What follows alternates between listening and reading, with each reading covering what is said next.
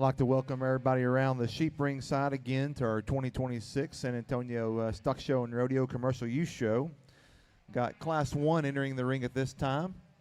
I'd like to make a few announcements and introduce our judges who are getting started this morning. Sorting the commercial youth this morning, we have Mr. Nolan Hildebrand. Nolan currently resides in Lebanon, Oregon with his fiancee Sierra. Nolan's originally from Templeton, California, where he raises club lambs and Angus cattle with his family. After high school, he attended Oklahoma State University and majored in animal science. While at OSU, he was a member of the meats and livestock judging teams. After college, he became the livestock judging coach at Conner State College and was fortunate enough to coach 15 academic All-Americans and was a junior college coach of the year in 2020-2021. Currently, he serves as the leadership development coordinator for the Oregon FFA. If you would, please, let's put our hands together and thank Mr. Nolan for coming down and sorting our sheep this morning for our young folks. I also like to remind everybody that we do have the show being live streamed. If you have folks back home that can't make it, they can catch the show on RFD TV or stream it at taylorfort.com. We'd like to thank Taylor Fort and his team for live streaming all the junior shows here at San Antonio. They do a tremendous job, so we appreciate having them back again this year to help capture and commemorate all of our show for our young folks. Also like to thank Capital Farm Credit for the continued partnership with the San Antonio Livestock Show and Rodeo. Capital Farm Credit has been a long-time supporter, so appreciate them again for working with us again this year. If you're enjoying and fortunate enough to win the awards this year, you'll be glad to know that Creative Awards has helped with those again as they have for many years. So I'd like to thank them for their continued support of the stock show as well. Creative Awards specializes in all types of awards, custom-made belt buckles, banners, caps, apparel, promotional items for associations and corporate incentive programs. Wayne, Sherry, and Landon Rohde, along with all their staff, would like to wish all the exhibitors the best of luck at the 2026 San Antonio Stock Show and Rodeo.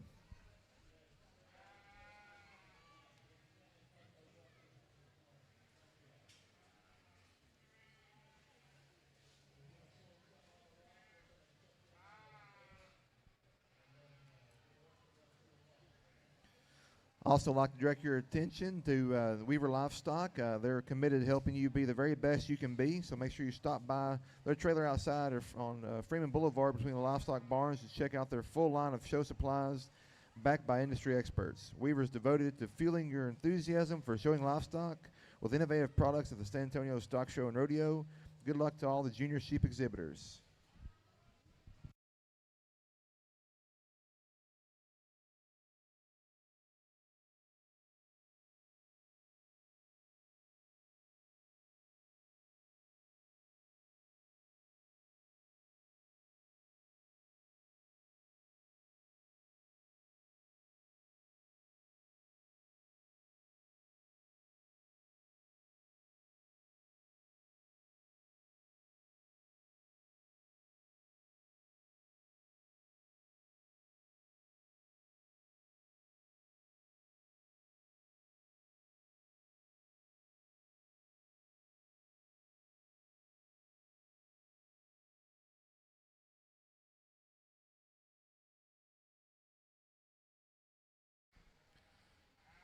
This will be our first call for Class 2. First call, Class 2, commercial ewes. First call, Class 2, commercial ewes.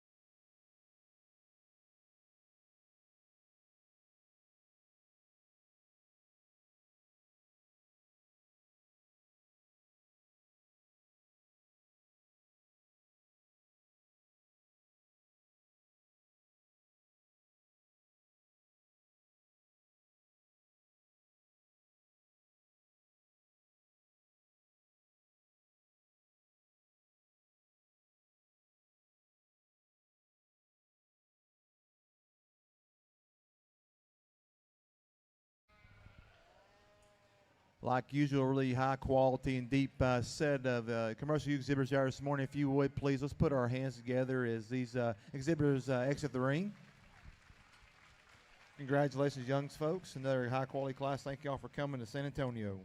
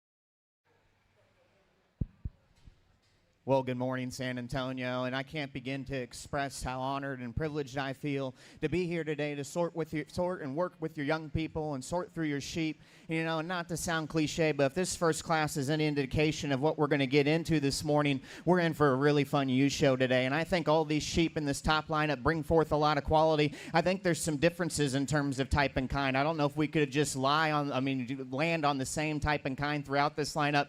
I think we just got to realize there's good sheep and they come in different packages and sizes. For me, the longer I break them down and I go back to an initial impression when they hit the gate, the one that hit me the hardest, and the longer I study them, the longer it's harder for me to pick a big hole in is the young lady's ewe that's going to start. I think in relation to the 1 and 2, maybe she's not as up and down or thin in terms of her neck or tall at the point of her shoulder, but man, is she a hoss in terms of how opened up she is from front to rear, really bold and powerful through her center skeleton, and that's where her big advantages lie over the one coming in 2. Get on top of the sheep. The way her muscle progresses and lays into her skeletal system, I think is ultra attractive and progresses awfully good and still lays in there in a maternal fashion when we get this sheep on the side. Still, for being a power sheep, she's smooth. She blends in her parts and pieces awfully good together. A pretty good one to go ahead and win. If I was going to change her when we move them, she could have a little bit more natural altitude there at the top of her shoulder, and I think that's where the sheep in 2 really makes her play. This one's absolutely striking when we get her on the profile. Love her in terms of her measurements, being long-sided and long measuring from her 13th back.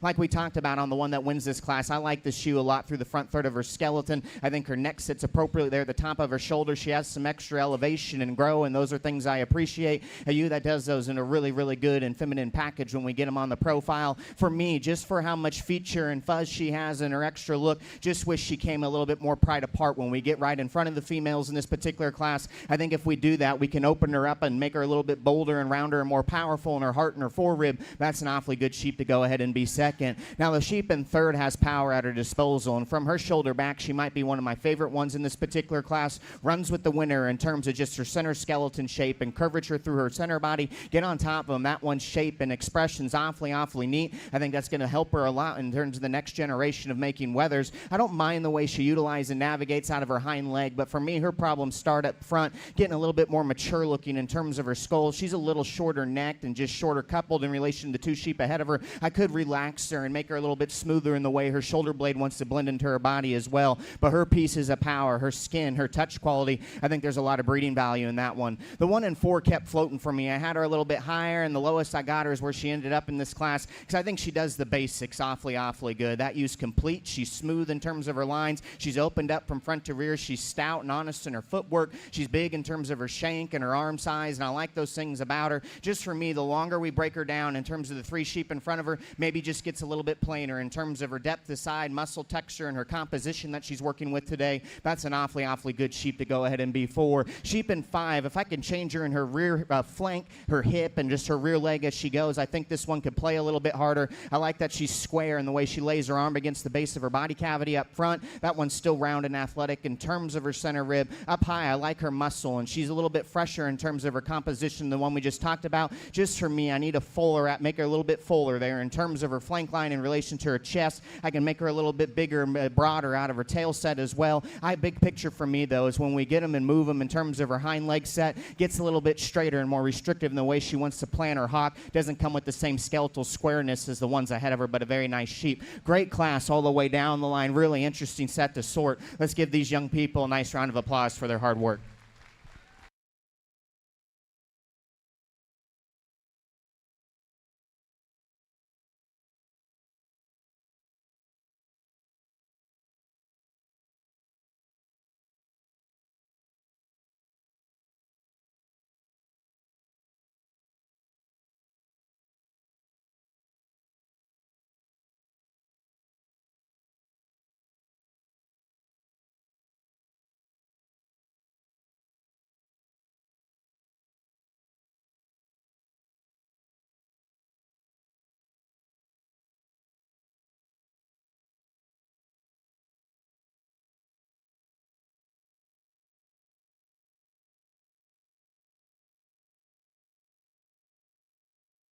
Adams Fab. Established in 2007, they build custom livestock pinning and equipment to fit all your needs.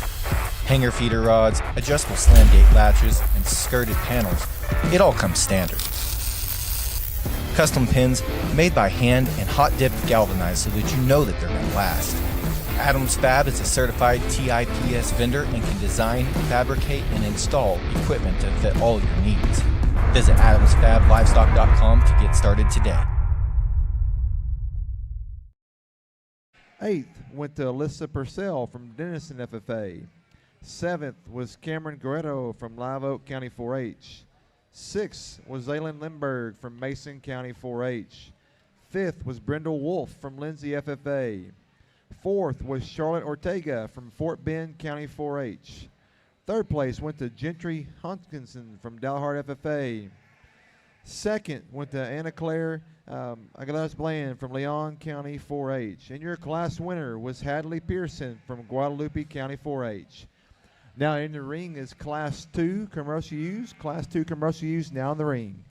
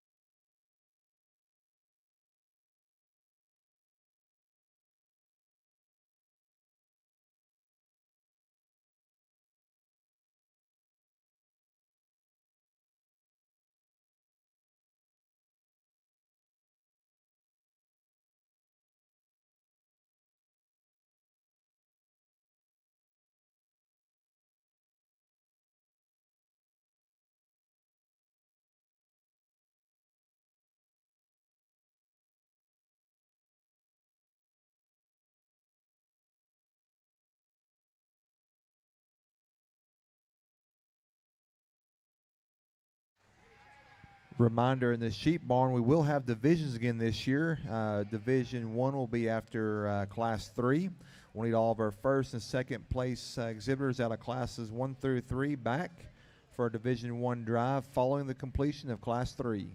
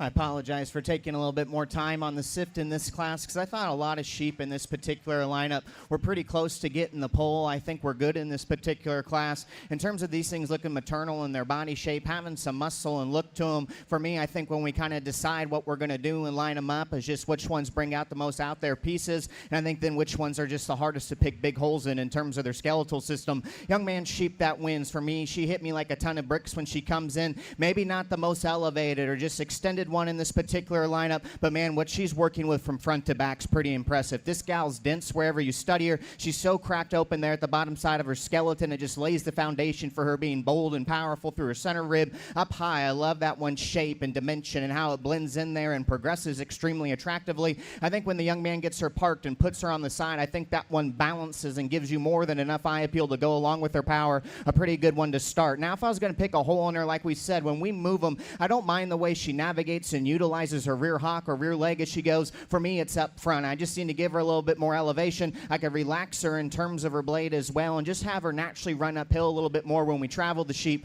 But I do like that one for her out there pieces in terms of power and density. Still think she props up and balances with the best of them in this particular lineup. Ewan second for me. I need to make her a little bit leveler and neater out of her upper rump. But that one, kind of counters our winner up front. I think she's naturally longer cannon. She's taller at the point of her blade. Comes with more length and neck and extension in those regards as well. I think from her hook bone forward, I find a lot of favor of this shoe in terms of the size of her forearm, where her toes point. Think that one's round and athletic in terms of her body. She probably lays in her muscle, and even though she doesn't have as much of it as the winner, but she probably does lay it on her skeletal system in a little bit more of a maternal fashion, and I like those things about her. For me, it's just when we get them out and go, got to change her out of her hip, and sometimes she wants to search a little bit in terms of her rear leg where she wants to plant them, make her a little bit more authoritative in terms of her rear skeletal squareness as she goes away. I think that one really pushes the winner. The Southdown kept working her way up for me because that one, the longer you break down her build and her fundamentals at the surface, I think she's hard to pick a big hole in. That one's toes are running forward. She's good in terms of the set and angulation of her hock and her knee. I like that she has some bend and give and meets her stride a lot more comfortably in terms of her rear leg and how she handles her spine in relation to the sheep coming in four. That one's bold. She's capacious in terms of her rib. With her Southdown kind of influence in here, she does get a little bit more moderate in her makeup. Maybe not as tucked up or neat or radical in terms of her underlying quality or where her chest floor sits in relation to her flank as the two ahead of her. But that's a really good type of breeding ewe in my mind from a volume and substance standpoint. I still think she comes on a fundamental square skeletal system to go with it as well. Sheep in four, when she's propped up, she's one of my favorite in this class. I like her extra length of side. She's long measuring from her 13th back. I think she props up with some quality there through the front third of her body and her skeleton as well. Just for me, as we travel the sheep, I don't know if she maintains her bottom line or her underline and her body shape as neatly as some of the others. She wants to get more underneath herself in terms of her rear leg travel. I think that's because she's just getting too rock forward to the angle of her shoulder, and she has to do that to consequently meet her stride. If we can loosen her up, make her a little bit more fundamental off either ends of her skeletal build to help her spine and maintain that look we get on the prop when we're moving them, that sheep could jump up a few extra spots for me. Man, the 1 in 5, just if we could cut her legs off and study her up from there forward on the plant, that one's awfully good in terms of being opened up in terms of her chest and from front to rear. Really bold and round and impressive in terms of her rib shape, and she blends it with a nice maternal sweep from forerib to flank. Get on top of them. She's good in terms of her muscle content. Love her upper rump construction, not only having some broadness and some squareness, but she's also level and's got some length of hip to go with it. For me, I just wish her density and running gear at the surface matched what she was working with up high. Gets a little bit frailer in terms of her footwork. I think as well, too, from a compositional standpoint, maybe besides the sheep in third, she's the one of the ones we had in the mix up here towards the top end of the class. I'd like to peel back just a little bit and make a little bit more honest in terms of her breeding composition today, but a very nice sheep with some interesting breeding pieces to be in 5. Good lineup all the way down, some high quality ones. Let's give these young people a round of applause.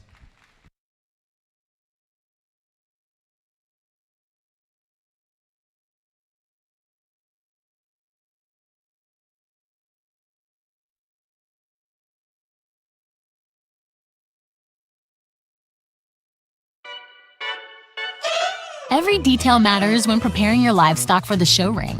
At Producers Co-op, we offer high-quality show feed, supplements, and supplies designed for your animal's best performance. Our specialized feeds promote optimal growth, conditioning, and muscle development for cattle, sheep, goats, pigs, and more. With expert advice and reliable products, we're dedicated to your success. Trust us to help you reach your goals with the feed that works as hard as you do. Come see why at Producers Co-op, it's better here.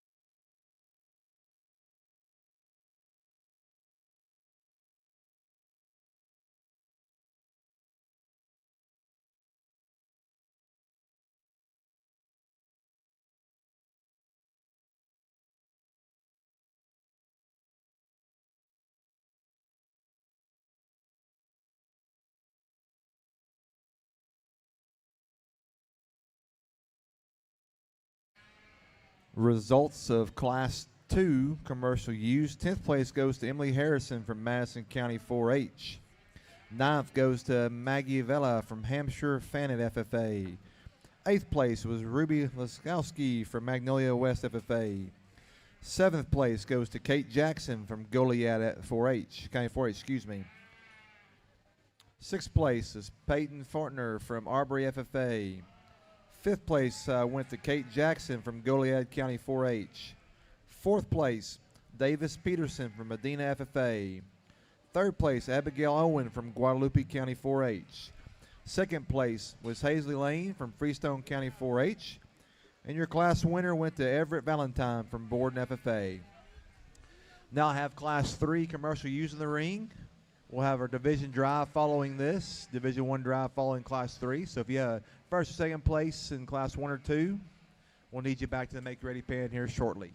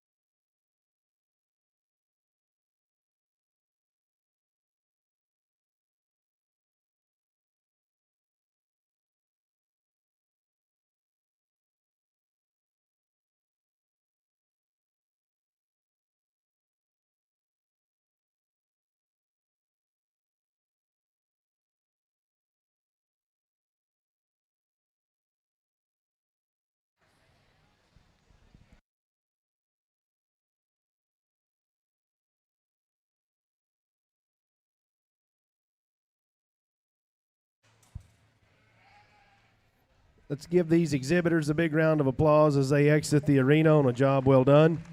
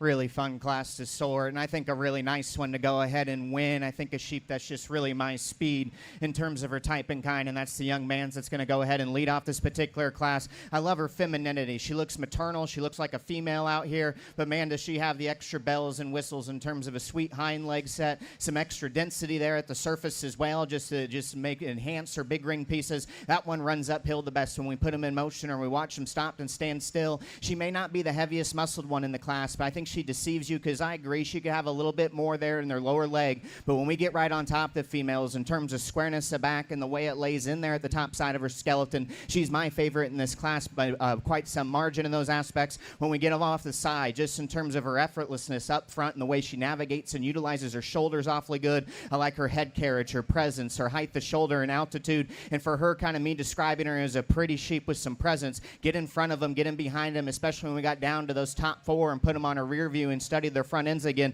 Man, she's the most opened up one still from front to rear. She's the biggest in terms of her arm. I think that one's very special in terms of her breeding value. Good type of a sheep to go ahead and win. It got a little closer for me from second on down in this particular class, because I think there's a lot of good sheep with interesting pieces. Maybe one that just doesn't blend it with the same skeletal quality as our winner. The sheep coming in second, I like just up high in terms of her squareness of back and expression. I think she's a little bit more athletic and tucked up in terms of her breastplate and the way her rib shape's designed in relation to the sheep coming in three. I think that one, when we stop and we plan her, she most closely resembles the winner from a type and kind aspect. She's not as long measuring, though, from her 13th back as the one that wins. She's not as big in her arm. She's not as relaxed in terms of her shoulder. She probably comes with a little bit more dimension there at the seat of her pants, but just comparatively to that winner, I can loosen her up in terms of her skeletal framework when we move them. She could lay her muscle in just a little bit more in a maternal fashion for me as we get on top of them as well, but I like that sheep in terms of her look on the standstill. I think she's progressive in terms of her muscle texture, like her body shape advantages over the one coming in third. You in third does the fundamentals awfully good. That one's just naturally so dense and big in terms of her feature at the surface. She's opened up a little bit more from front to rear than the one we just talked about. She patterns up a little bit smoother in terms of her top line and her hip-loin junction in relation to the one coming in two.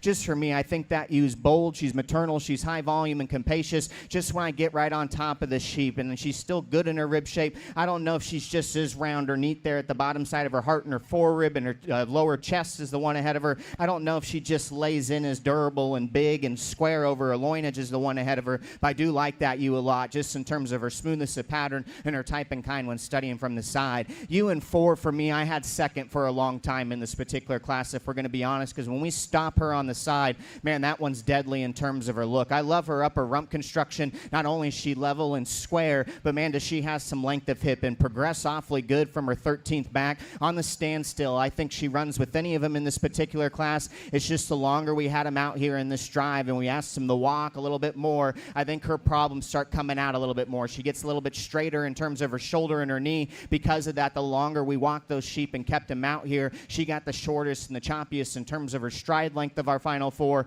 And two, when we get right in behind the sheep, when we got on that final view, I like her look so much I wasn't going to hold it against her, but of the sheep in front of her, she does probably become the narrowest in terms of her basic build and the frailest in terms of her arm and arm shape as well. But up from there forward, I mean from above there though, I think that sheep's awfully good in terms of her silhouette, her levelness, and her type and kind. You in 5-1 from her mid-rib back, I find a lot of favor in. She's bold. She's got a good sweep from forerib to flank that makes her look really maternal. She's good to the set of her hip and hind leg. It postures correctly, and it's also attractive. Just for me, from her mid-rib forwards, where I got to change in relation to the ones ahead of her, can open her up a little bit more in terms of her chest. I think if we do that, we're going to make her bolder and rounder in terms of her heart and her forerib shape, but an awfully nice sheep to be in 5. Great class from top to bottom. I think a very nice winner here on top. Let's give them all a big round of applause.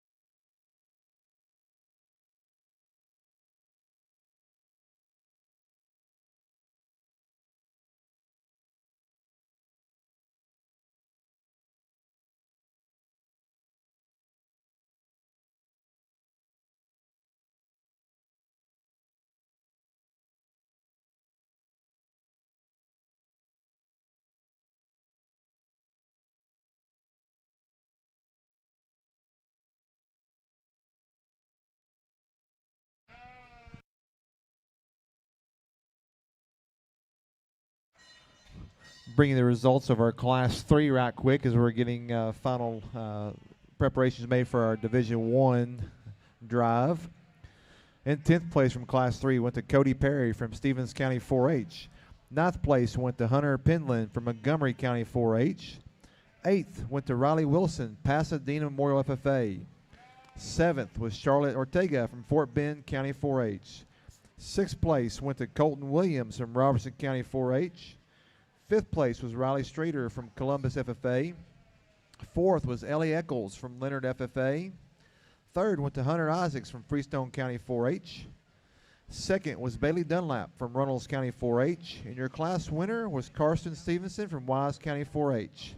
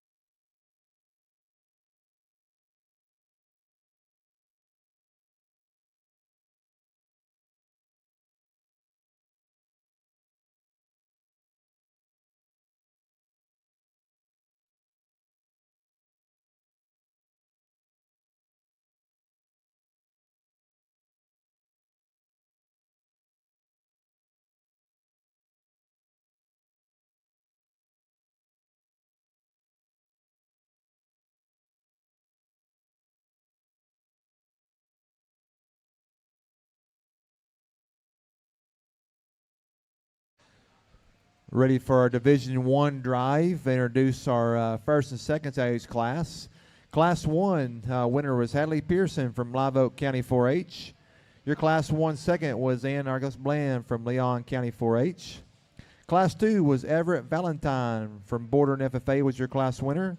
Second out of Class 2 was Hazley Lane, Freestone County 4-H. Class 3, Karsten Stevenson, Wise County 4-H was your class winner. Second place was Bailey Dunlap, Runnels County 4-H.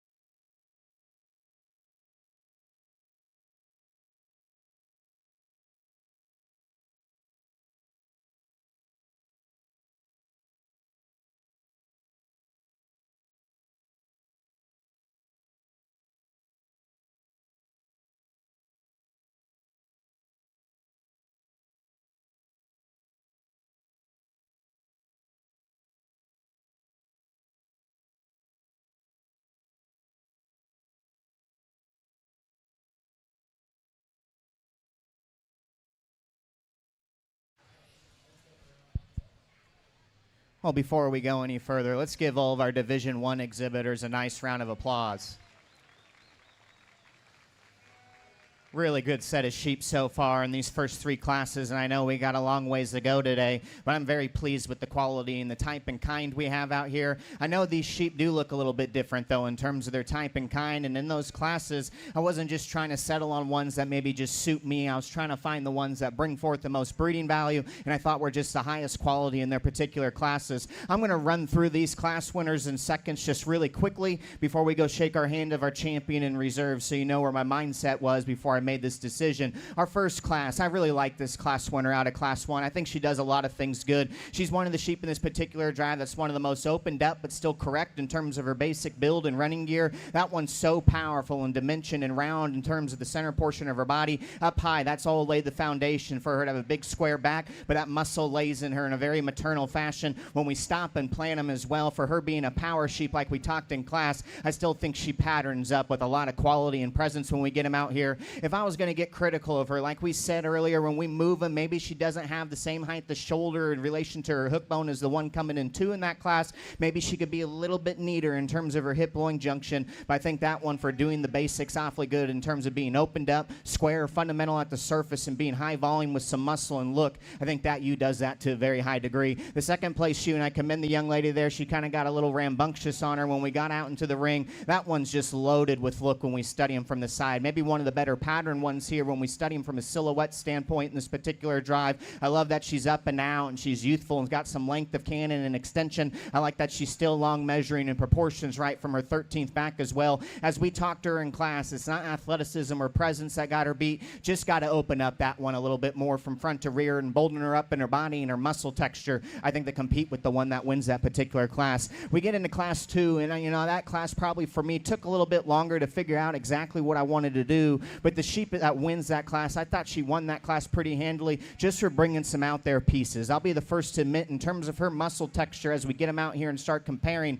and getting a little bit more critical than we did earlier, she maybe is just a little out there in terms of her muscle. I could have it lay into her skeletal system a little bit more maternally, but man, for how big caged and backed and hip she is, that one's still really neat in terms of her underline progression. Love how bold and dense she is wherever we study them. On the plan, I still think she's just loaded with quality. Just when we move them, I don't know if she's just the same beast as she is standing still. She wants to roll and just kind of duck out of her shoulder and start running downhill a little bit more than some of them. Doesn't maintain that same elevation or head carriage as a couple others out here. But man, in terms of breeding value, in terms of just stoutness and power, that one's got it at her disposal. The sheep in second does counter her, I think, being a little bit more up and out, a little bit longer bodied. I think she lays her muscle in a little bit more maternal than the class winner in that class. We just talked about her from her hook bone back is where we want to change her. She gets a little bit rounder and plainer out of her tail. We can change the way she wants to navigate out of her rear leg every so often as well. We just got done talking these two in the previous class here in our last class of Division I.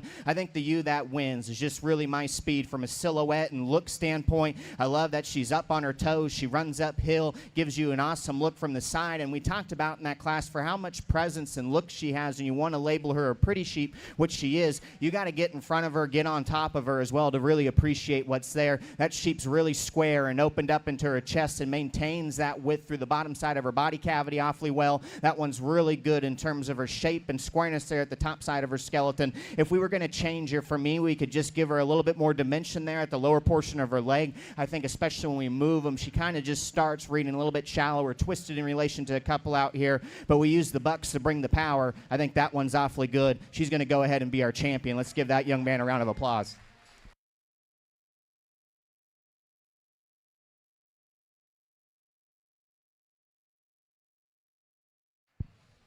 For reserve, it gets a little bit closer to me. And there's one, though, that hit me really hard to start the day off. I think she's going to be an awesome brood ewe going down the road. Class 1 winner is going to be our reserve in this particular division.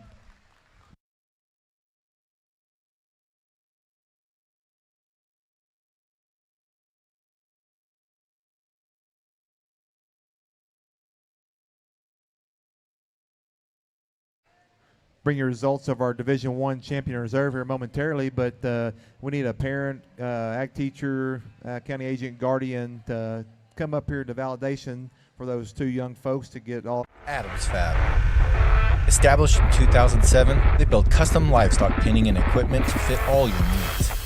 Hanger feeder rods, adjustable slam gate latches, and skirted panels, it all comes standard. Custom pins made by hand and hot dipped galvanized so that you know that they're going to last. Adams Fab is a certified TIPS vendor and can design, fabricate, and install equipment to fit all your needs. Visit adamsfablivestock.com to get started today.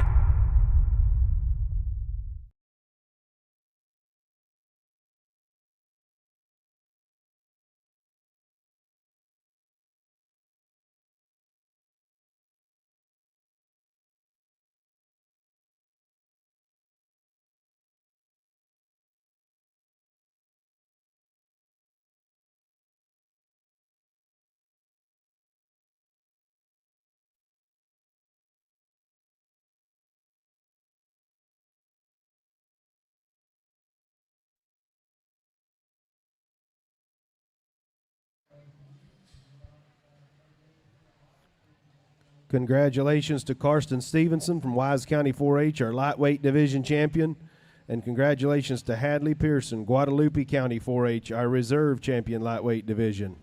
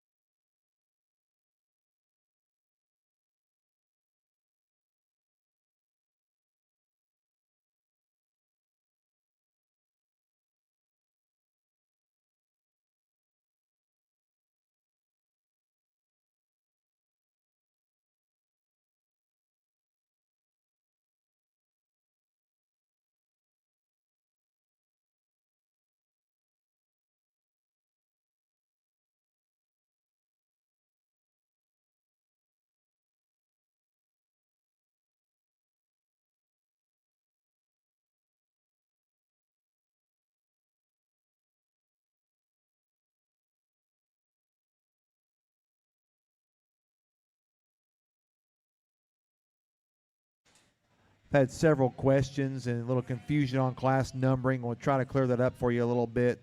So we are currently showing the 4th class of ULAMs this morning. Our ShowWorks system that prints the books that we operate off of actually numbers our division drives, or champions and reserve as an individual class.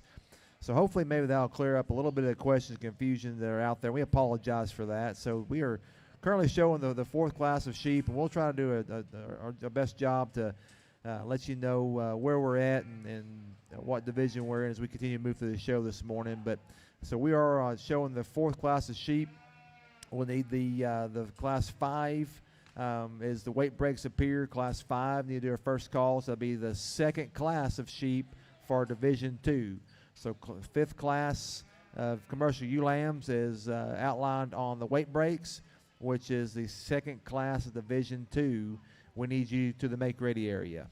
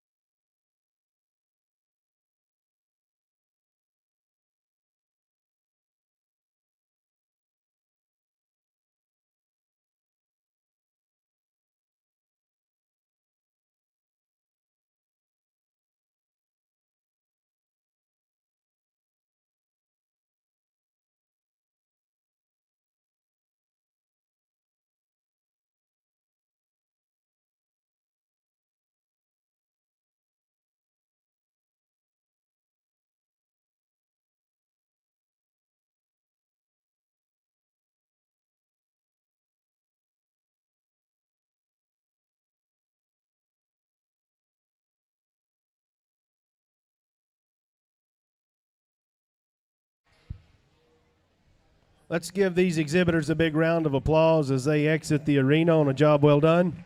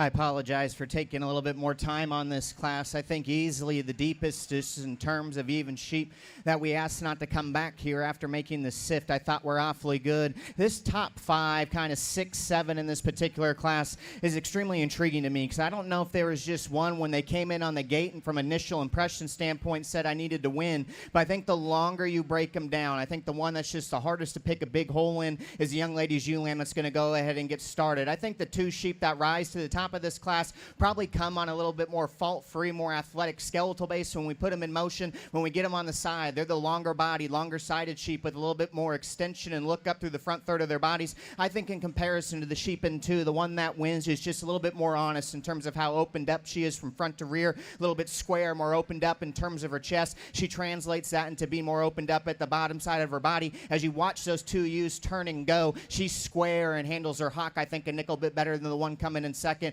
Love her presence, love her look. That one's smooth as glass in terms of her top line when we study her from the profile as well. And I think that one maybe for some could have a little bit more muscle, but for me, I think her muscle content's there. It progresses extremely good, and it lays on in a maternal fashion. That's a feminine, good-looking one to go ahead and win this particular class. The blue ewe coming in second. I really like her type and kind as well. Super athletic in the way she's gauged in terms of her running gear. That one's up and out and goosey fronted and tall there at the point of her shoulder. I like those things. I appreciate her too, being a little bit trimmer, more honest in terms of her composition than a couple other sheep in this class. When you get right on top of them, because of that, she is square, she's good in her shape and progresses right. Just in comparison, as we talked on that winner, when those 2 sheep turn and go, I just didn't read her as neat or smooth in her hip-loin junction. She's not as impressive there out of the base of her tail as the one that wins. She could want to maybe just open up a little bit more in terms of her hock as we watch her go away. I think to compete with that one that wins a little bit harder, but 2 awfully good-looking ones, 2 good type of a sheep to go first and second in this particular class.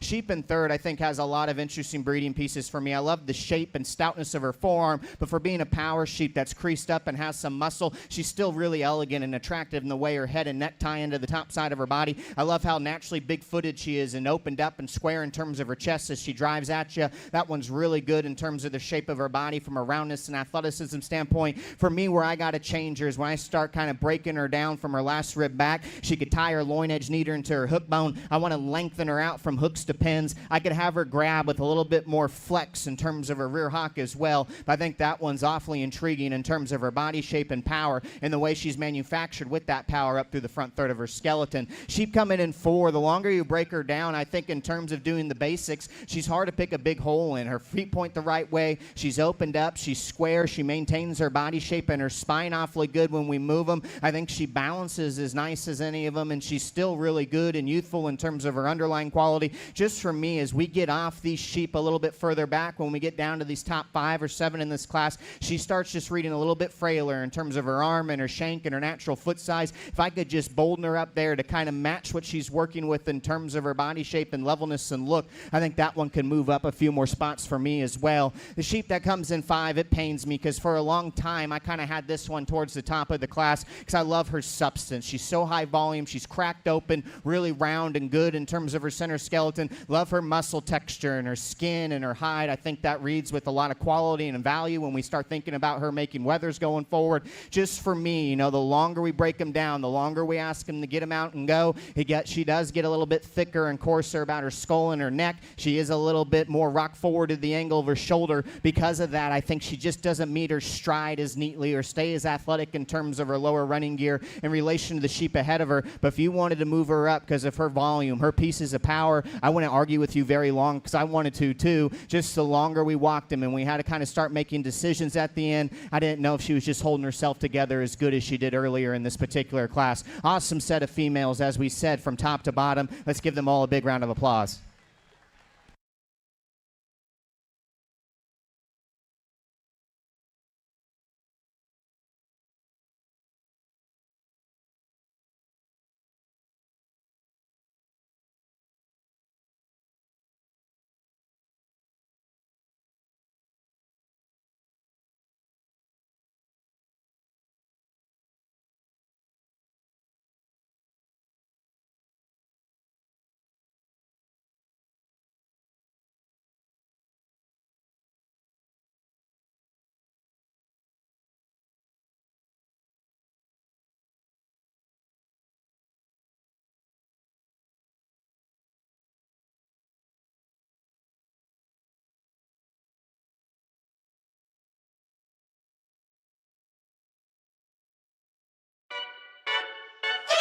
Every detail matters when preparing your livestock for the show ring. At Producers Co-op, we offer high-quality show feed, supplements, and supplies designed for your animal's best performance. Our specialized feeds promote optimal growth, conditioning, and muscle development for cattle, sheep, goats, pigs, and more. With expert advice and reliable products, we're dedicated to your success. Trust us to help you reach your goals with the feed that works as hard as you do. Come see why at Producers Co-op, it's better here.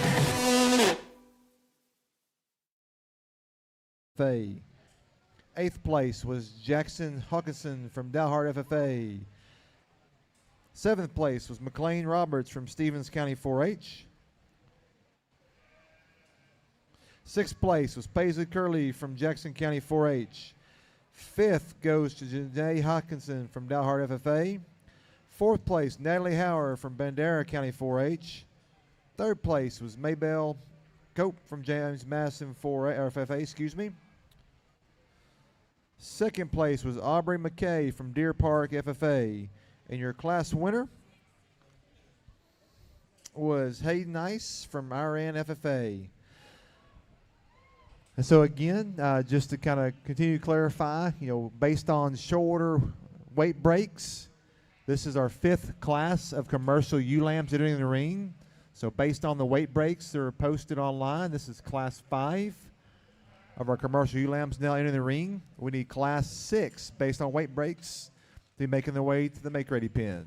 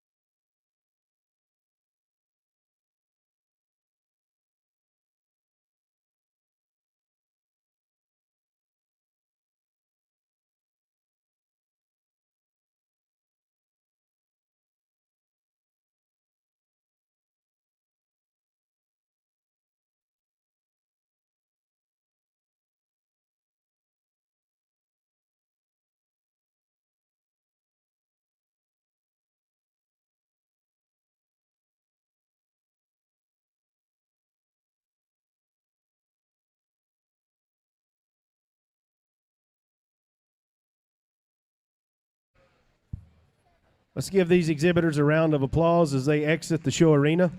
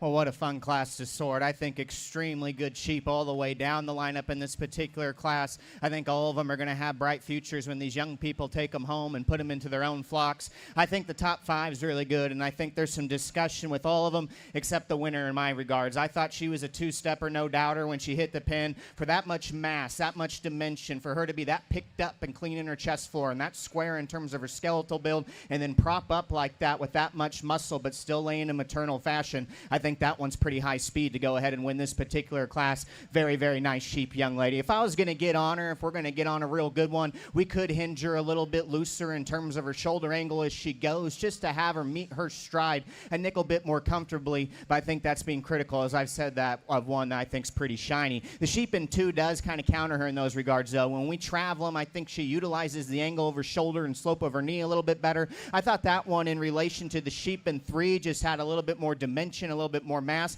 And I thought in relation to the sheep in 4 and 5, she stayed better in terms of her skeletal organization and her spine and her body shape and her general look when we put the sheep into motion. Like that one's look, I think she progresses good just in relation to that winner. Not as high volume, not as pulled apart, not as just dimensional or heavy muscled, but that's still a very, very nice sheep to go ahead and be second. Ewe Lamb in 3rd. Her hide makes her a little bit more difficult to study, because what I am going to get on her a little bit in relation to the 2 in front of her, she is maybe a nickel bit hollower, especially back into her flank line in relation to those 2 sheep ahead of her. But when you read through her color and get right on top of her, man, that one does have some mass. She has some dimension and it progresses really good. Love the shape of her forearm and height, the shoulder and natural extension. Love her athleticism as we turn the sheep to go as well into motion. Like we kind of preluded to, though, I think she has more skeletal quality than the 2 behind her. I don't know if she's just as opened up or robust as the 2 ahead of her, but a very, very nice sheep in 3. Sheep in 4 and 5 get really close for me, because in terms of their skeletal builds,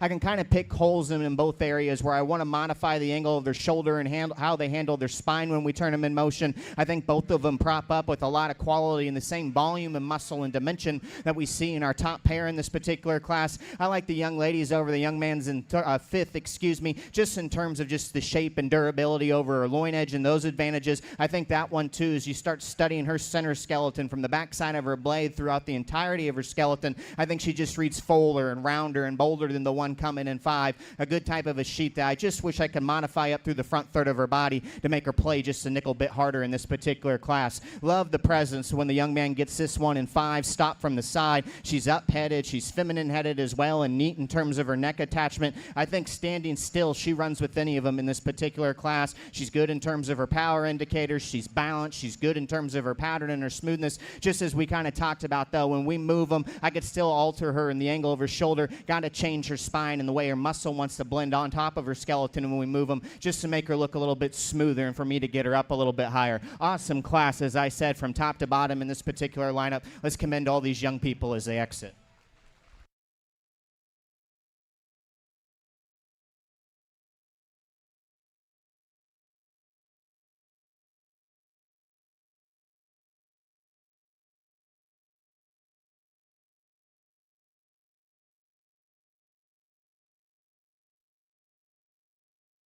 Adams Fab. Established in 2007, they build custom livestock pinning and equipment to fit all your needs.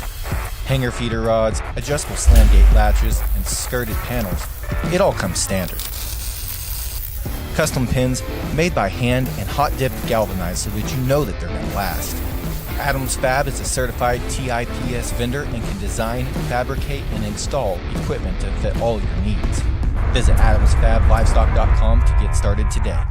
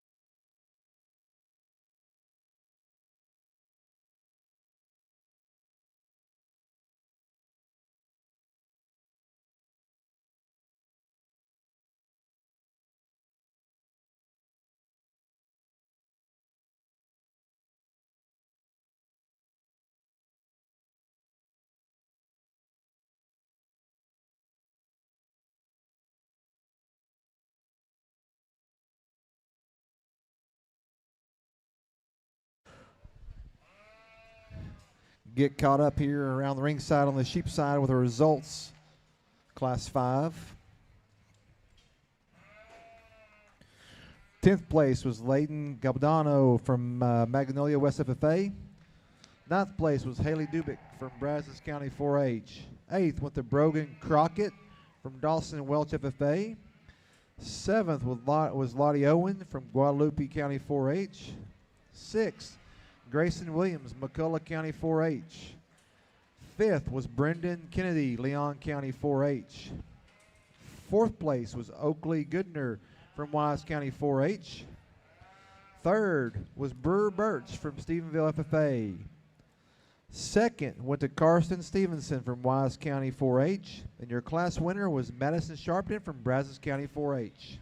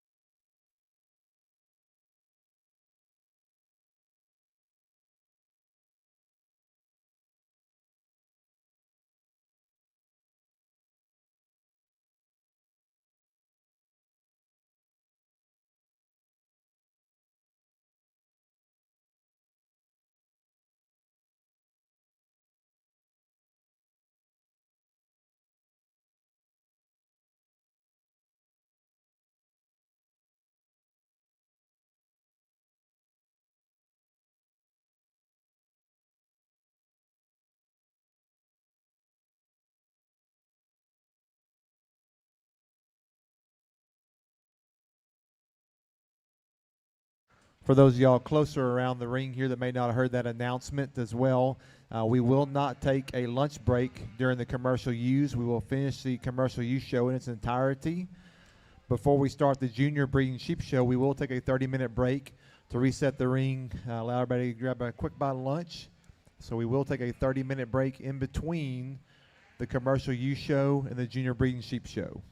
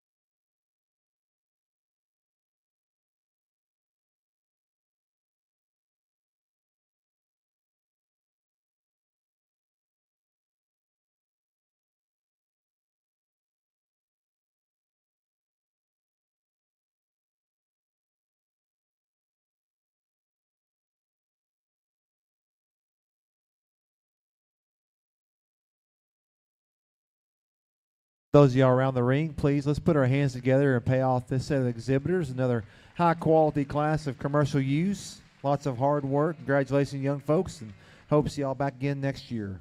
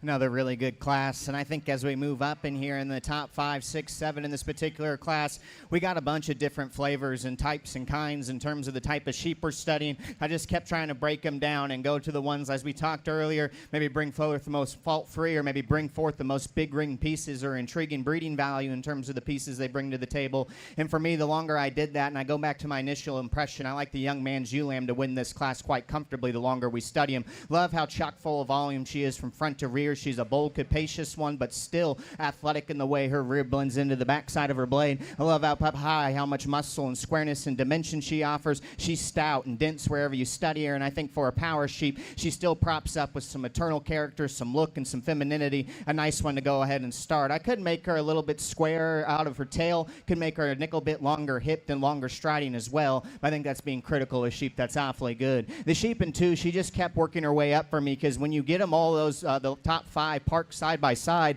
and start doing views, you know, she's pretty impressive in terms of her basic build or where her legs come out of her body cavity. She is probably the most opened up, squarest chested sheep in the class. She's the most tucked up in her breastplate when we get in front of them as well. I love that she's fresh and she's good in terms of her breeding composition today. I think she's maybe the smoothest one in this class in terms of her top line balance and symmetry. I probably prefer her in terms of her squareness out of her tail than the one that wins. Just for me, the longer we break her down, I do wish in terms of her moderation and height the shoulder, she had a little bit more up and go there through the front third of her body. I think when we start breaking her down there through her forerib and heart and just lower skeleton, I don't know if she's just pried apart as a couple other sheep on either side of her, but I think that one's awfully good. I think maybe if we could just give her an ounce more muscle too, just in terms of what she's working with, I think that top pair would get a lot closer, but a very good sheep that I like her basic build and squareness and fundamentals at the surface. Probably the one that's the most intriguing for me to study is the one coming in 3, because when the young man gets her to settle in and prop up like this, that sheep has some unique pieces in terms of her length of cannon, the shape of her arm.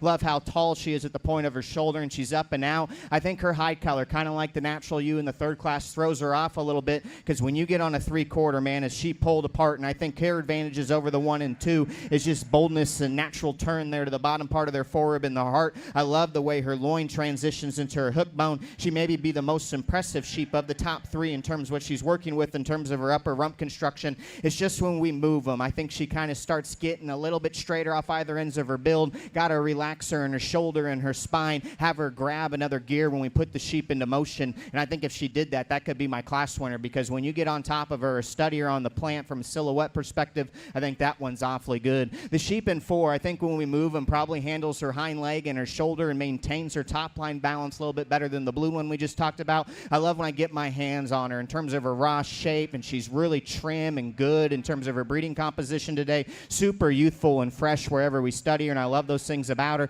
Just for me, as we get right on top of them and start studying from their last rib back, she's just a little bit rounder in the way her loin wants to blend into her. She's just a little bit rounder in terms of her hip as well. If I could square her up, I think that one can move up a few spots, because on the plan, I love her, and when we get our hands on her, I'm very appreciative in terms of her freshness today. Sheep in 5, I had a lot higher up for a long time, because when she hit the ring, I like that one's skeletal organization. She maintains her spine. She runs uphill. That sheep's good in her body. All those parts and pieces from a proportionality standpoint fit together. Just the longer we get her out here, and I love her silhouette. I think she's pretty good in terms of her skeleton. When we put those 5 next to each other, she's probably the most closed up of our initial 5 in this class, from front to rear, just being opened up at the bottom side of their body. I think she utilizes her shoulder good enough, but still a little bit long and a little bit straight in the way it wants to blend into her body as well. If I could tuck her up in her blade construction, make her a little bit more massive in terms of her chest floor as she comes at us, I think that one has the look and silhouette and skeletal quality to run a little bit higher. Really good set of sheep, like I said, from top to bottom. Let's commend all these young people as they exit.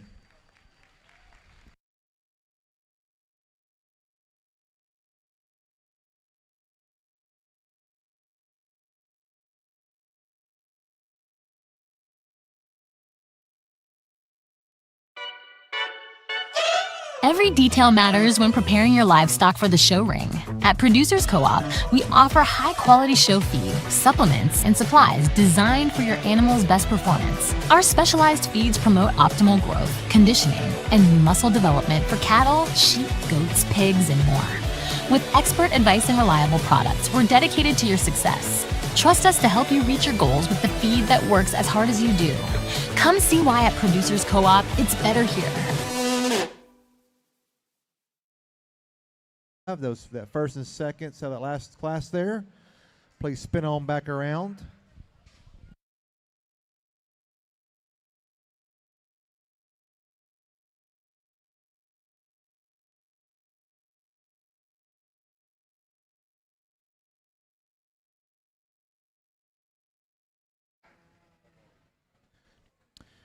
Introduce you to our Division II exhibitors, and we'll get you caught back up on that last class results.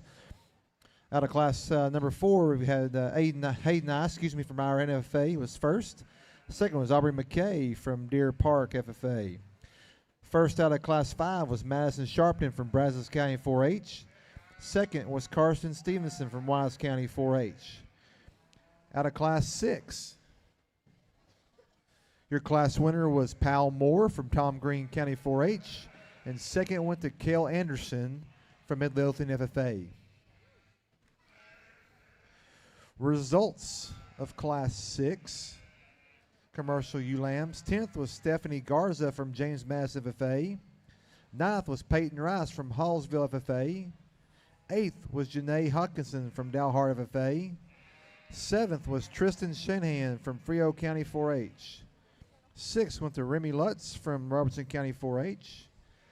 5th was Presley Goodner from Wise County 4-H. 4th was Morgan Hernandez from Hayes County 4-H. 3rd was Corbin Nelson, Wellman Union FFA. Second place again was Cale Anderson from Midlothian FFA, and winning that class was Pal Moore from Tom Green County 4-H.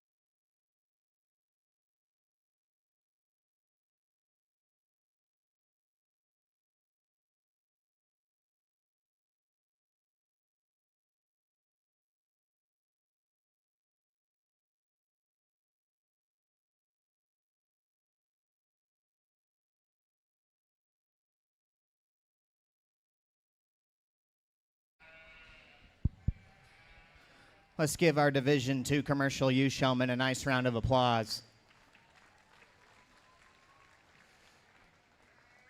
What a great set, and I know we got maybe some differences in type and kind in our first class in relation to class 2 and 3, but not to my surprise, as we moved up in those weights, we saw sheep that could start handling that extra thump and dimension and broadness, and we move into the sheep that start getting a little bit more powerful in their type and kind, but I still like their skeletal organization. I like their skeletal systems to go with it. I'm going to talk these 3 class winners real quick, because those are the ones that it comes down to for me, let you know what's on my mind before I make my decision here. Our class 1 winner, I love that sheep from the standstill. Her smoothness of pattern, her silhouette, her balance, her proportionality all read right on for me. I think that ewe's really feminine and attractive in the way her head and neck tie into the top side of her shoulder. She drops it back into a round rib cage that still reads athletic in the way it blends into her. Maybe one of the smoother top sheep when we study them from the side in this particular class, like that she comes with some extra length of body, length of side, and hind saddle and hip as well. Maybe if we're going to get on her in this particular drive, when we get right on top of the females, is she just as busted open or high volume or big muscles, a couple of them? No, but I do love her skeletal organization and look, and I still thought she had a little bit more in terms of width and squareness in relation to the ewe she beat in that particular class. We move into class 5, and as I told you, that one when she hit the ring was a 2-stepper, no doubter for me. I love just how broad and powerful she is, but she still maintains that type of silhouette and look from the side. Her pieces of power still read correct from a foot and bone standpoint and her general angles. Love that one in terms of the turn and shape of her body. Why I love her so much is when she drives right at you, just how busted open and clean she is in terms of her breastplate for what she's working with there throughout. I think that sheep's awfully unique in those regards. If I was going to get critical of her like we talked in class, could relax her a little bit to the angle of her shoulder, but with a big engine usually comes, with a big caboose usually needs a big engine, and so I don't break that down on her too hard because all those parts and pieces still fit awfully good together. The ewe that comes out of class 3 probably mimics more the one in class 5 from a type and kind aspect. Big bone, stout, dense, opened up, high volume. volume. Love that ewe for those things as well. And I do like her, too, for how much mass she has. Still drops down to attractive underline and pliable flank that kind of makes her look maternal and also enhances her balance when we get them on the profile.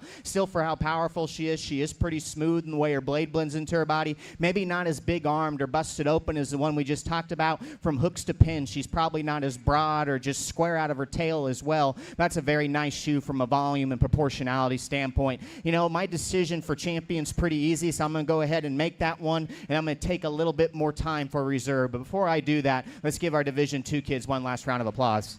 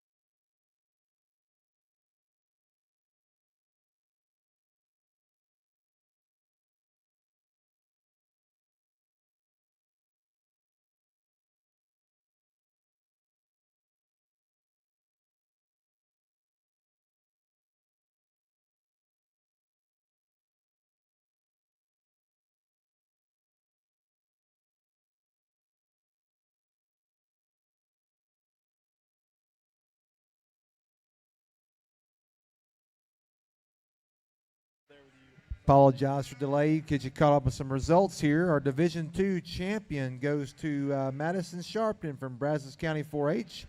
Your reserve Division II champion was Hayden Ice from our NFFA. Congratulations to both the young exhibitors.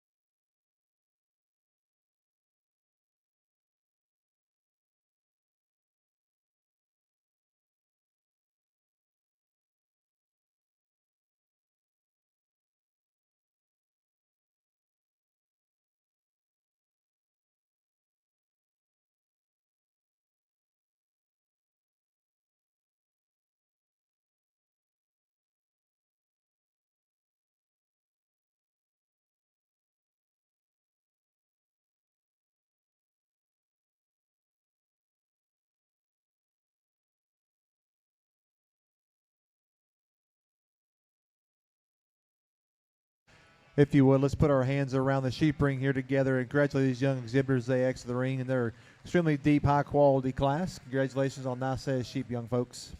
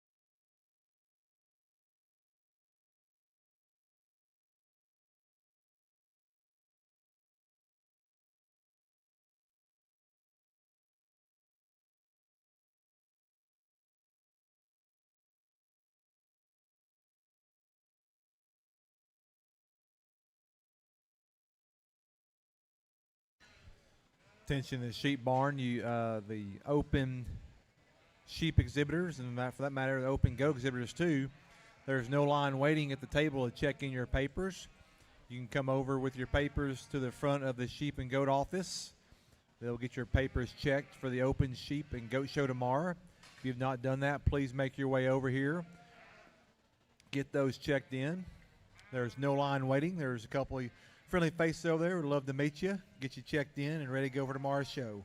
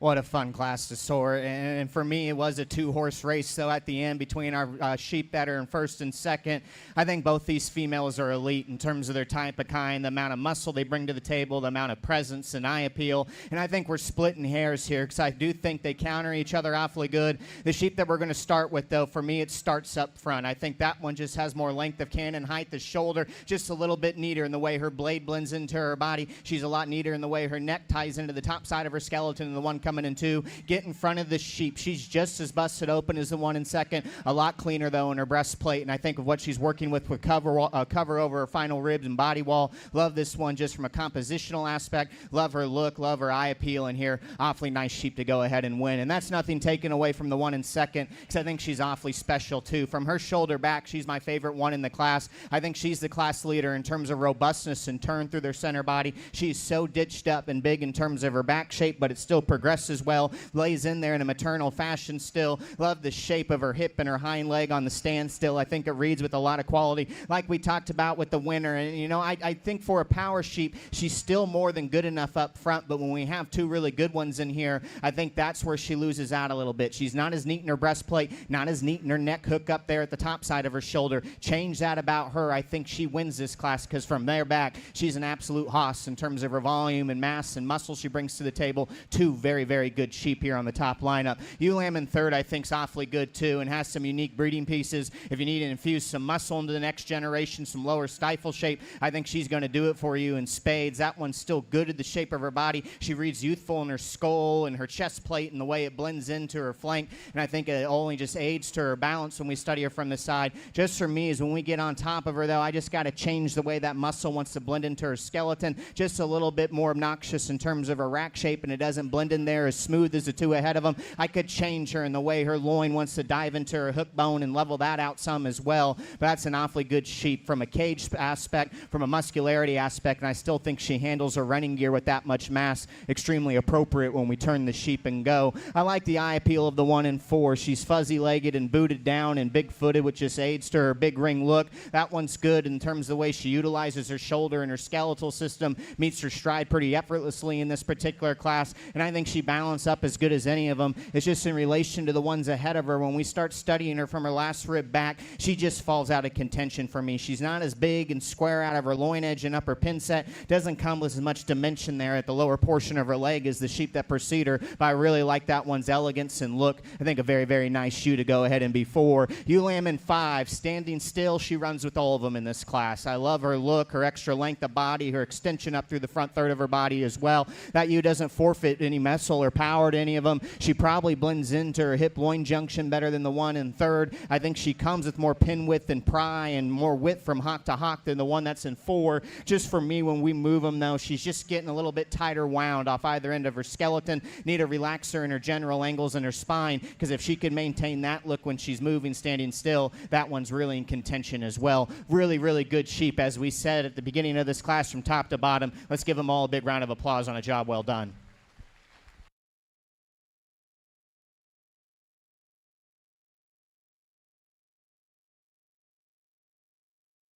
Adams Fab. Established in 2007, they build custom livestock pinning and equipment to fit all your needs. Hanger feeder rods, adjustable slam gate latches, and skirted panels. It all comes standard. Custom pins made by hand and hot dipped galvanized so that you know that they're going to last. Adams Fab is a certified TIPS vendor and can design, fabricate, and install equipment to fit all your needs.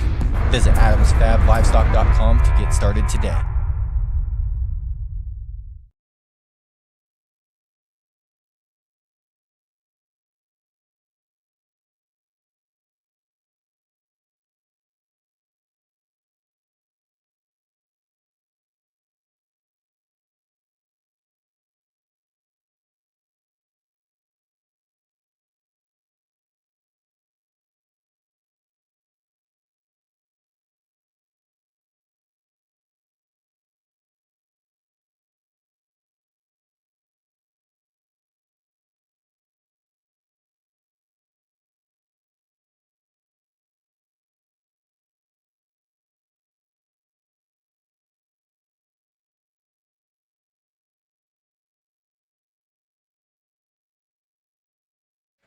Get you caught up on results right quick out of our last class of commercial ewes. In 10th place, we had Tanner Hawes from Falls City FFA. 9th place went to Brooke Hughes from Rio Vista FFA. 8th place was Mason Sharpton from Brazos County 4-H. 7th was Kaylee Droz from Cal Allen FFA. 6th place was Addison Shahan from Frio County 4-H. 7th place was Kaylee Droz from Excuse me, I'm going backwards. Some timers kicked in. Fifth place was Jillian Jones, Brazos County 4-H. Fourth place was Tessa Garcia, Nordheim FFA. Third place, Amy Moore from Tom Green County 4-H. Second place went to Grace Moore, also from Tom Green County 4-H. And your class winner was Rayleigh Zeplak from Wise County 4-H.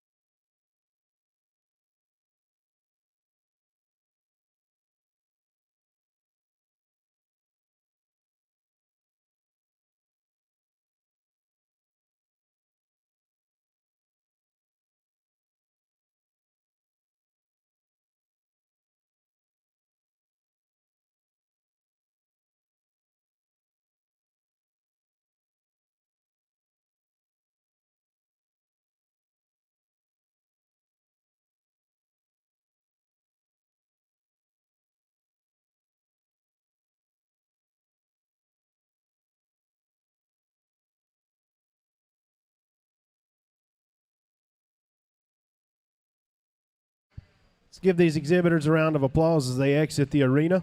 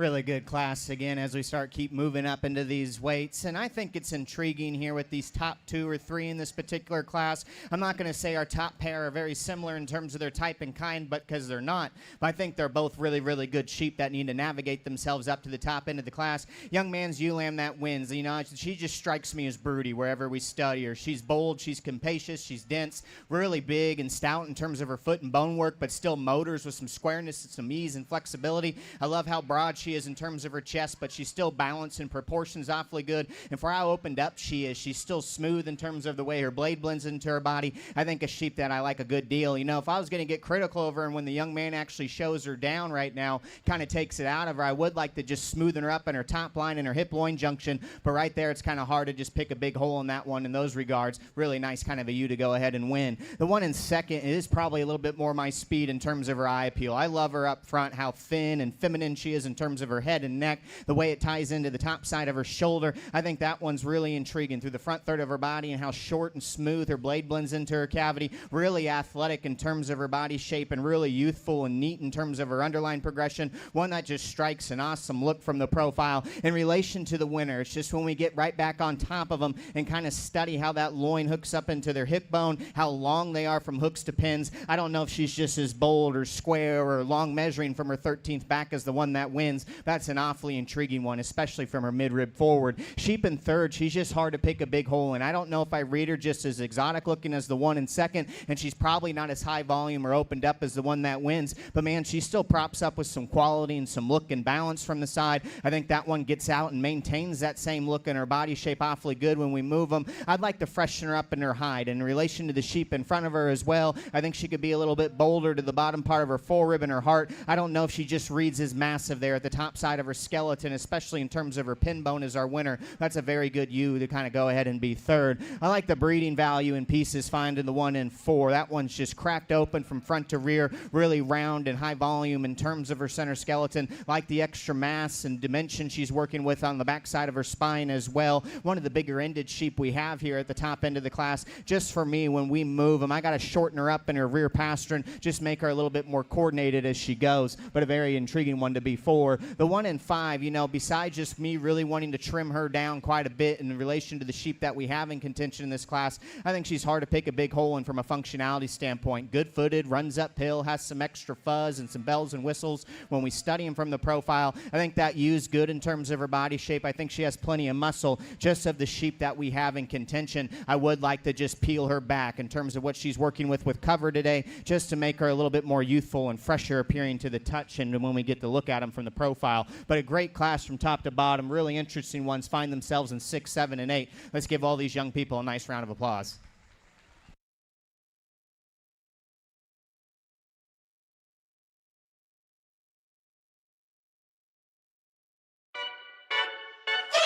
Every detail matters when preparing your livestock for the show ring. At Producers Co-op, we offer high-quality show feed, supplements, and supplies designed for your animal's best performance. Our specialized feeds promote optimal growth, conditioning, and muscle development for cattle, sheep, goats, pigs, and more. With expert advice and reliable products, we're dedicated to your success. Trust us to help you reach your goals with the feed that works as hard as you do. Come see why at Producers Co-op, it's better here.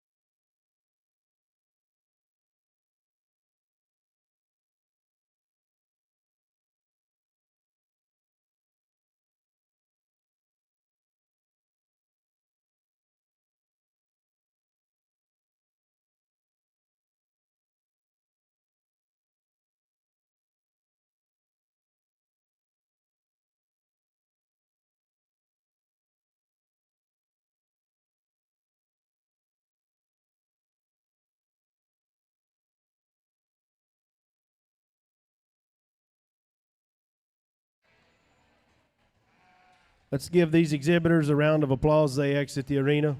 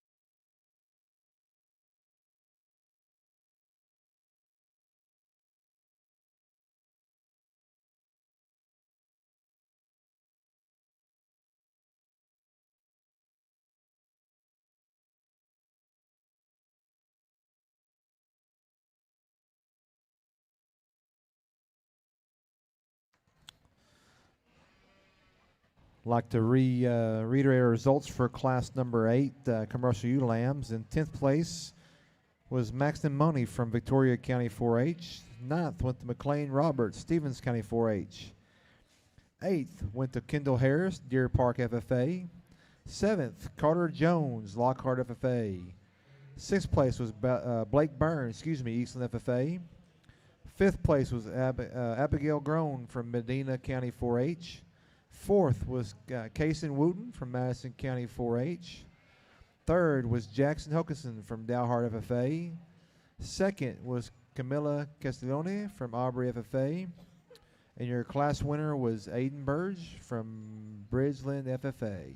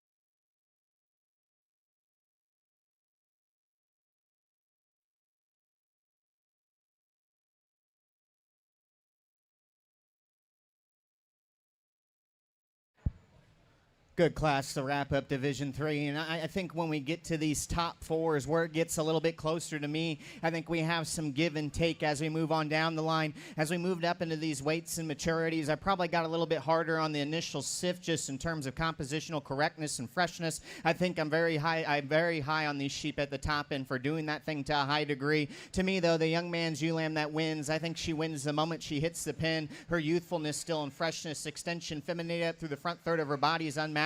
But she backs it with so much substance and bone and fuzz just to enhance her look in a big ring setting. Like that one's proportionality and design on the profile awfully good. If we're going to get on her, when we move them, she could still be naturally a little bit taller at the point of her shoulder. I could lengthen her out of her hip ever so slightly. That's being critical of one that I think is awfully good. That comes with a lot of presence and skeletal quality. Sheep in second, she just kept working up for me because in relation to the 1 and 3, I think they resemble each other in a type and kind standpoint when we plant them on the side. Both of them are probably naturally taller at the top of their shoulder than our class winner. I think our 1 and second's actually longer hip than our class winner as well. Like that one's silhouette, like her balance and her look from the profile. All those parts and pieces fit together awfully good. I think she has more than enough muscle, especially in a kind of a show use setting out here. To me, though, as we get off of them in relation to the one that wins, maybe just starts reading a little bit frailer, maybe doesn't have those extras in terms of big ring pieces, but I like that one's freshness. I like her head carriage. I like her look and balance from the side. The 1 and third is one just in terms of raw muscle and shape and compositional correctness,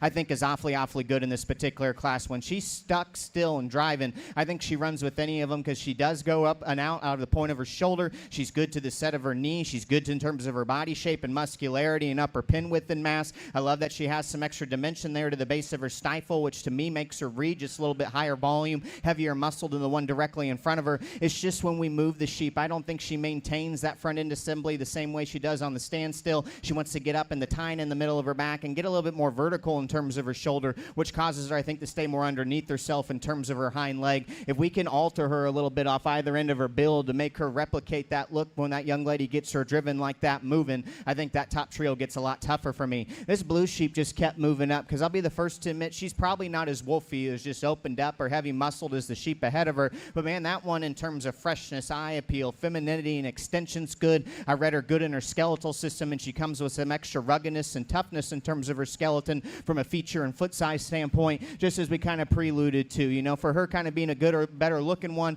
I could still make her a little bit smaller and neater in the way her shoulder blends. I could still shove her up in her chest floor just a bit. I just would, in reality, though, in relation to the 2 ahead of her, the 3 ahead of her, just need to make her a little bit more dimensional over her hip-loin junction and out of her pin bone. The U and 5 does counter her in those regards. I like that one's body shape. I like her power and natural pry up through the front third of her body. That one lays her arm extremely aggressive and square and correct there against the base of her body cavity up front. Just for me, she's just kind of a little bit more moderate in terms of her type and kind. Got her just being a little bit shorter-sided, not as extended or neat looking up through the front third of her body as some of the head of her, but a very nice shoe to go ahead and be 5. Good sheep all the way down the lineup in this class. Let's give them a nice round of applause. Adams Fab. Established in 2007, they build custom livestock pinning and equipment to fit all your needs. Hanger feeder rods, adjustable slam gate latches, and skirted panels. It all comes standard. Custom pins made by hand and hot dipped galvanized so that you know that they're going to last. Adams Fab is a certified TIPS vendor and can design, fabricate, and install equipment to fit all your needs. Visit AdamsFabLivestock.com to get started today.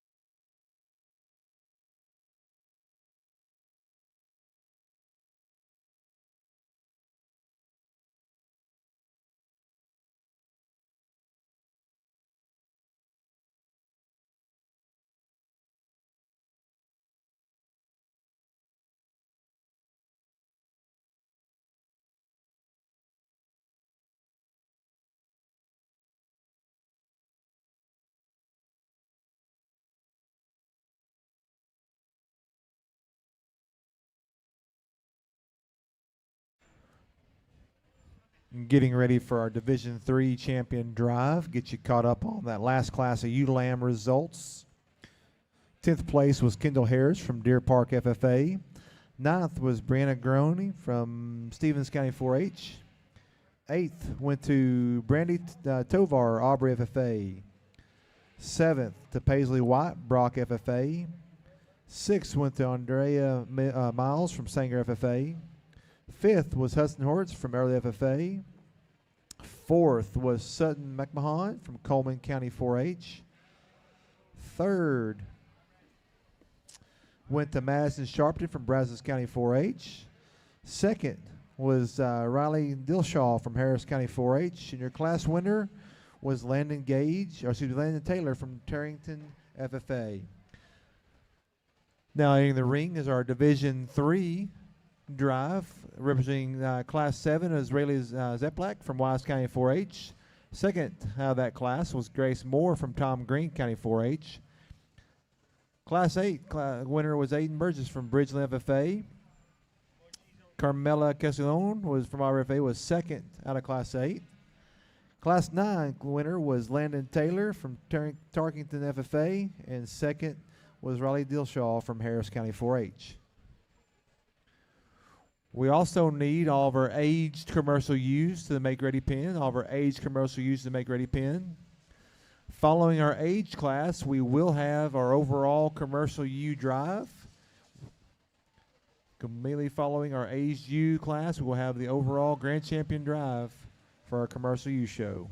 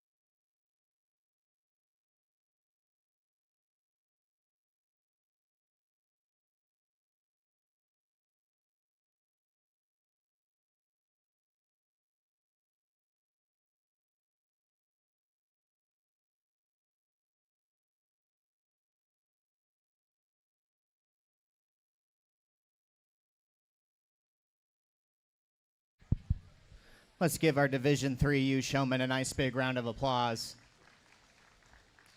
Kind of the same pattern as we're doing earlier. I'm going to talk about these sheep real briefly. Our class winners and another one out here in the second hole that's in contention. Just so you know where my mind's at when I go and make this decision. I thought this division was extremely deep, probably the deepest we've seen all day. All these classes were about 7, 8, sometimes 10 deep of sheep that were awfully good. And I'm very pleased with our class winners and our seconds once we get them back out here. I think these sheep breed with a lot of quality. Our lightweight class here in our heavies are Division III. I thought that pair of sheep just hit me like a ton of bricks. We took a little bit more time on that pair because I thought they deserved it because both those sheep are awfully good. Both of them are definitely in contention out here as we come out to pick our champion in this particular division. I thought both of them, in terms of their presence, their extra muscularity they bring to the table, but the way they blended into their skeletal systems allowed them to rise up. To me, the ewe that wins that class, the longer we study her up front for what she's working with behind that, is super elegant and awfully hard to replicate in terms of the way she's manufactured. Love her extra length of cannon, height the shoulder, her neck and head just sit on there perfectly there at the top side of her body. Her blade blends into it so smoothly, and then she transitions round and bold in terms of her center cage up high. She's as square backed as any and progresses the right way. Love that use extra length of hip and just her skeletal correctness, her presence, her pattern out here, I think are really hard to replicate. We're going to talk about that second real quick in that class because I think she's definitely in contention out here because as we talked to her from her shoulder back, that one's one of more of my favorite ones we've seen today just in terms of the robustness, how big and bold and round she is in her cage. Love the extra muscle and dimension she's working with up high, but for her being a little bit juicier than a couple others out here, she still blends it in a maternal fashion, and it progresses the right way. I think that sheep's still awfully attractive in terms of her hip and her hind leg assembly when we study them from the side. It's where we got on her in class is just up front. She's just a little bit more pronounced in terms of her breastplate, doesn't hook up as neat there in terms of her neck. At the top side of her shoulder is the one that beats her in that class. We could probably trim her down in nickel as well as we start kind of feeling her over her final rib and body while I'm studying her chest. That's being critical of one that I think has a lot of good breeding pieces and a lot of incentive to throw back into your flock. Coming to the middle class here, and I thought that young man's ewe lamb just kind of won that class pretty easily. We talked about her just being a big, stout, square, opened up brood ewe that's real fundamental and correct at the surface when we move them. I still think she balances in proportions as good as any of them out here. Maybe in relation to a couple, when she's starting to get a little bit broody, maybe she starts just reading a little deeper. Maybe we could trim her down a little bit in relation to a couple others here on the front lineup. But man, is she stout. She's got some substance. She balances, and I like the way she can still float and maintain her general skeletal organization, body shape, and balance awfully good. We get to our heavyweights, and I thought that class winner, she won pretty easily for me just because of her presence. Love this view right here. I think she's ultra captivating the way she can handle her extra length aside with some strength at top. She's big and stout in terms of her foot and her bone work, which just enhances her look out here in a big ring setting. A sheep that I think has ample amount of muscle as well. Maybe comparatively the one directly in front of her. Could we open her up a little bit more? Probably. I wouldn't mind lengthening her out of her hip just a little bit. But and also too, when we travel the sheep, for me to just label her that good looking and that stellar up front, I wish she maintained that same relationship with the top of her shoulder to her hook bone when we moved them. She starts kind of wanting to run downhill and maybe doesn't stay as elevated as another one out here. That's an awfully good sheep, and as we talked in that class, for that stage and weight that they are in terms of this stage of the game, she's really held herself together nice. She's good in terms of her compositional correctness as well. I'm going to go look at him one more time and shake the hand of our champion, study him just a little bit longer to figure out reserve. But before I do that, let's commend these young kids again on their hard work.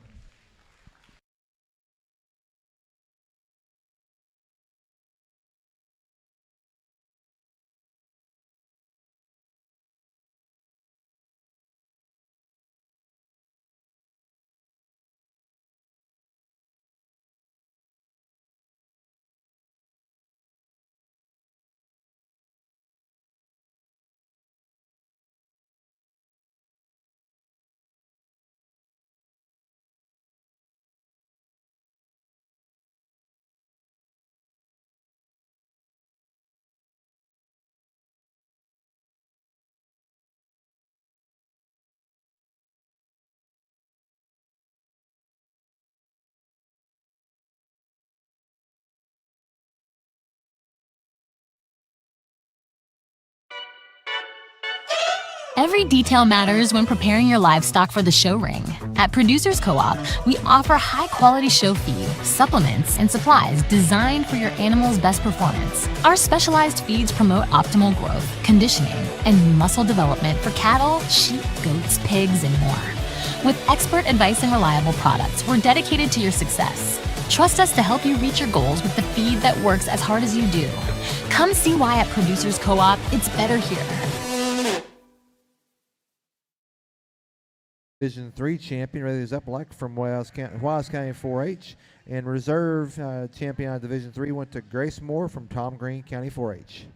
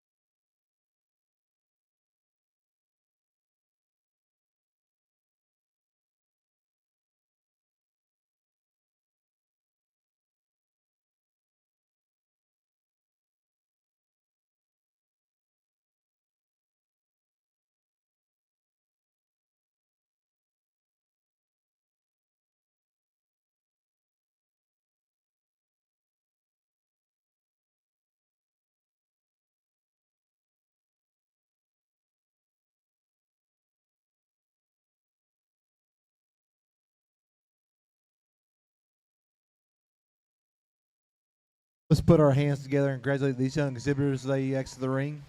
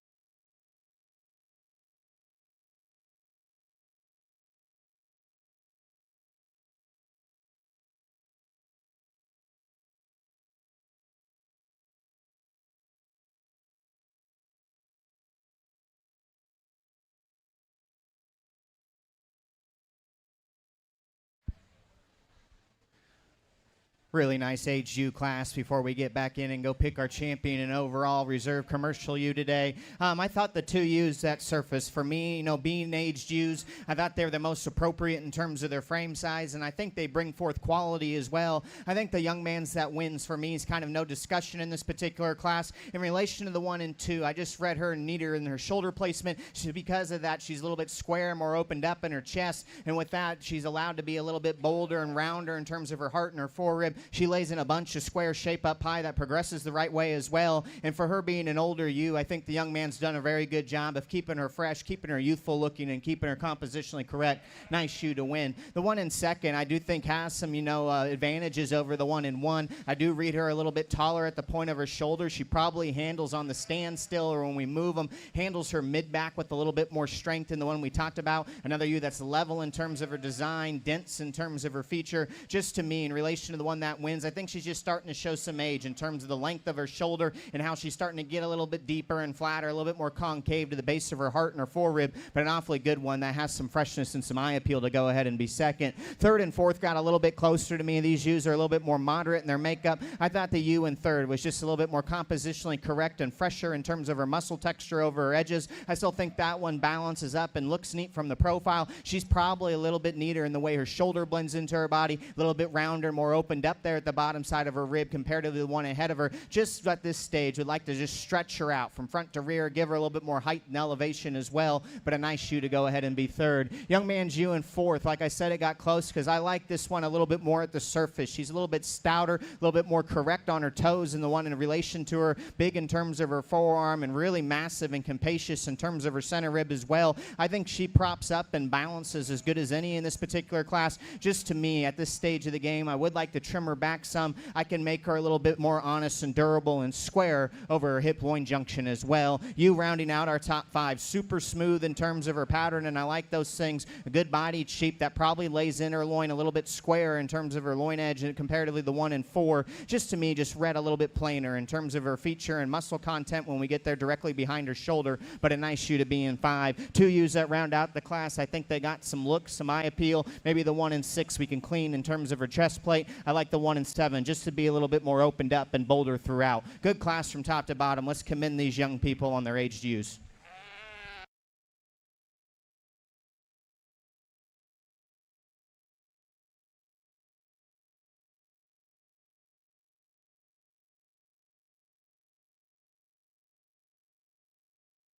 Adams Fab.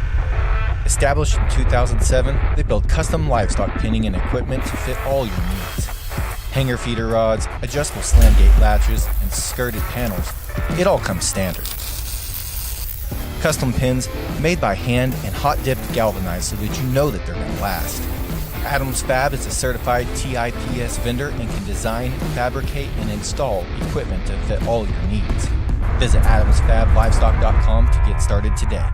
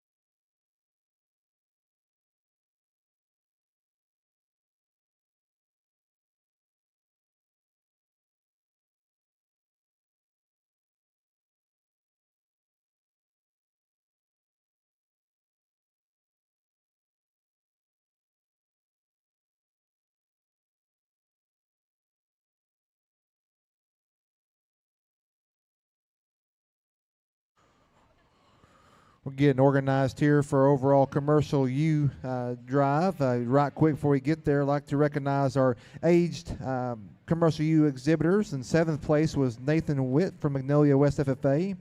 6th place was Aubrey McKay from Deer Park FFA. 5th place went to Briggs Davenport from Uvalde County 4-H. 4th was Roberto Alvarez from Ben Bolt Belito Blanco FFA. 3rd was Ashlyn Pippin from Splendor FFA. 2nd was Emerson Garner from Leonard FFA. And your class winner was Tanner Halls from Falls City FFA. We're now ready for our overall commercial U drive. We'll reintroduce our division winners and our aged U exhibitors as well too. Then we'll have some presentations of trophies, banners, buckles, and have our committee members give you a little background and presentation from a scholarship standpoint as well too.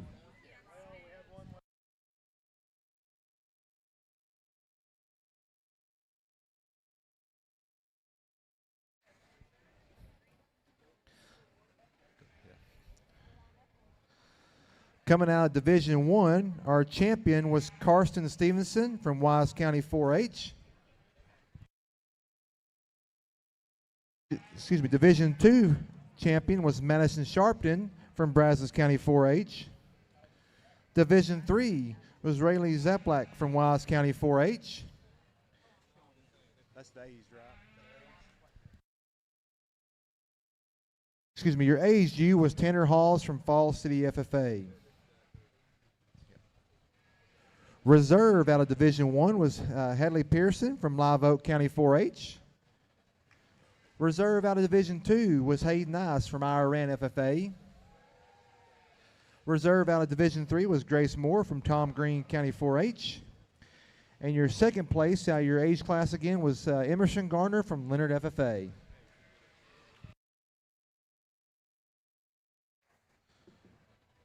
Before we turn over to our committee members to bring some welcome from the stock show, I'd like to reintroduce our judge right quick and thank him for sorting through our young folks stock day. Mr. Nolan Hildebrand has been with us all morning. Nolan's currently lives in Oregon with his fiancee. He's a native of California where he grew up raising club lambs and Angus cattle. After high school, he attended Oklahoma State University and then went on to coach for several years at Connor State College, where he was able to successfully coach 15 academic All-Americans and was a junior coach of the year in 2020-2021. Currently, he's the Leadership Development Coordinator for the Oregon FFA Association. If you would, please put your hands together. Let's thank Mr. Nolan for coming down and sorting the stock. He left the cool weather up north, he said, but we might can buy a little bit if we need to get some down here.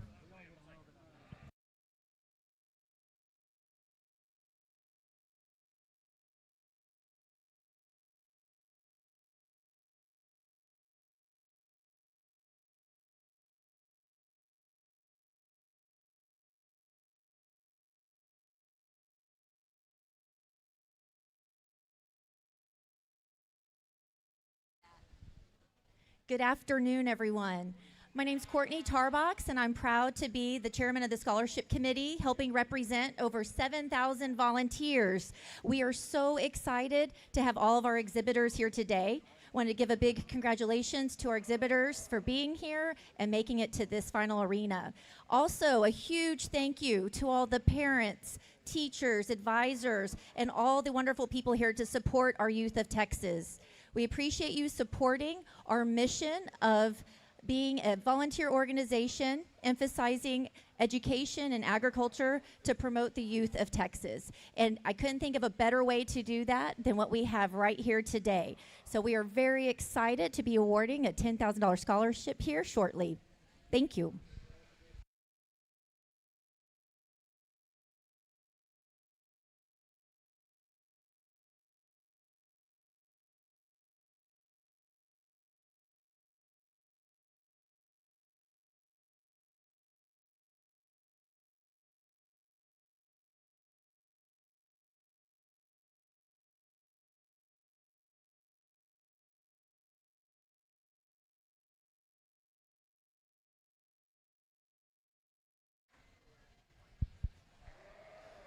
Well, before we go any further, one last time, let's give all of our commercial ewe exhibitors from today a big, nice round of applause.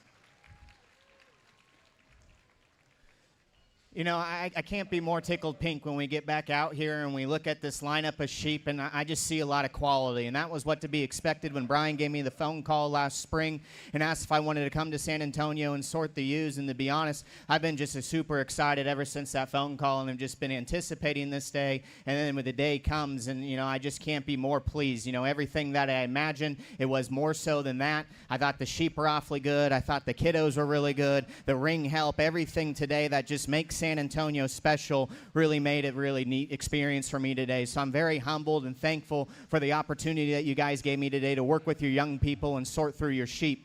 You know, before I get into any further, I'm going to try to keep my message brief because I'm still pretty young in this game of life, and I still have my own learning to do too. But young people, one thing I'll tell you, first and foremost, make sure you thank your parents, your loved ones, whoever's in your corner helping you with your projects. Tell them you love them, give them a hug, and thank them because they got you involved in something that's just going to make you better people and equip you for the real world going forward more than you know right now at this stage of the game. And there's a lot of, you know, tireless nights, there's a lot of money, a lot of traveling, everything involved, a lot of stress on their end just to make sure you guys get out here and you get your look and you get to exhibit your projects at a stage like the San Antonio Livestock Show and Rodeo. So make sure you tell them thank you for that. Also, young people, I think you need to make sure you do a good job of thanking, you know, the San Antonio staff as well. Everybody working the sheep ring, putting on this show.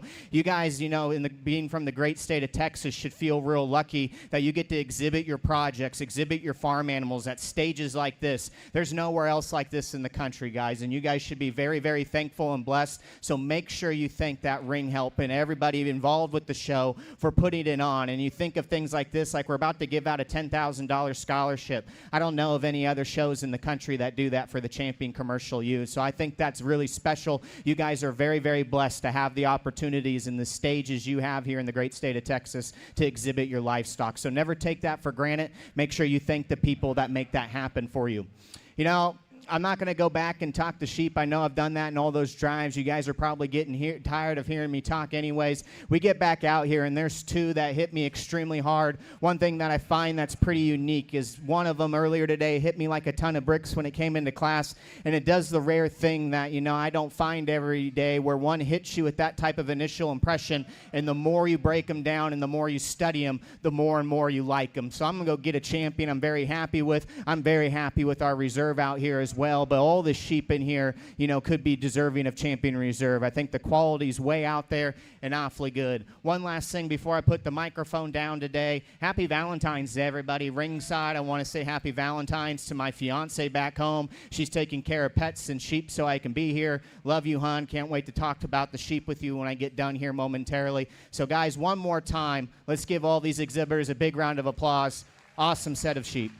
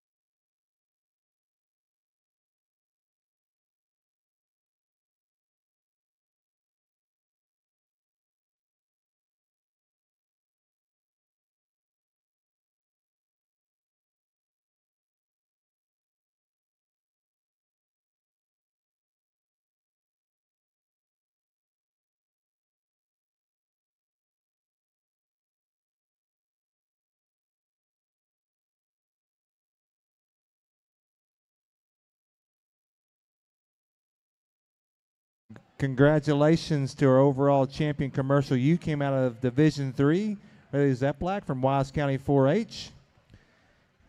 Your reserve overall champion came out of Division 2, Madison Sharpton from Brazos County 4-H. Congratulations to both of y'all.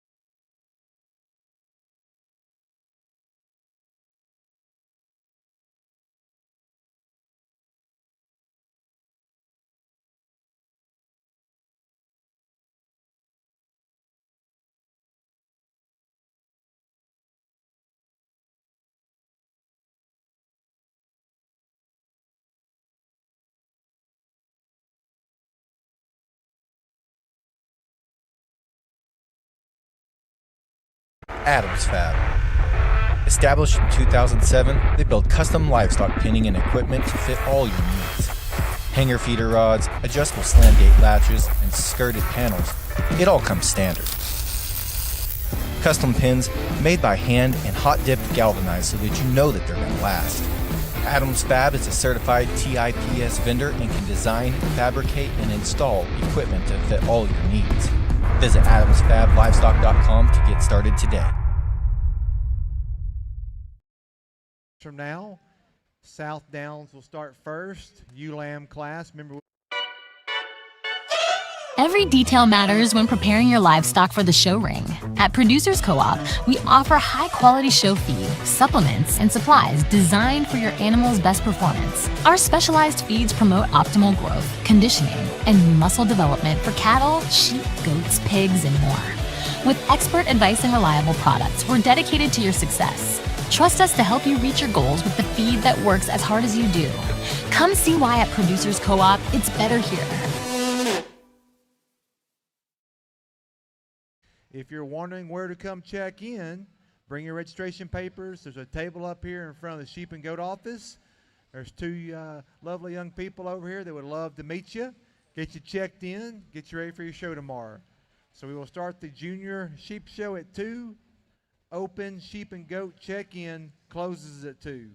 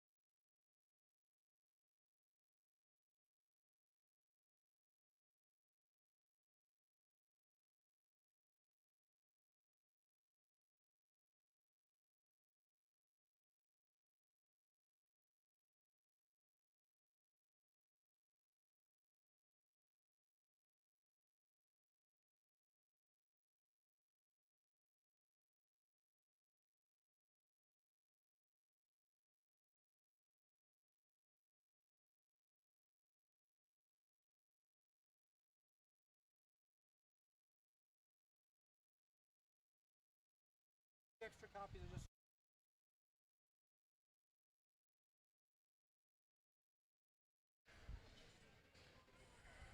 Are you ready to start checking in Southdown?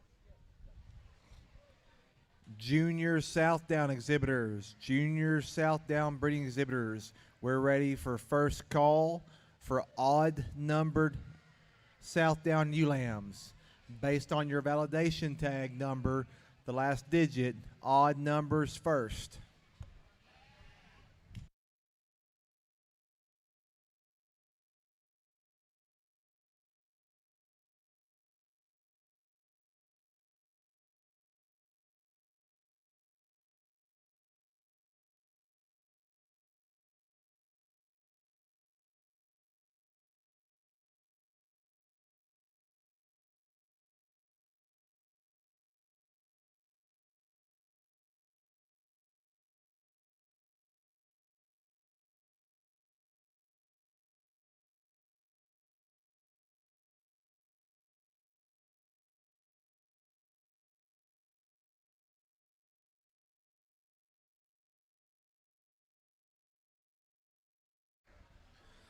Also, a final call for open goat and sheep breeding exhibitors. If you have not checked your papers, we're closing that check-in at 2 p.m. If you know somebody who's not here who hasn't checked in, please call them. Please come tell the folks at the table up here so they can reach out to them and get that handled. But please bring your registration papers up. There's a table sit out front of the sheep and goat office. There's no line waiting. There's just a few of y'all left, so please come get your papers checked for the open goat and sheep show for tomorrow. We're going to close that at 2 p.m.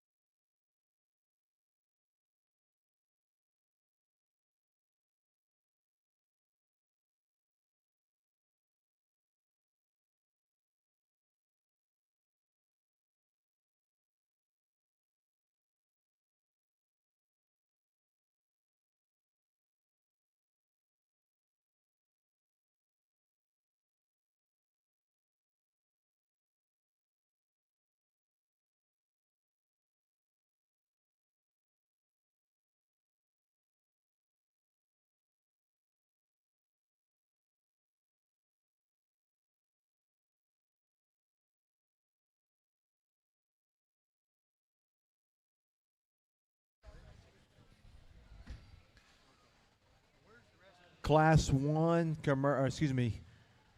Southdown Ewe Lambs. Southdown Ewe Lambs, odds. Please be making your way to the Make Ready pin. Southdown Ewe Lamb, odd ear tag numbers. Going off the last digit of your state validation tag. Please make your way to the Make Ready pin. Class Southdown Ewe Lambs, odd numbers.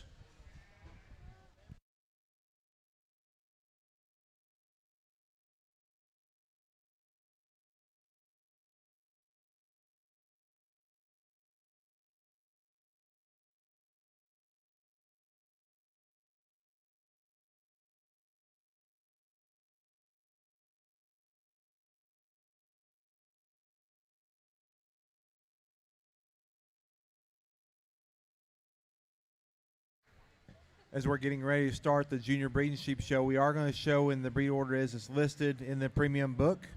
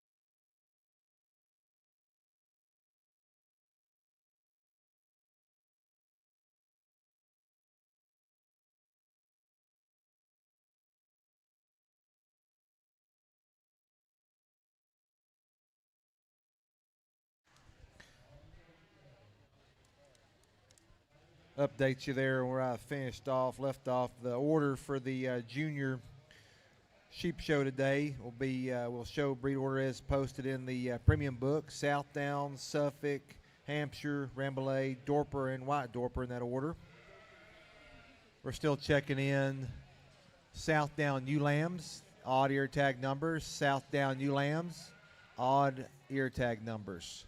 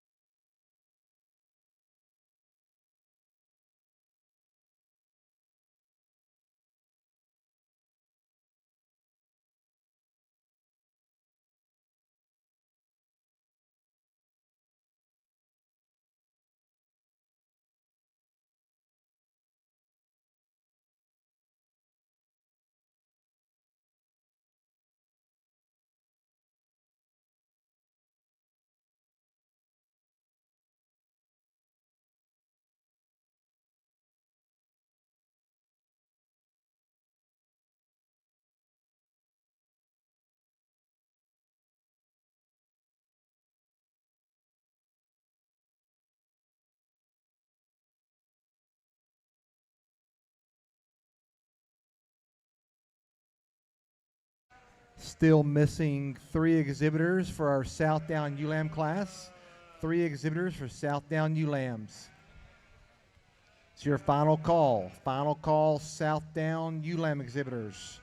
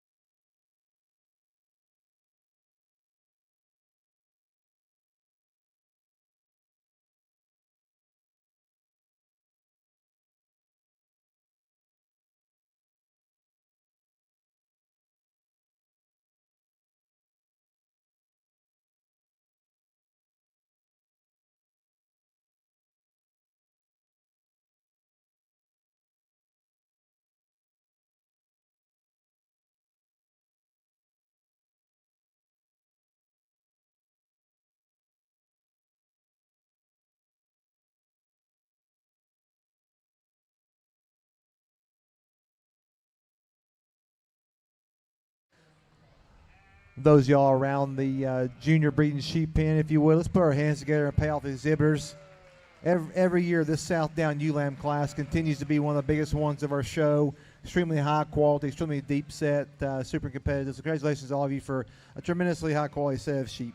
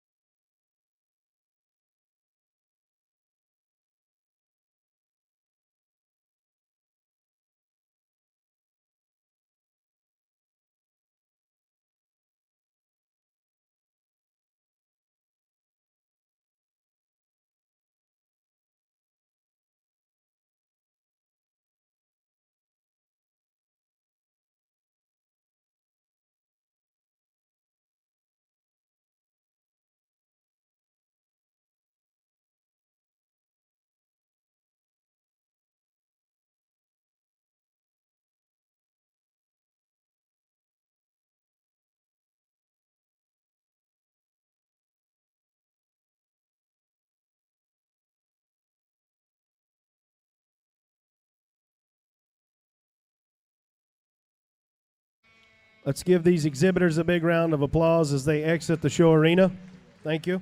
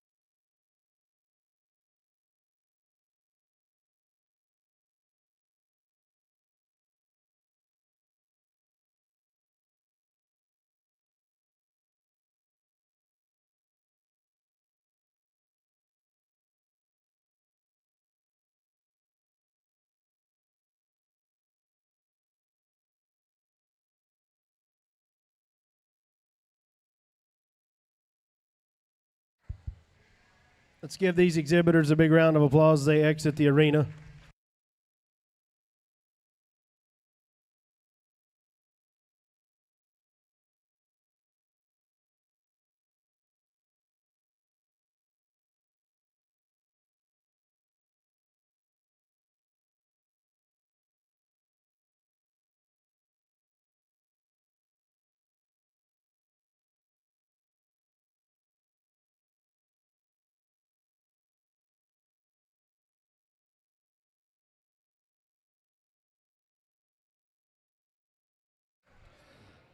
As we're kind of working through the tail end of our Southdown ULAM class here, I'd like to take a moment and catch up and introduce our judge. We're extremely pleased and honored to have this year's junior breeding sheep judge be Mr. Chad Coburn.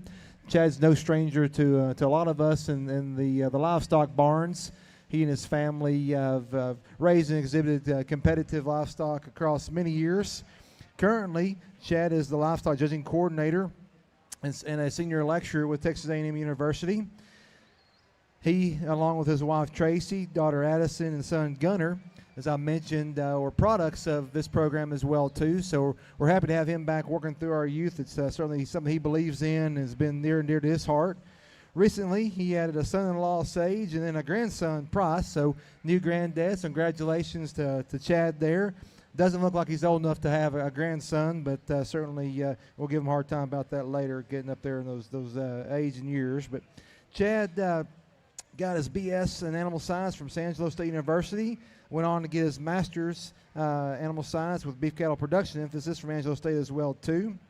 In his spare time, he enjoys judging livestock shows as he is today and spending time with his family and traveling. Chad has had a tremendous career within the Extension Service prior to becoming a lecturer there at A&M. Distinguished Agent Award, many times over, Outstanding County Extension Agent Award as well too. So if you would please, let's put our hands together and welcome Mr. Coburn. Thank him for coming down today and spending time with our young folks.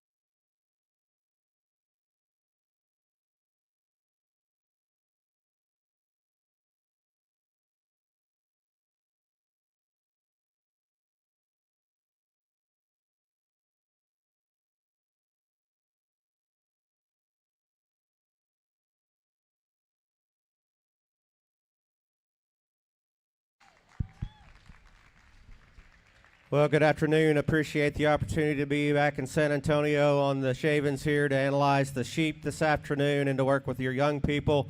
They told me that this was going to be a big class, I think 80-something head, and so quality was definitely deep. The waters got deep very, very quickly right off the bat. And so I hope you appreciate the top 5 out here specifically. And I'll talk 6, to be honest with you, because I didn't give that young lady an honest opinion, or I gave her an honest opinion, excuse me. Didn't give her my opinion on why she's 6. And so you study this sheep that wins this particular class. Folks, this is an athlete. And so from a judging coach perspective, I'm always harping on skeletal quality, correctness, and soundness of feet and legs. And they couple that with enough body and shape and muscularity, then we have something special.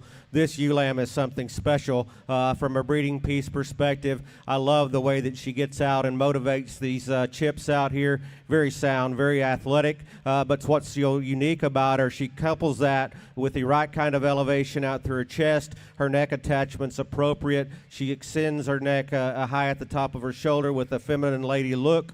But again, we couple that with a round rib cage and enough muscularity. I think that's a unique creature, one that I'm very, very high on to start right off the bat with. The one in second, I like her as well. I thought those two were extremely high quality. On just a small comparative note, compared to our class winner, even though she's ladylike and feminine up through her front third, she's not as extended, not as long in terms of her neck compared to the one that wins the class. Maybe wants to run out of gas in her upper hip and pin set compared to our class winner. Those are two high quality sheep that I gravitate towards from a skeletal build perspective, and I think those two belong there to be in the top pair in a really, really tough class. Probably the brood ewe of the bunch is in third, and the longer I study her, the more I like her, and I really didn't gravitate towards her when she came in the ring. I don't even know if I pulled her on the walk. Probably I did, just based on her body and the maternal value. The longer you study this ewe in terms of real-world practicality, she is the big-bodied, big-ribbed sheep that's got the right kind of sweep to her rear rib and flank, and she couples that with the right kind of upper hip and pin set. From a show sheep aesthetic perspective, she's the least attractive of the top 3 for sure as you study from the side. But again, just in terms of a maternal rib cage and body shape and type, I like that one quite a bit as well.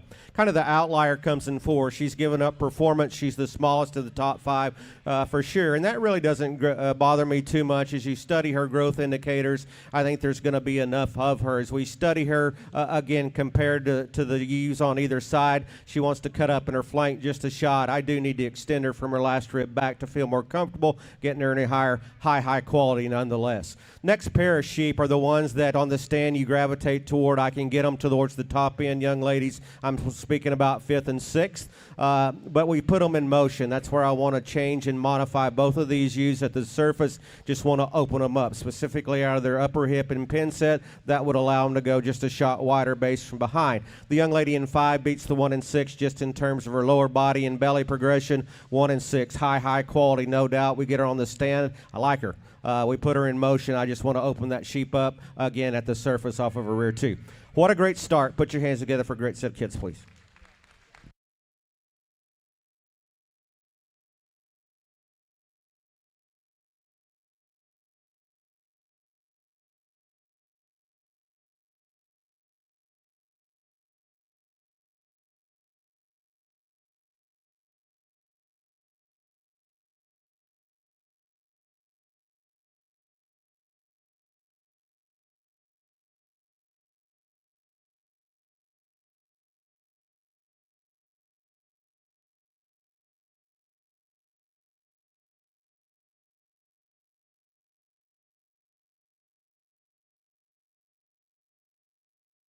We're still missing one Southdown two-tooth ewe.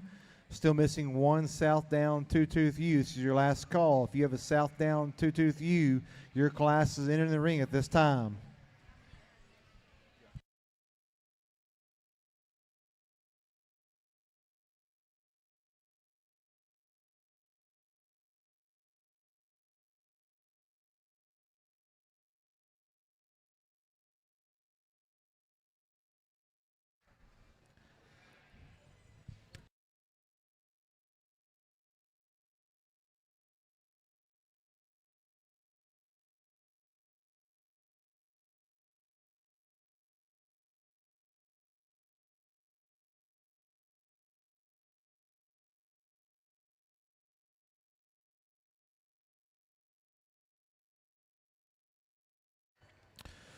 Results of our Southdown ULAM class. 10th place went to Hannah Brooks from Burnett County 4-H.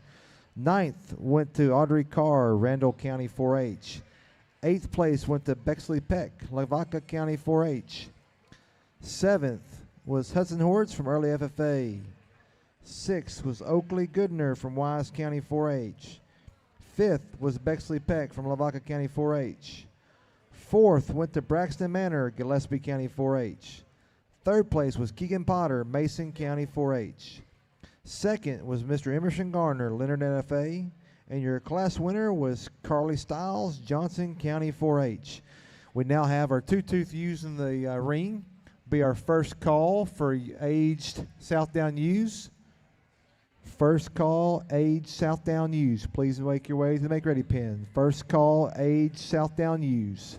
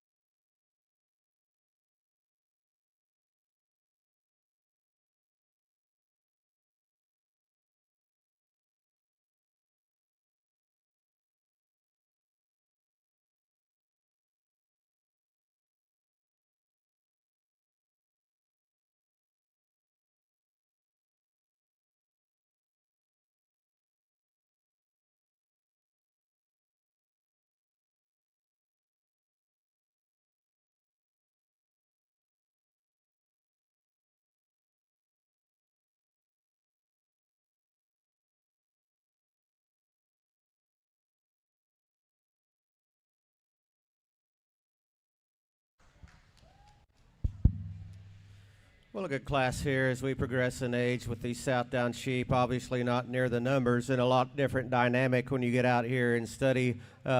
Even the top end here are a lot of differences. We got a couple of gravid ewes down on the end there. If you're ringside and don't know what that means, they're fixing to lamb, obviously, and that doesn't bother me one bit. As a matter of fact, it just tells me that they're doing their job in terms of being a female down the road.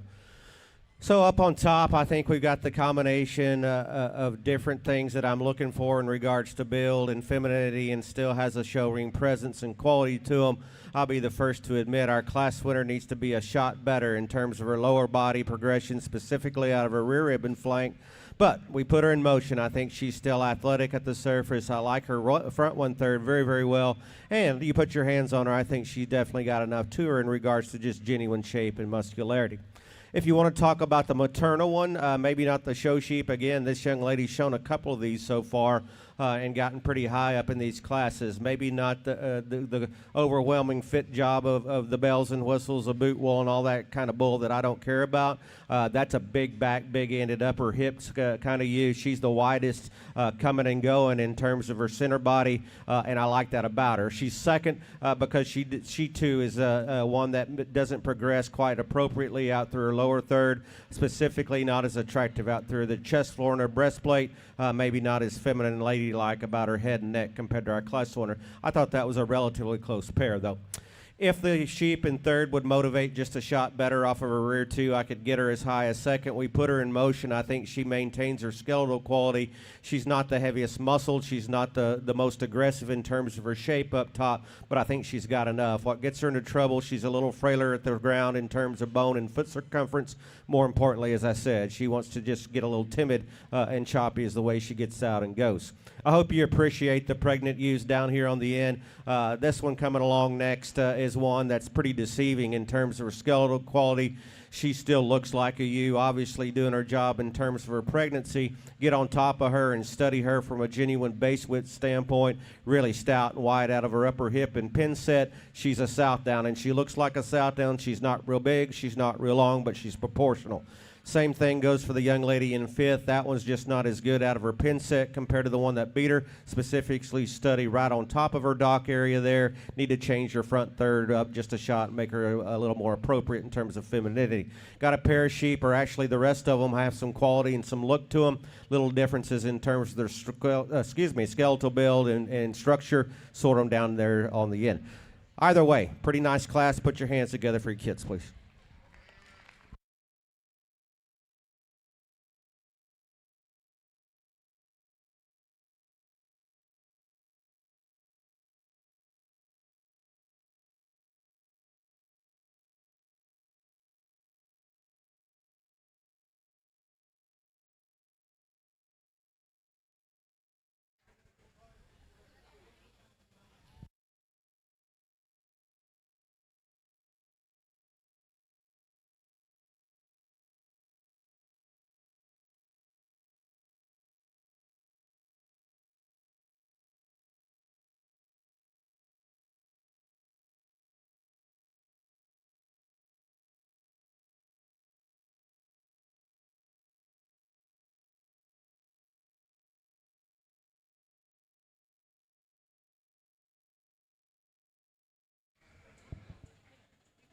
Age Southdown U, tag number 257797 from Center Point FFA.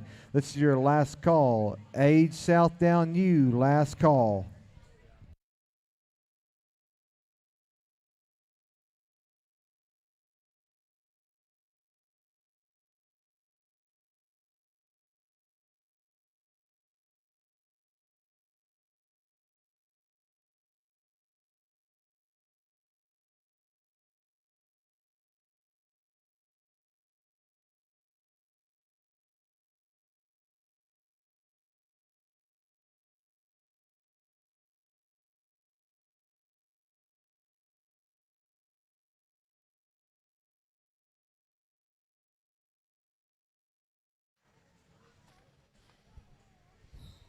Bringing the results of our two-tooth Southdown U class. Fourth place went to Julie Lipka from Kerr County 4-H.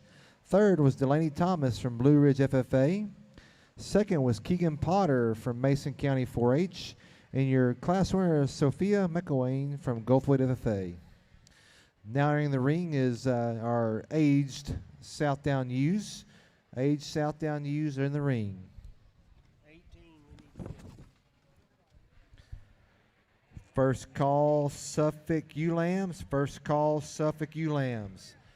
Suffolk exhibitors, some of your classes are pretty small, so be on standby for your 2-tooth and your age classes as well. But this is our first call for Suffolk Ewe Lambs.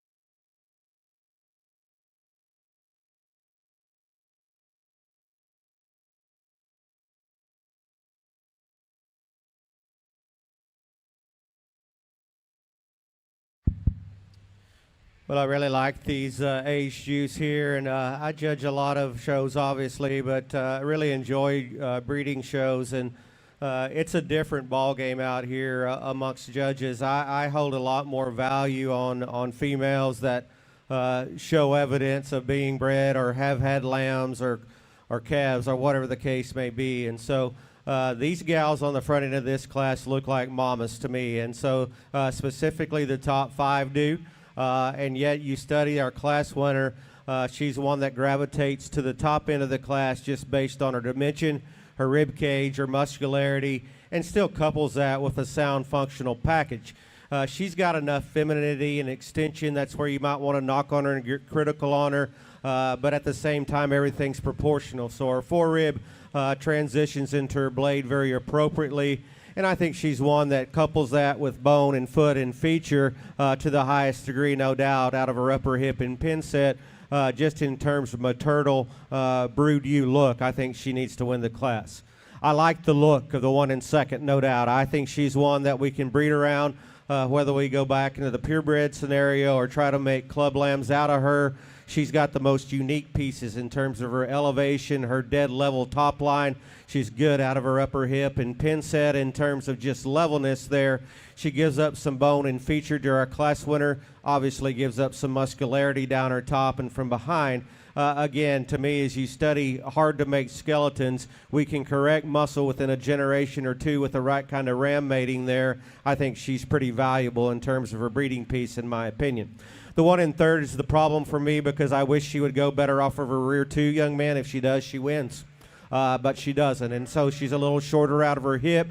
She wants to get a little more timid out of her rear two and push on her outside hoof wall ever so slightly. That guy is a hammer in terms of showmanship and make her look really, really good.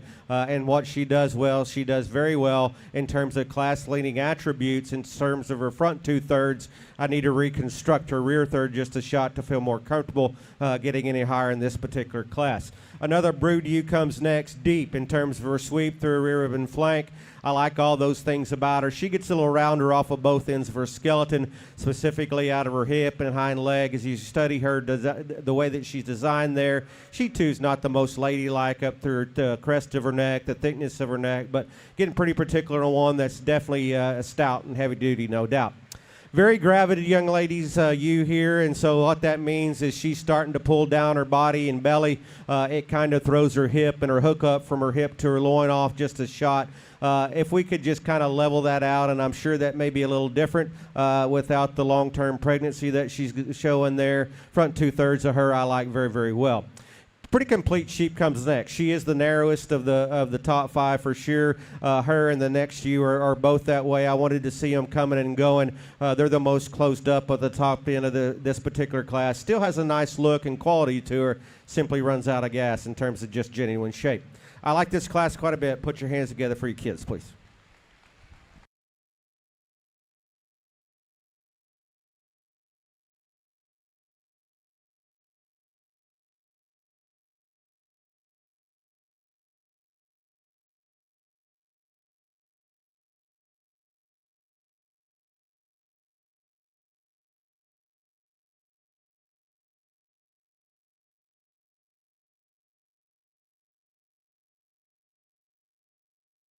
Adams Fab. Established in 2007, they build custom livestock pinning and equipment to fit all your needs.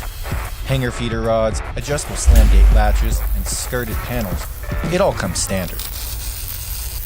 Custom pins made by hand and hot dipped galvanized so that you know that they're going to last. Adams Fab is a certified TIPS vendor and can design, fabricate, and install equipment to fit all your needs. Visit adamsfablivestock.com to get started today.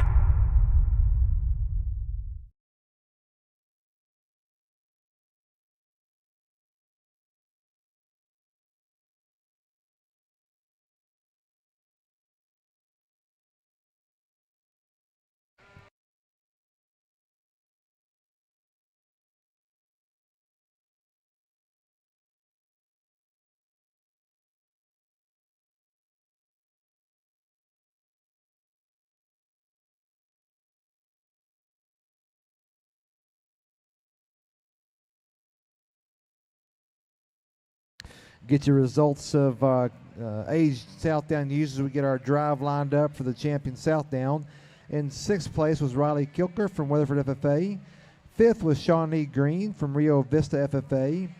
4th was Keegan Potter from Mason County 4-H. 3rd was Colton Williams from Robertson County 4-H.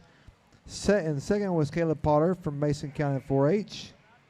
And your class winner was Audrey Carr from Randall County 4-H. Now into the ring, we have our class winner from our ULAM class, Carly Stiles from Johnson County 4-H. Second out of our ULAM class was Emerson Garner from Leonard FFA. First place out of our two-tooth was Sophia McElwain from Goldthwaite FFA.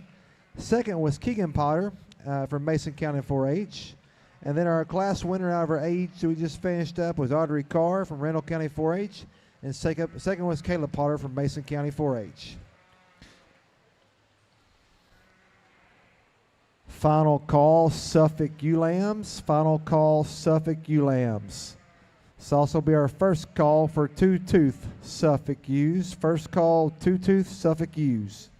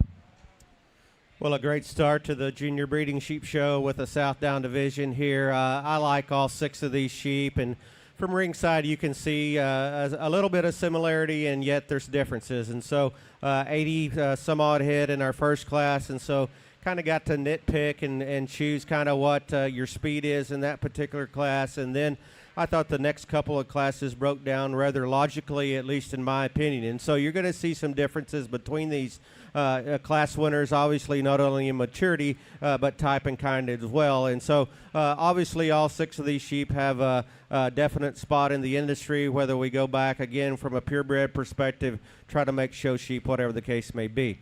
I think it boils down to a trio here, and I'll be honest with you, I'm not real sure what I want to do in regards to pulling the trigger on reserve. There's no doubt in my mind that there's one out here that just suits me to a T in terms of build, quality, athleticism.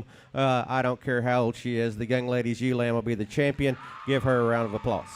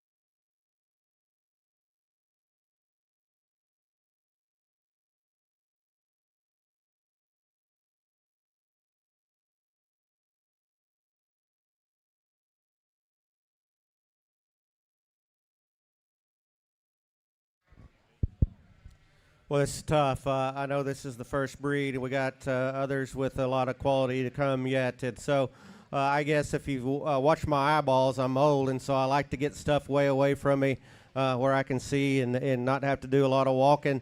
But it's between two, and no offense to the young lady with the yearling, that's a good sheep, right? And so we study her rear rib and flank, and she nodded during the class. She knows where that ewe's faults are.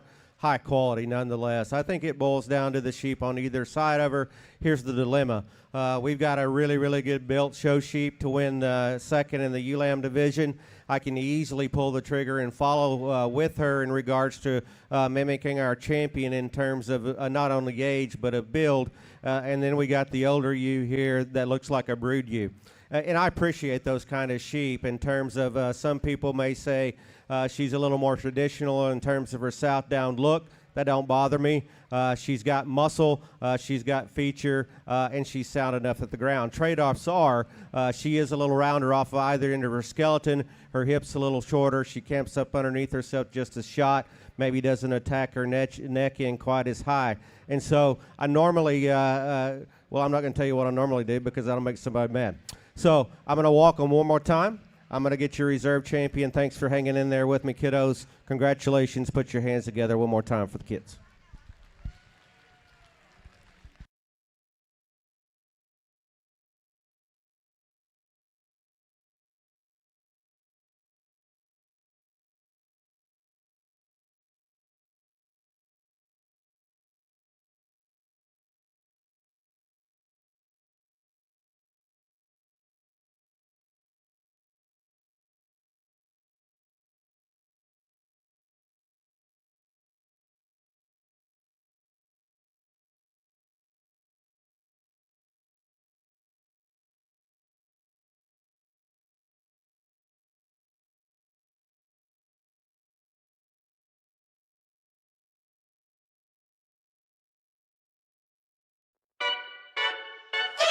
Every detail matters when preparing your livestock for the show ring. At Producers Co-op, we offer high-quality show feed, supplements, and supplies designed for your animal's best performance. Our specialized feeds promote optimal growth, conditioning, and muscle development for cattle, sheep, goats, pigs, and more. With expert advice and reliable products, we're dedicated to your success. Trust us to help you reach your goals with the feed that works as hard as you do. Come see why at Producers Co-op, it's better here. Tooth ewes. If you have a Suffolk ewe lamb, your class is going in the ring. We're missing a couple of you still. Final call.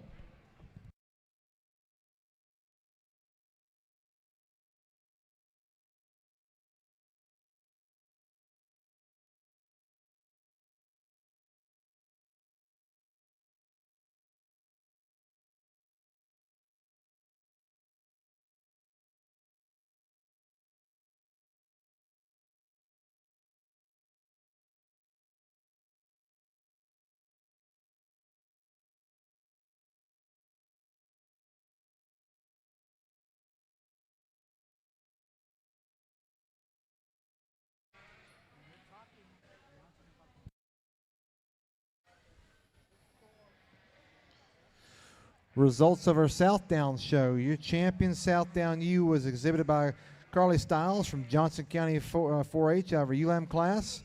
Our reserve champion Southdown ewe also came out of our ewe lamb class, Mr. Emerson Garner from Leonard FFA. Now entering the ring is our Suffolk ewe lambs. Two-tooth Suffolk ewes. We need all your two-tooth Suffolk ewes to the make-ready pen, please.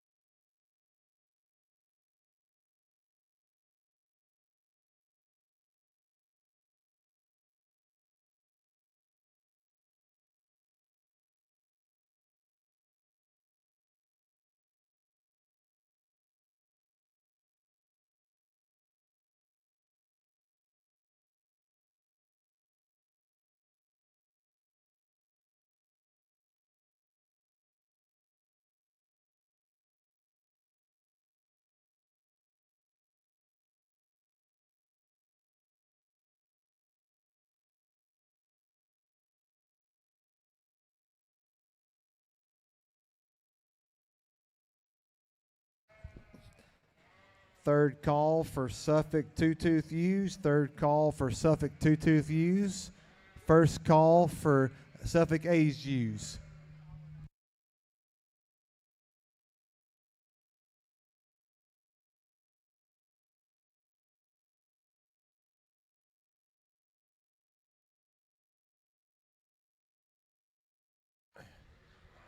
Just to clarify, I had a couple questions on the Hampshire ewe lambs. I know historically in the past we've had to break that class into heats.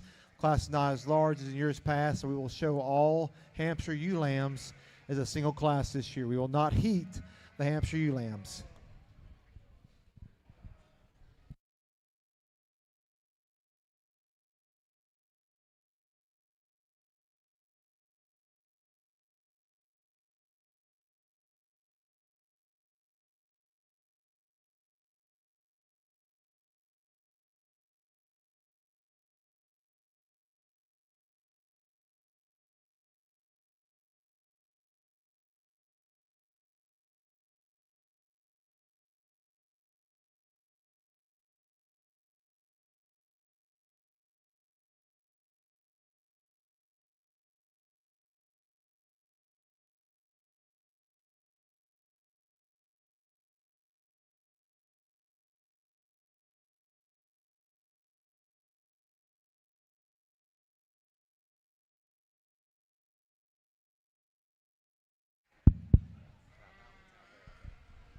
Well, a really good class here in the Suffolk ewe lamb division. Actually, to be honest with you, a little deeper and higher quality than what I initially might have thought in terms of a purebred Suffolk scenario out here. These things are hard to get in terms of A, being a real Suffolk, and B, looking like a sheep that has some substance and feature and still enough genuine shape. And that's where I think our kind of a blue pelted class winner kind of blows them away in terms of her bone, foot size, and still has enough skeletal quality and presence from the side. Pretty easy place to start, in my opinion. I thought it was close between 2 and 3. There's kind of more of a frame sheep look in the one in second. I don't know that that's a very smart thing to say, neither good nor bad. What that means is she's bigger, she's longer bodied. With that frame size and performance, she needs to come to us with a shot more feature. That just means a kind of a fancy word for bone. She needs to be stouter. She needs to be opened up out of her upper hip and pin set. That's a good showman on a high-quality sheep. Nonetheless, I like her quite a bit.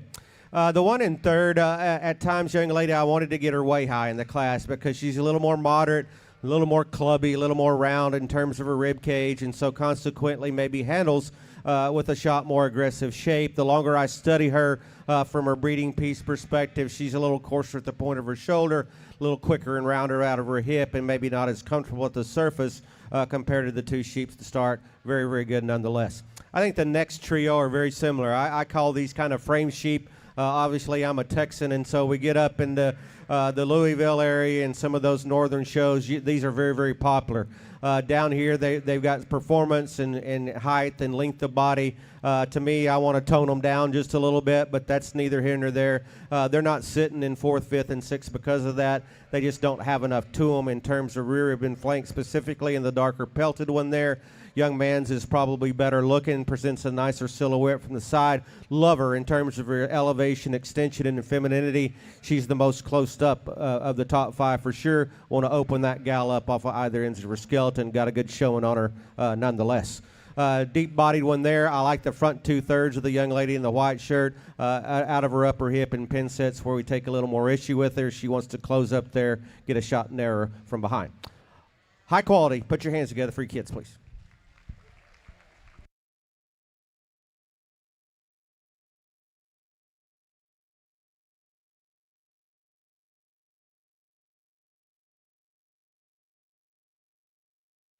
Results of our Hampshire ewe lamb class, Suffolk ewe lamb class. Getting ahead of myself here a little bit.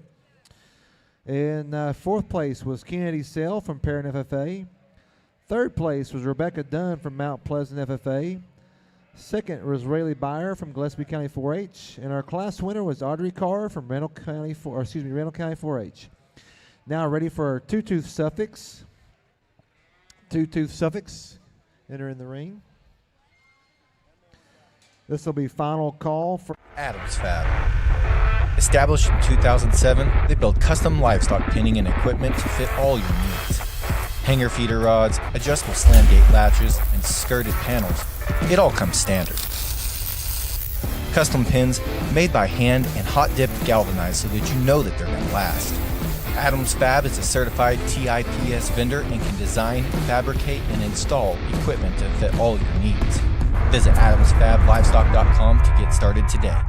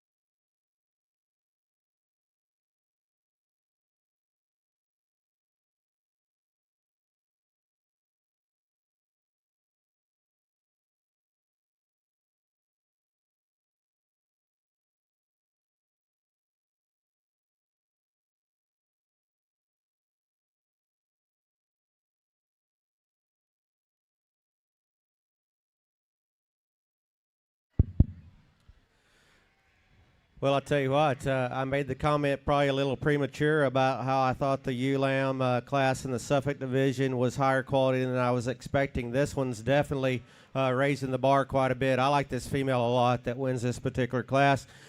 She looks like a female. She looks like what I'm trying to teach in class. She looks like what I'm trying to teach in terms of real-world production. To have that kind of look and presence and quality with a little age and that kind of sweep to a rear rib and flank and couple that with feature, that's hard to build. I like her quite a bit, to be honest with you. After that, I thought a pretty cool sheep to be in second, maybe not as functional off of her rear tooth, specifically out of her pastern compared to the sheep, probably on either side of her, but she's so unique in terms of touch and handling quality. That's irrelevant in females, but that is a trait that we can pass on to progeny, and I like that about her. I like her round rib cage. I like the fact that she's got genuine aggressive shape up top. And just a really good sheep. Again, not good enough out of her rear pastern to go ahead and win the class, but a good sheep. I thought the next one was, or the next trio were debatable, with a sheep coming next that has more to her, just in terms of genuine shape and muscle. She's not as good in her neck attachment. She gets a little deeper and rounder out of her breastplate there. Hookup's not quite right from hip to loin, but she's just got so much to her in terms of just dynamic, genuine shape up top, stoutness out of her upper hip and pin set. I thought that was a close pair between 3 and 4. Again, the young lady in fourth does a great job showing sheep, and she gets this one presented to the hilt. She just disappoints me a little bit in terms of just true natural shape specifically, right on top of her blade there, back into her forerib, but a good sheep. And again, for a Suffolk, stout, heavy duty, maybe not quite as good out through her front knee as some of the others in class as well.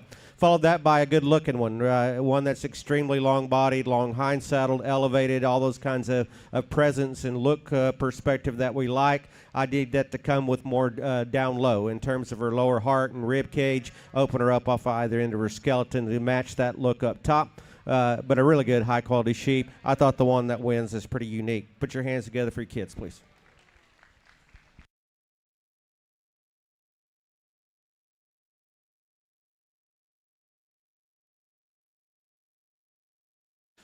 Results of our two-tooth Suffolk U class, Third place was Harper White from Johnson City FFA. Second was Brown Lashmet from Gray County 4-H. And your class winner was Rayleigh Byer from Gillespie County 4-H. Now ready for our age Suffolk Ewes.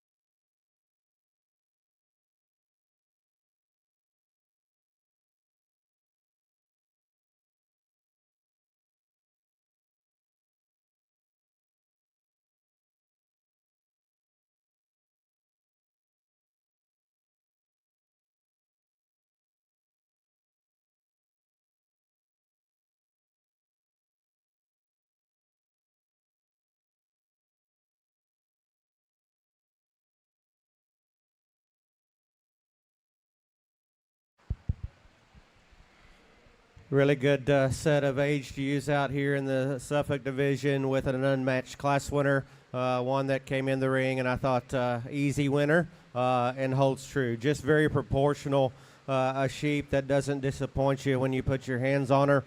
From a genuine shape perspective down her top, she looks like a female down low and still couples that with some presence and some soundness at the surface. Easy, probably easiest decision I've made so far today, to be honest with you. After that, 2 and 3 get a little closer. The 1 and seconds maybe a little more like our class winner in terms of dimension and muscularity up top. She's longer bodied specifically from her last rib back than even our class winner. She doesn't come to us with enough feature compared to our class winner, not as stout and robust in terms of genuine shape. The dapple-colored ewes got a lot of good to her in terms of just presence and quality from the side. I like her look. She's starting to get a little more mature, maybe not the overwhelming muscle through the center and lower part of her leg, but a good built sheep that powered with the right kind of ram generates some muscle, I think, is a unique breeding piece. That's where the next one has the advantage. That is a big, big rack in that sheep. Rib cage is okay. The way that she attaches her neck into her spine is the problem, young lady. She's deeper bladed, deeper chested, lower tying, and so consequently not the ladylike presence up for their front third. Wants to get over at her knee because of it, but stout in terms of genuine shape for sure. Excellent class winner. Put your hands together for your kids, please.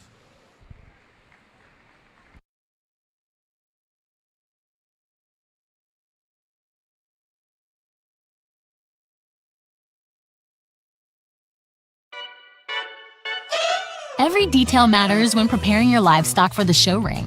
At Producers Co-op, we offer high-quality show feed, supplements, and supplies designed for your animal's best performance. Our specialized feeds promote optimal growth, conditioning, and muscle development for cattle, sheep, goats, pigs, and more. With expert advice and reliable products, we're dedicated to your success. Trust us to help you reach your goals with the feed that works as hard as you do. Come see why at Producers Co-op, it's better here.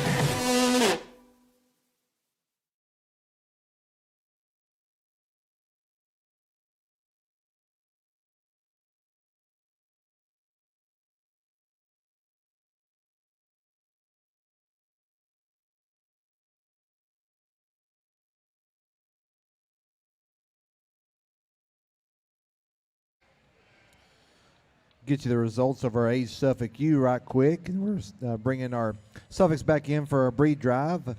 Same time here. In third place was Kennedy Sale. Second from Parent FFA, excuse me. Second was Cannon Travis from Somerville County 4-H. And class winner was Hudson Hordes from Early FFA. Out here now for a breed drive, we've got Audrey Carr from Randall County 4-H, class winner for our ULAM class. And then Rayleigh Byer was second from Gillespie County 4-H. From our 2-2 Suffolk class winner was Rayleigh Byer, Gillespie County 4-H. And Brown Lashmit from Gray County 4-H was second. Out of our age Suffolk U class again, we just introduced them a second ago, but Miss Hudson Hordes from Early FA's got our class winner, and Cannon Travis from Somerville County 4-H had our second place. Hampshire ULAM exhibitors, we're checking y'all in at this time. Hampshire ULAM exhibitors, we're checking y'all in. Again, we are not breaking that class. All Hampshire ULAMs will show at one time. So we need all Hampshire ULAMs to the make-ready pen.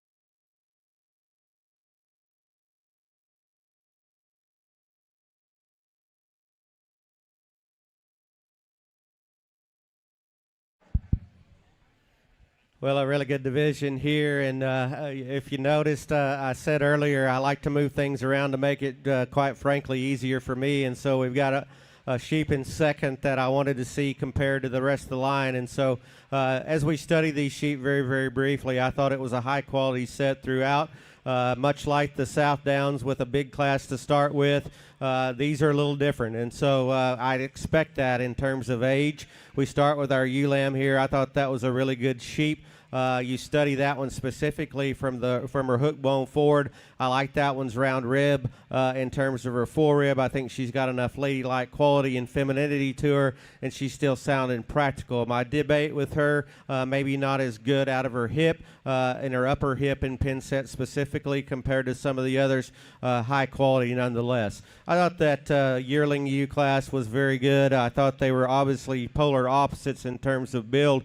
We've got the one here in the middle from ringside. If you're new to the sheep deal, you may think that she's the outlier. She's the one that I like in terms of her gestation, the way that she looks through her center body. That means baby's in hand, udder starting to develop and drop, and yet at the same time has the high quality look from the side, some feature to go with it. That one's hard to build, to be that far along in pregnancy and still look like that. Congratulations to her for a good ewe. This ewe lamb that wins the older class here is just pretty complete, if you will. As you study her specifically, I like her from her blade back. She's one that presents a lot of muscularity to her. She's got the right kind of sweep to her belly and body. Maybe not the most attractive out through her chest floor or sternum or head and neck, but high quality nonetheless. And so I went ahead and pulled this one over here just to see how she would stack up. She comes out of the I want to say middleweight. I judge too many market shows. Out of the yearling class. I'd invite you to get on top of this sheep if you want to see one that's really, really dynamic in terms of just natural, genuine shape. From the club lamb industry in Texas, Suffolk's a Suffolk, right? But in the north, we've got the Suffolk division. I think that's a pretty unique one in terms of just a breeding piece from a clubby perspective, right kind of look and silhouette, and couples that with the right kind of aggressive shape. So to me, it's debatable. There's different things that we can do. I guess ultimately at the end of the day, it's my call. Both of the yearlings will be the champion in reserve. Congratulations, congratulations. Put your hands together for the kids, please.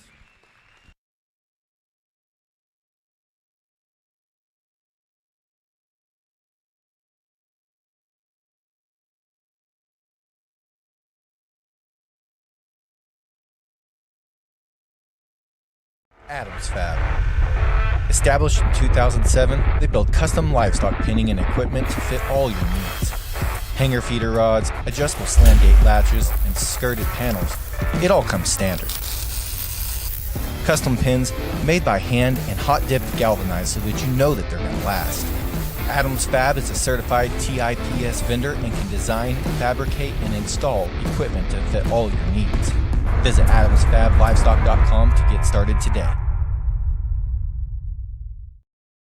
Congratulations to our champion Suffolk ewe. Both of them champion reserve came out of our two-tooth yearling class. Rayleigh Byer from Gillespie County 4-H, our champion. And then our reserve went to Brown Lashmit from Gray County 4-H. Congratulations.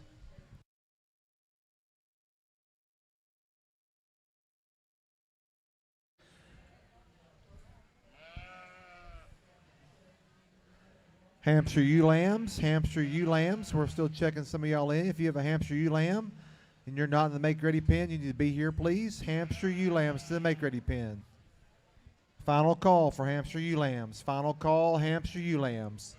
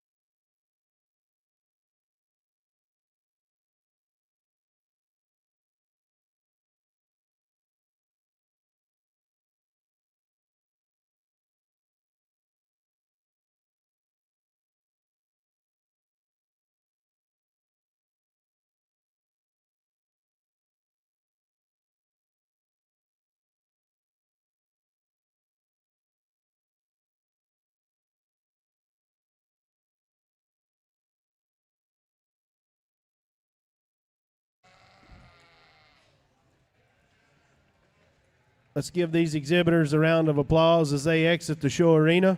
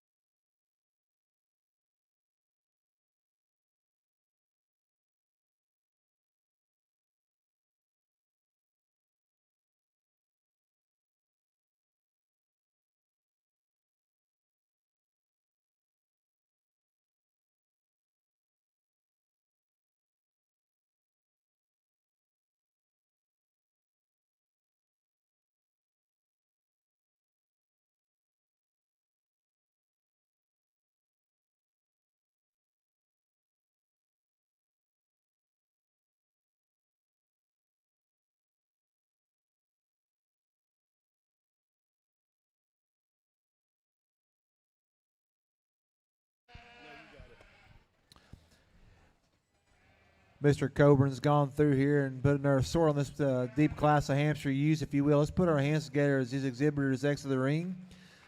Similar to our Southdown class, ULAM class, the Hampshire ULAM class continues to be one of the bigger ones and really deep and competitive as well, too. So congratulations to all of you.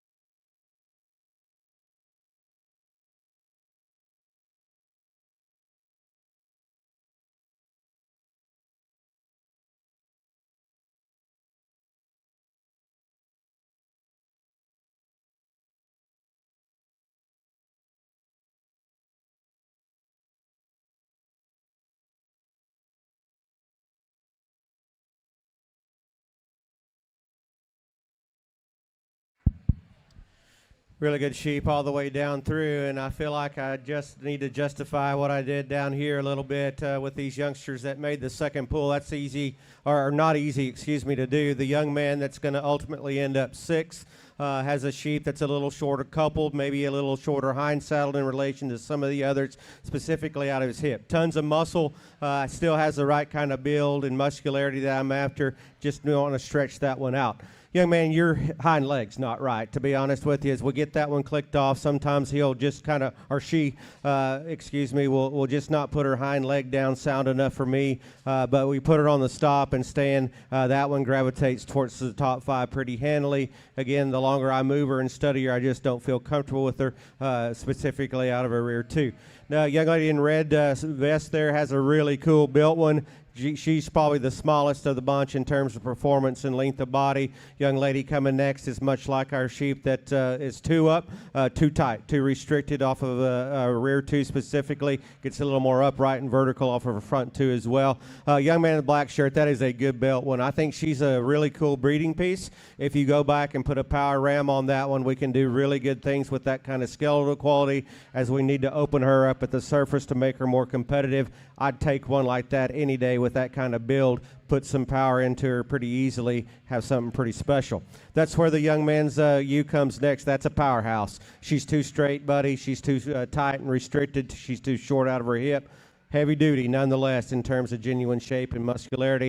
Really sound, good-looking one there with not enough to her in terms of genuine shape and muscularity.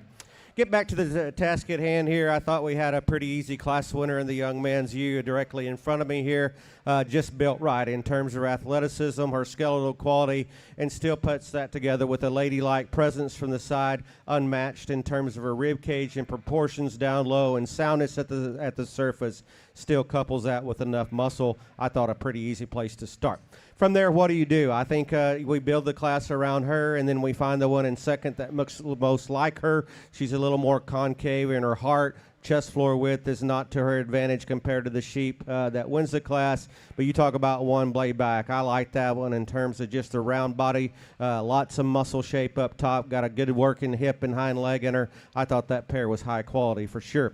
High-performing sheep comes in third. Young lady's shown a lot of good sheep today. I like that one from her blade back, as good as anything in here. I like the length of body, the length of hind saddle she has. Muscles definitely not an issue of these top five. In terms of her front third, she's a little longer bladed, got a little more pronounced sternum in her, maybe not the extension out through her head and neck compared to the two that start. High quality for sure. I thought the one coming in fourth is kind of the unique creature in terms of some breeding piece potential from a weather perspective. That one's probably the roundest bodied with the most genuine shape and muscularity up top. But what's ironic about her, she puts this together with a really kind of a cool look and package to her. She kind of runs out of gas in terms of length of hip for me as we study her out of her hip and hind too as she hinges there. Just want to lengthen her out of her hip to make her just a shot better there. But really, really good in terms of her breeding piece. The athletic one comes next. The young lady's had a heck of a day so far. That is a good one in terms of the way that he gets around this ring, or she. I judge a lot of market shows. You'll have to excuse me. She, very sound, very practical from a female perspective. She is bow-shouldered. Want to tidy her up in her blade just a shot there. Maybe attach her neck in just a shot different. But a high-quality class nonetheless. I like the class winner quite a bit. Put your hands together for kids, please.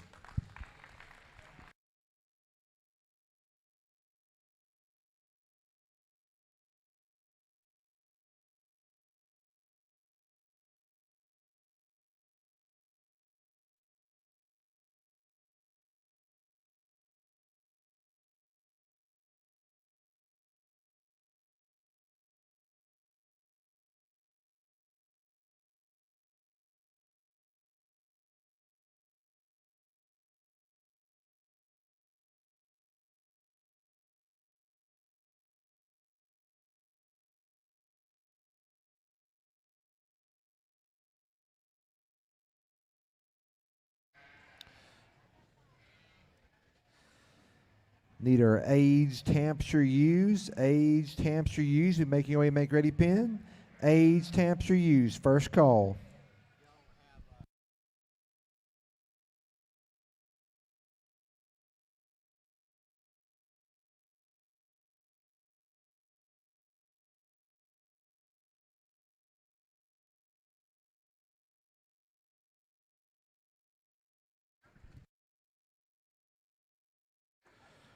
Results of your ULAM class, Hampshire ULAM class. In 10th went to Brewer Birch, Stephenville FFA. 9th went to Rebecca Dunn from Mount Pleasant FFA. 8th was Ellie Eccles from Leonard FFA.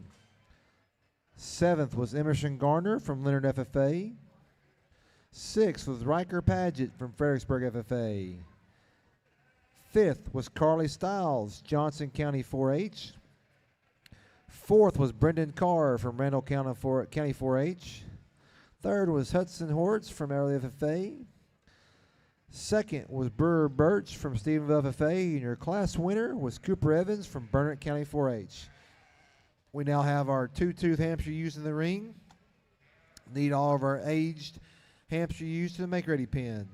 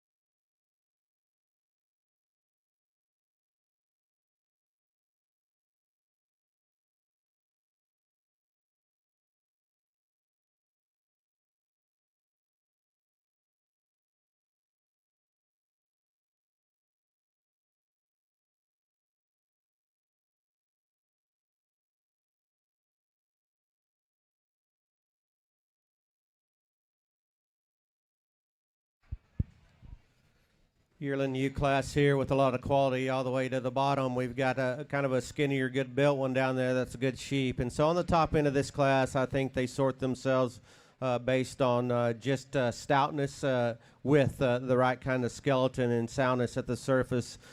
Big stout gal wins this class. She's very, very impressive. You get on top of her. That is a wide top in a sheep that still, in regards to body condition, is appropriate. She's one that definitely is starting to look like a female through her lower skeleton. I like that about her, and still can back that up with the right, again, kind of feet and legs at the surface. I thought it was going to be closer between 2 and 3, and yet when you study these things, even the one in second is a little smaller than the ewes on either side of her.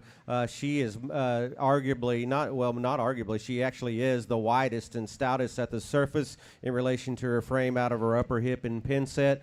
She's second because of performance, maybe not the overwhelming size and length of body. She's not perfect in her blade in the way that she sets to her breast there, but a real high quality sheep for sure. I like the maternal value of the one in third, and we get her stopped. I like her better than I do on the move. I like that sweep that she offers through her lower body and belly progression. That reads maternal to me. She's third because she wants to push on her outside hoof wall, maybe not as comfortable off of either end of her skeleton when we ask her to go. Good sheep. We get her stopped. I like her quite a bit. Another deep-bodied, productive ewe comes next. Kind of a little off quality, if you will. Maybe not the presence and femininity that the three that beat her do, but she does have depth of body, muscle, feature, and that's what allows her to beat the more attractive sheep coming next. Young lady, don't give up on that one. We put that one in the right breeding scenario with a power sheep. She's got pieces that's better than maybe even the two that beat you. More elevated, more extended. Level her down her top. She just runs out of gas in terms of genuine shape. We need to open that sheep up, drop her flank just a shot as well. High quality, for sure. Put your hands together for your kids, please.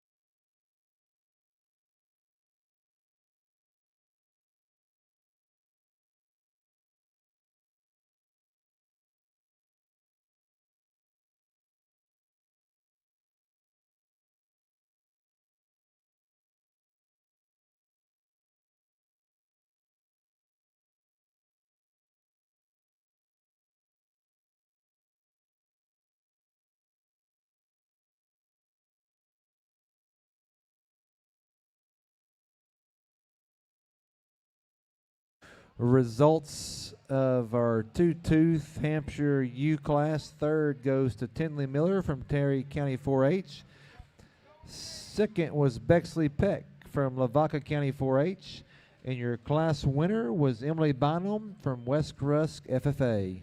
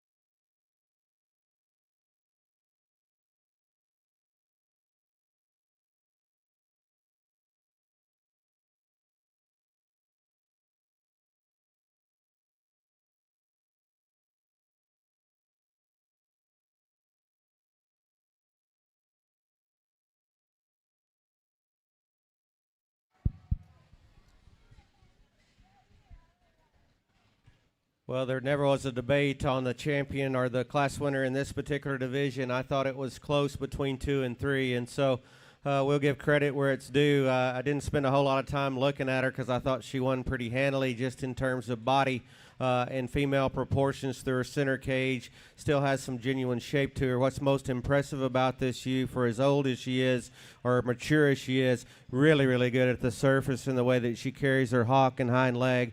Again, for a heavyweight, heavy-duty one, I think she's pretty nice in terms of just flexibility. The The one most like her in terms of, or arguably the most feminine, specifically out through her neck attachment, her head, and all those things that read presence, are in second. There's not enough sheep there for me to feel comfortable with starting, and she is marginal and having enough. And so the good thing is with that kind of skeletal quality and look from the side, again, I said it multiple times, we go in and breed her correctly, inject muscularity with her kind of skeletal quality. Progeny ought to be very, very good. I like her silhouette as good as anything in here. Again, kind of marginal in terms of true dimensional shape up top. The one coming next is athletic as well. She's a little rounder, maybe a little more weather looking, if you will, out through their chest floor. Length of blade and the sternum are not in her favor, but she is one that's really good out of her hip and hind leg, has the right kind of rib cage and muscularity.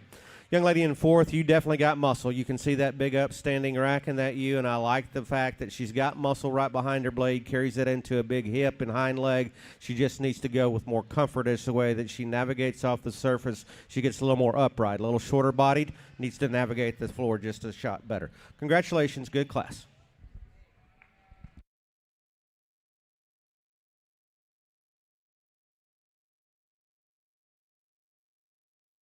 Results of our aged Hampshire U class.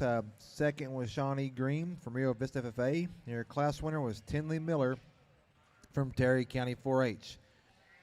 Now ready for our Hampshire U champion drive. We have our first seconds back in the make-ready area in the ring. Rambouillet exhibitors, if you want to start making your way to the make-ready pen, please do so. All the Rambouillet breeders, make your way to the make-ready pen, please.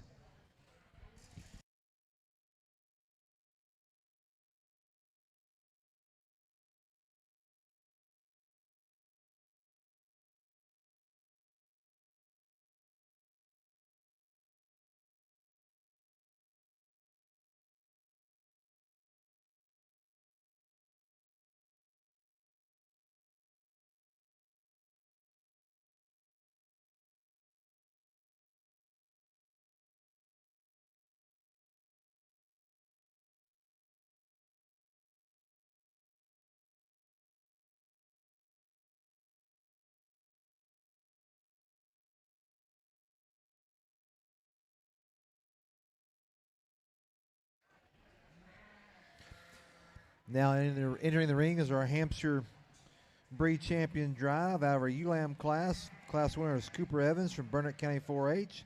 Second was Brewer Birch from Stephenville FFA. Out of our two-tooth Hamp class, first place was Emily Bynum from West Russ FFA. Second was Bexley Peck from Lavaca County 4-H. And out of our aged class, first was Tinley Miller from Terry County 4-H. And second was Shawnee Green from Rio Vista FFA. Again, all of our Rambouillet exhibitors, you can make your way to the make-ready pen, please. Rambouillet exhibitors to the make-ready pen.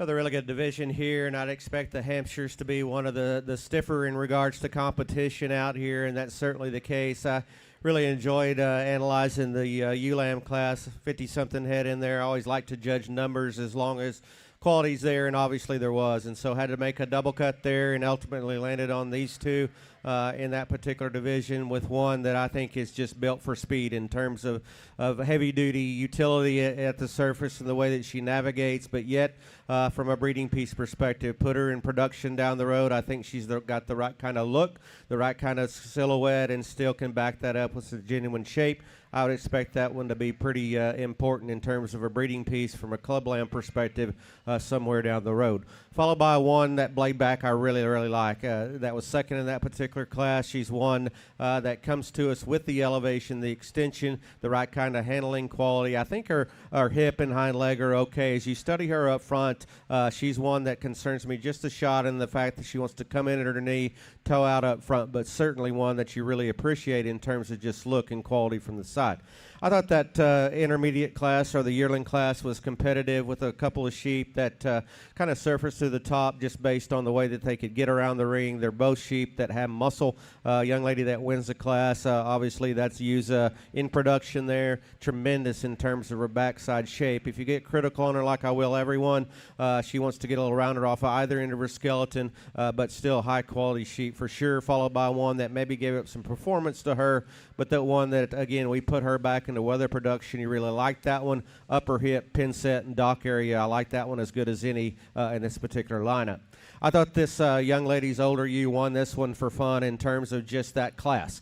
She's one that's really, really good for her age in terms of the symmetry. Again, I said it in class. I'll say it again out here. To maintain that kind of feet and leg quality. Again, being a judging coach, I get kind of off on skeletal quality, the way that things motivate, the way that feet are pointed, the way that they're built in terms of feature and toe size, and all those things that read production. She looks like a female, and I like that about her. Even as mature as she is, I want to attach her neck in just a shot better at the top of her shoulder, getting pretty particular on one I like quite a bit. I said in class, the one that was second to her, and I'll give her credit out here, she's one that may be the most unique breeding piece out here because of what she looks like. She comes to us with the right kind of look from the side, the elevation, the extension, and I said in class, and I'll say it again, borderline not having enough in terms of just genuine shape up top. She's not light muscled, or I wouldn't let her be second in that particular class. But again, ringside breeders around will probably testify that we can put the right kind of ram on that kind of skeleton within a generation or two and have something pretty special. So with all that said, again, I'm not after certain ages or any of those kinds of things. I'm after the two sheep that suit me the best, that I can drive home in a couple hours and feel comfortable with and reflect on with what I did and feel comfortable with. Most comfortable sheep I'm with is the young man's ewe lamb will be the champion. The aged ewe will be reserved. Put your hands together for all these kids, please.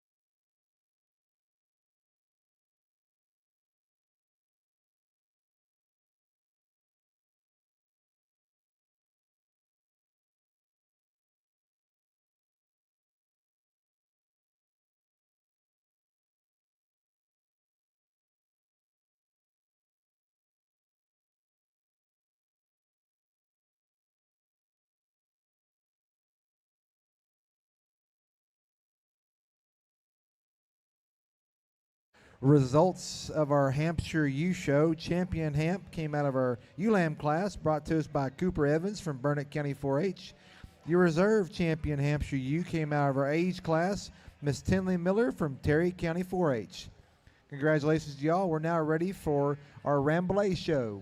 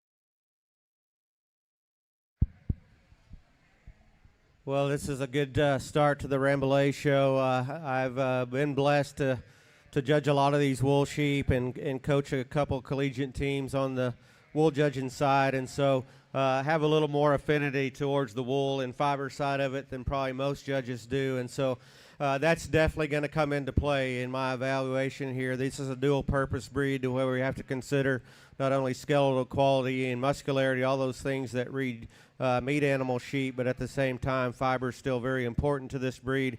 And it's a breed that's near and dear to my heart. I've been around it for a long, long time. And so this sheep that wins the class wins for fun in terms of a combination of quality, presence, and still has enough rib cage and muscle, but couples that with an unmatched fleece. And so I'm talking about fiber diameter, length of staple, uniformity of grade throughout her fleece there, and still dense enough to weigh some pounds. She wins in every dynamic there. These are fine wools, and so they're all going to be a little different in the way that they're built. That one's a little more vertical and upright in her knee there. I want to change that about her, relax her pastern up front just a little bit. That's getting real particular on one that I think wins pretty easy. I thought the debate was between 2 and 3. A higher yielding fleece comes in the U and 2. That simply means she has less dirt, less grease penetration. She's denser in terms of her fleece, and so she's cleaner there. I think she's one compared to our class winner, maybe not as uniform in her staple, not as uniform in her fineness, and consequently not the micron and fiber diameter that our class winner has, but I like the percent yield that she offers. Plus, I like her body type just a shot better than the one in third. She's a little more appropriate, more laid back in her shoulder. She navigates the surface just a shot more comfortably at the ground, and so a logical place to be second. The one in third's got some unique pieces, kind of out there in terms of elevation. It works to her disadvantage. She's too far forward in her blade. She wants to compromise her front knee and book over just a little bit there. I think for me, as you study her fleece, she's a little more open in her fleece, and so she's going to have a little more dirt and grease penetration, and so are lower in her percent yield in terms of the two, compared to the two that start, but still high quality. Blade back, I like that sheep as good as any in terms of levelness of lines and structure. 2 high-performing sheep come next. That means they're bigger, they're longer-bodied. I like that about them for sure. They need to both be built just a little bit differently in the way that they come at the surface and the way that they go and come.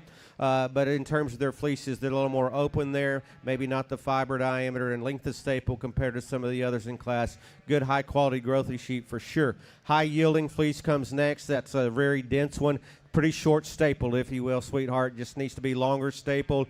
What gets her down to 5, though, is the fact that she's the lowest performing. She just needs to be bigger, longer, just a shot more genuine shape as well. I like the class winner. Good start to the wool breeds. Congratulations. Put your hands together.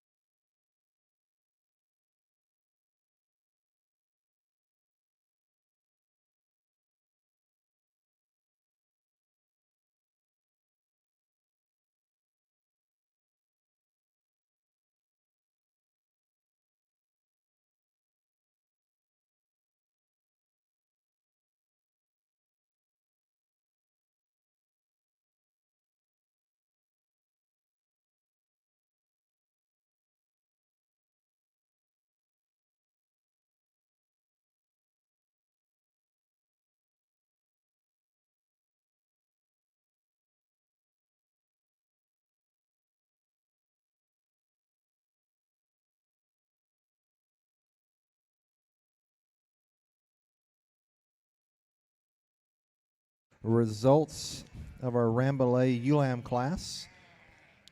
6th place was Kimberlyn Kendall from Uvalde County 4-H. 5th was Addie Buffy from Pretty FFA. 4th was Sadie Buffy from Pretty FFA. 3rd was Haskell Hordes from Early FFA. 2nd was Addie Holtzclaw from Burnett County 4-H. And your class winner was Parker Munns from Belton FFA. Now have our 2-tooth Rambouillet used in the ring at this time. 2-tooth Rambouillet used in the ring at this time.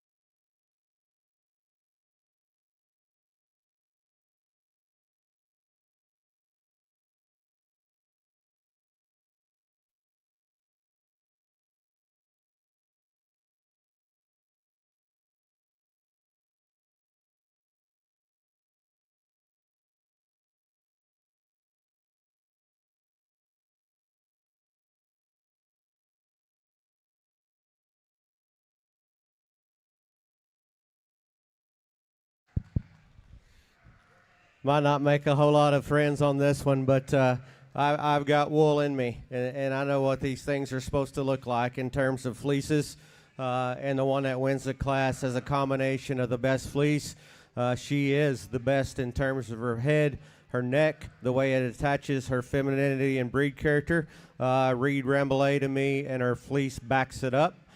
She's got enough lanolin and a soft handling touch to it. She appears to maybe be a little drier in terms of her fiber compared to some. That is not the case. That is one fine crimped, uniform fleece throughout, and so I think she's the combination sheep that wins, and it's my opinion, and I'm pleased with what I did. After that, interesting pair here in 2 and 3. I'm sure the one in second's done her share of winning. We get her stopped and posed. There's parts to her that I really like. I don't know what part of the state they're from or what the red tinge is in regards to her outside wool there. She does have enough fineness of crimp to me. I think her uniformity is okay. She's not as long stapled. She is not as fine in terms of true fiber diameter compared to our class winner. Got a little more throat latch in her. Maybe not as attractive out through her head specifically. The problem fleece is in third. She's going to mic higher than what she appears. She is the boldest crimped ewe of the top end for sure. She is also the longest stapled. She's going to shear a lot of pounds of wool. I like that about her. She's got more dirt and grease penetration specifically compared to our class winner, so percent yield's going to go down. I'm not real sure what she'll mic. I think it's finer than what it looks like, just not the right kind of crimp in terms of close fiber diameter for me to feel comfortable with. Sheep coming next has a good fleece on her, very uniform throughout. A sheep that comparative from a skeletal perspective kind of wants to get up in her top and off in her hip when we asked her to go about the ring, followed by one that's really, really good in terms of micron and fineness, kind of a harder bodied, if you will, kind of a sheep, needs to be more opened up young man. Lower body needs to be just a shot better. That one's tough. It's my opinion. I like what I did. Put your hands together for your kids, please.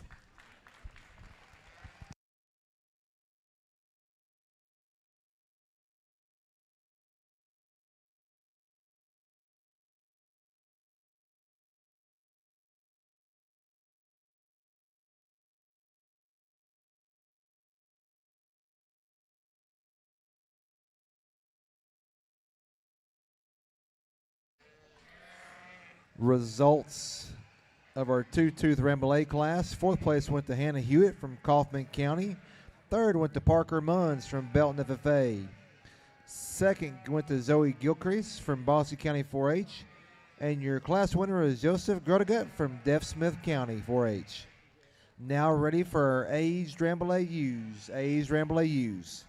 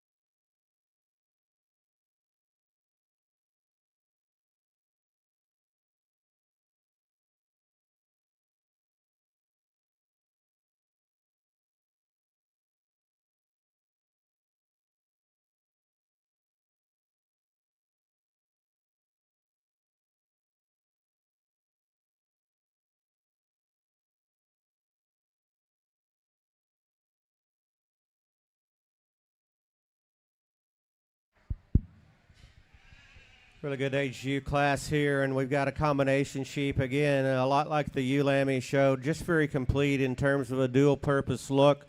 A sheep that's got the body proportions and still has the, I'm never going to call a Rambouillet, a full-blood Rambouillet specifically athletic at the surface, but I think she certainly gets around the ring as comfortable as any of them in class, and she's definitely the most proportional in her lines, top and bottom, and you get your hands on her. There's some sheep under there. Fleece is going to shear the heaviest pounds for sure, longest staple, and I'm okay with fiber diameter. I think she's uniform in her fleece.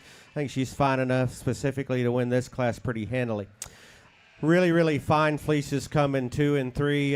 Fiber diameter is definitely in their favor. They're significantly shorter stapled, so when we shear those things, maybe not the total pounds of wool and length of staple that our class winner has. They are higher yielding and with less dirt and grease penetration, but what gets them in 2 and 3 is maybe build, in my opinion. Sheep in second beats the one in third because there's more of her. She's deeper bodied. She's more proportional in the lower part of her skeleton compared to our class winner. They both want to get up in their top and off in their hip compared to our class winner. Maybe not right and perfect in terms of front knee placement as well. High quality nonetheless in terms of fleeces. Got a fleece coming here that's really, really dense and high quality in terms of fiber diameter. Got some vegetable matter in it there. We want to clean that one up just a little bit, but she does have the performance advantage compared to the young lady next. Then we have a fleece that's simply longer stapled and higher yielding in terms of just pounds of wool compared to the young lady in the yellow there. Just a sheep that needs to have a longer staple fleece, in addition to the fact that sheep just needs to be better built structurally. Good class. Congratulations.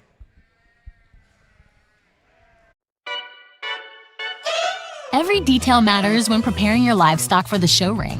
At Producers Co-op, we offer high-quality show feed, supplements, and supplies designed for your animal's best performance. Our specialized feeds promote optimal growth, conditioning, and muscle development for cattle, sheep, goats, pigs, and more. With expert advice and reliable products, we're dedicated to your success. Trust us to help you reach your goals with the feed that works as hard as you do. Come see why at Producers Co-op, it's better here. Show here to start getting y'all in the make-ready pen. So, Dorper ewe lambs, if you will start making your way to the make-ready pen. Dorper ewe lambs to the make-ready pen.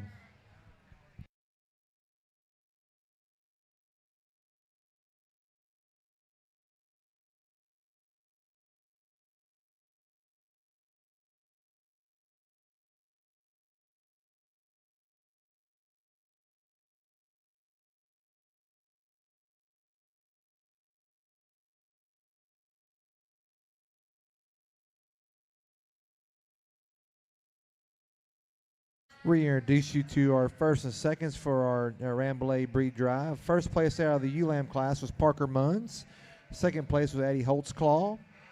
Out of our two-tooth class, first place was Joseph Guttagut. Second place was Zoe Gilcrease. And then out of our age class, first place was Parker Munns, and second place was Eddie Buffy.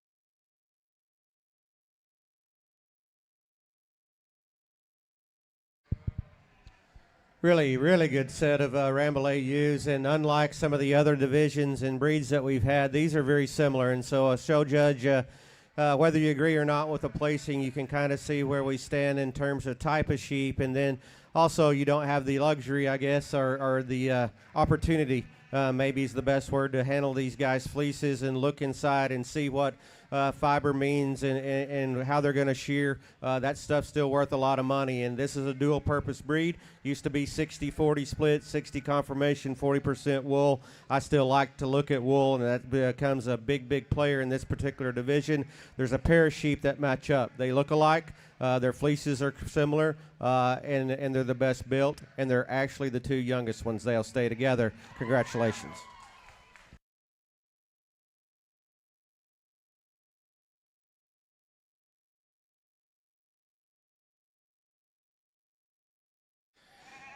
Congratulations to our champion champion Rambouillet. Adams Fab. Established in 2007, they build custom livestock pinning and equipment to fit all your needs. Hanger feeder rods, adjustable slam gate latches, and skirted panels. It all comes standard. Custom pins made by hand and hot dipped galvanized so that you know that they're going to last. Adams Fab is a certified TIPS vendor and can design, fabricate, and install equipment to fit all your needs. Visit adamsfablivestock.com to get started today.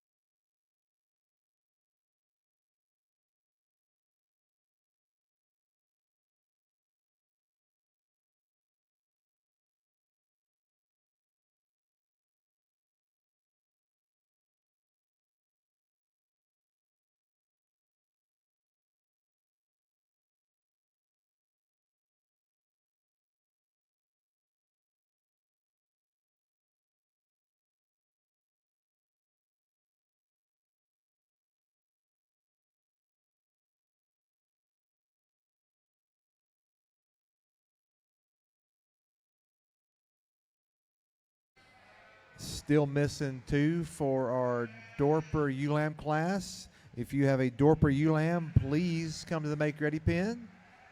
Dorper ewe lambs to the Make Ready pen. Missing two, if you please. Final call, Dorper ewe lambs.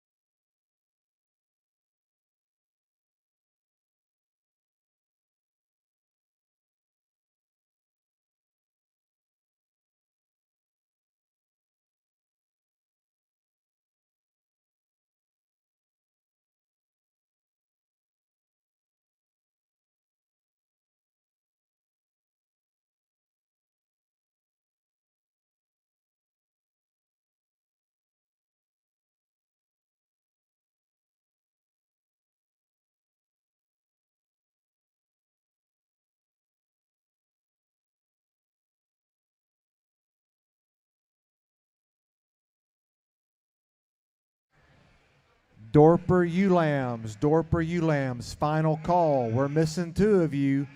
Dorper, you lambs. Your class is going in the ring at this time. Final call. Dorper, you lambs. Missing 2. Your class is entering the ring. Dorper, you lambs.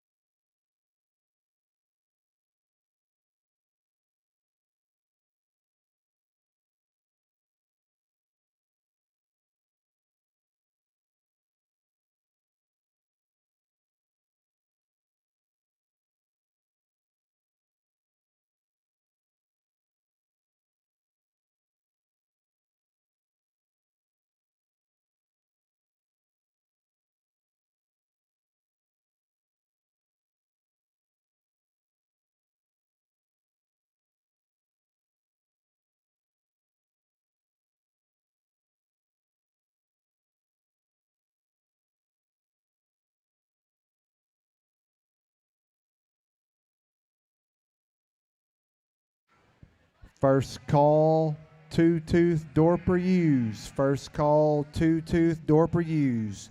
Any 2-tooth Dorper Ewes, come to the make ready pen. Check in.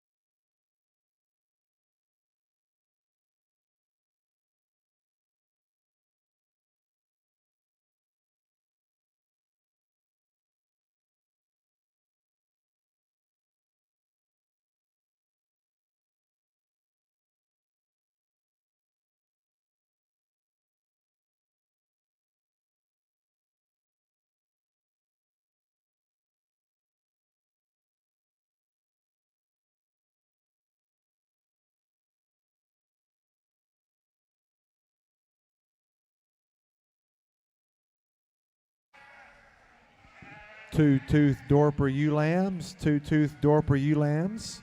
Be making your way to make ready pin. Two-tooth Dorper ewe lambs.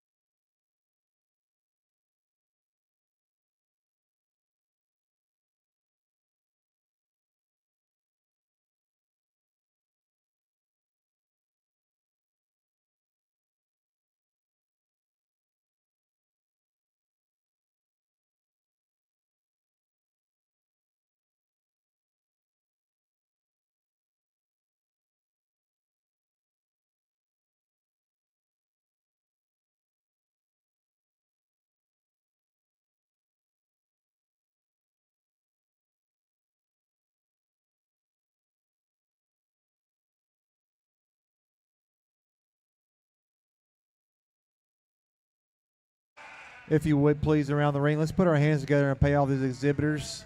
Another high-quality class of Dorper ewe lambs.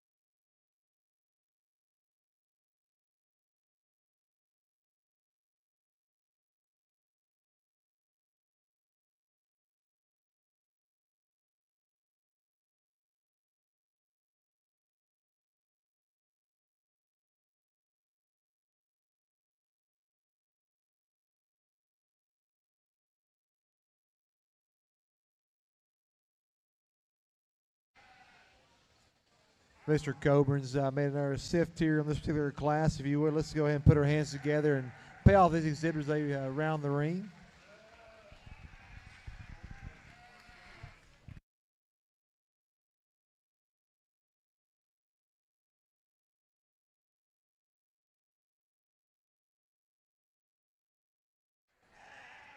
Dorper two-tooth Ewes, Dorper two-tooth Ewes. If you're not in the make ready pen, please be heading this way at this time. Dorper two-tooth Ewes.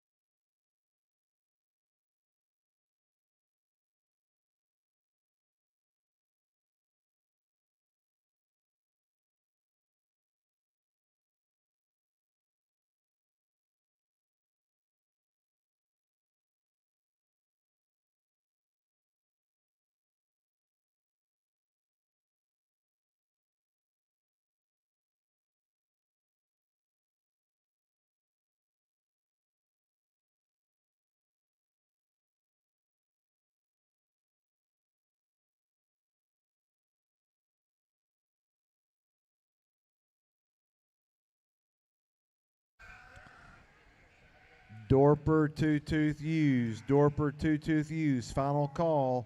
Still missing two. Dorper two-tooth Ewes. Final call.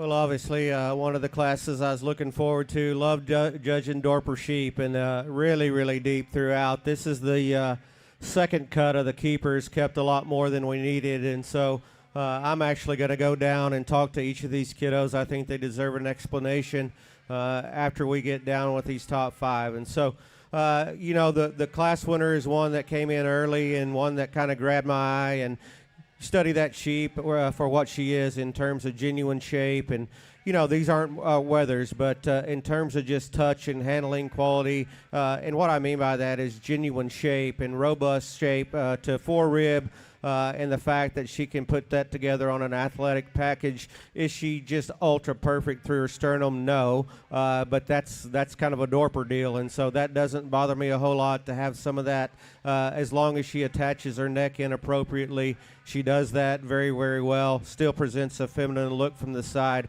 Just a nice place to start. I'll admit, I am not one of those judges that is too proud to say that I didn't actually just gravitate towards this one.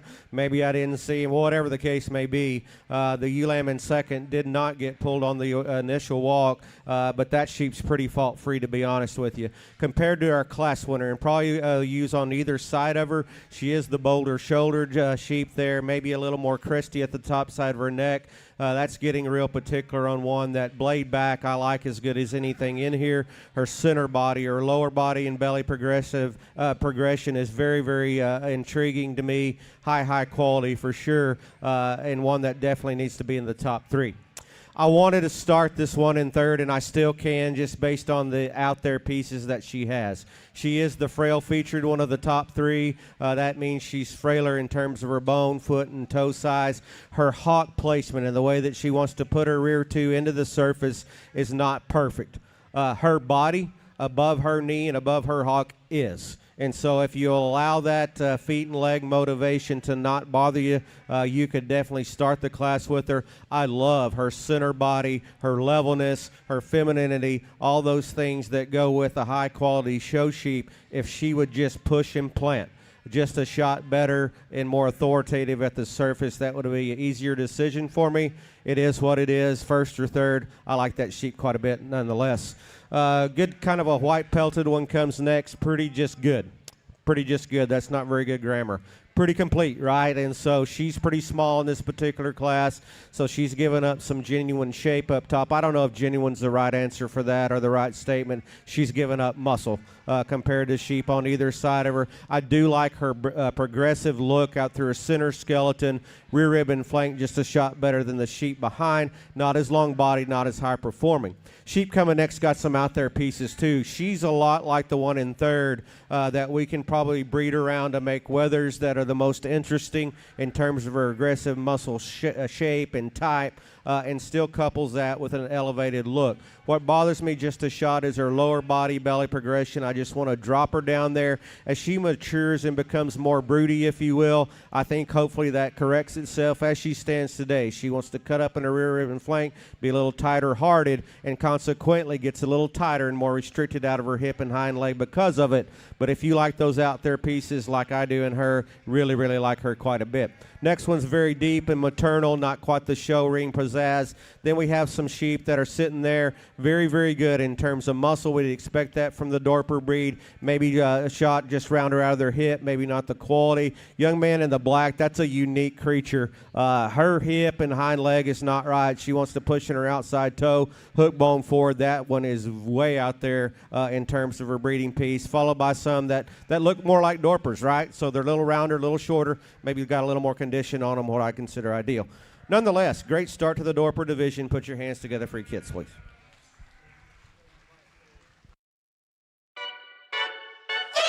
Every detail matters when preparing your livestock for the show ring. At Producers Co-op, we offer high-quality show feed, supplements, and supplies designed for your animal's best performance. Our specialized feeds promote optimal growth, conditioning, and muscle development for cattle, sheep, goats, pigs, and more. With expert advice and reliable products, we're dedicated to your success. Trust us to help you reach your goals with the feed that works as hard as you do. Come see why at Producers Co-op, it's better here.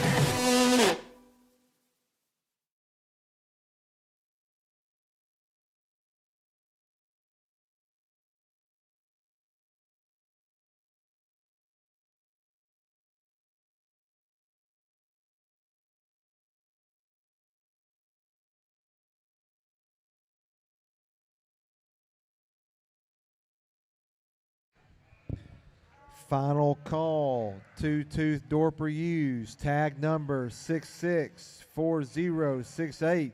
Your class is going in the ring at this time. Dorper two-tooth ewe, tag number 664068. Your class is about to enter the ring.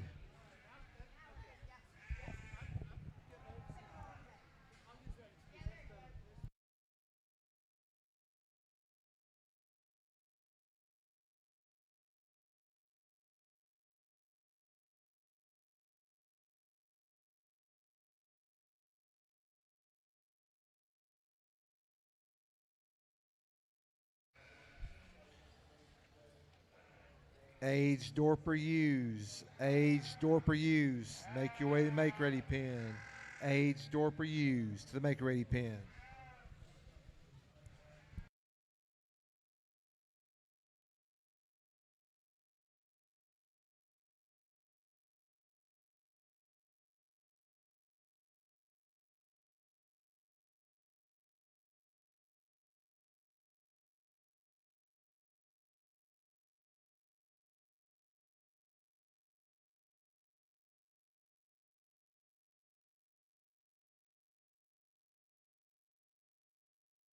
Results of our Dorper ULAM class. 10th place was Carson Rabb from Cisco FFA. 9th was Monroe McGuffin from Stockdale FFA. 8th place went to Zoe Gilchrist from Bosque County 4-H. 7th was Tinley Jacoby, Gillespie County 4-H.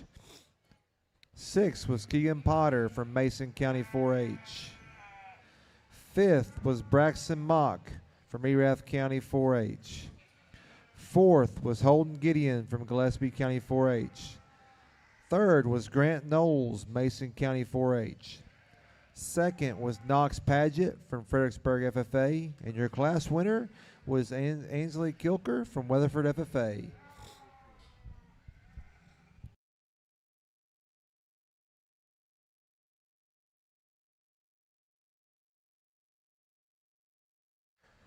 Two-tooth Dorper Ewes, two-tooth Dorper Ewes.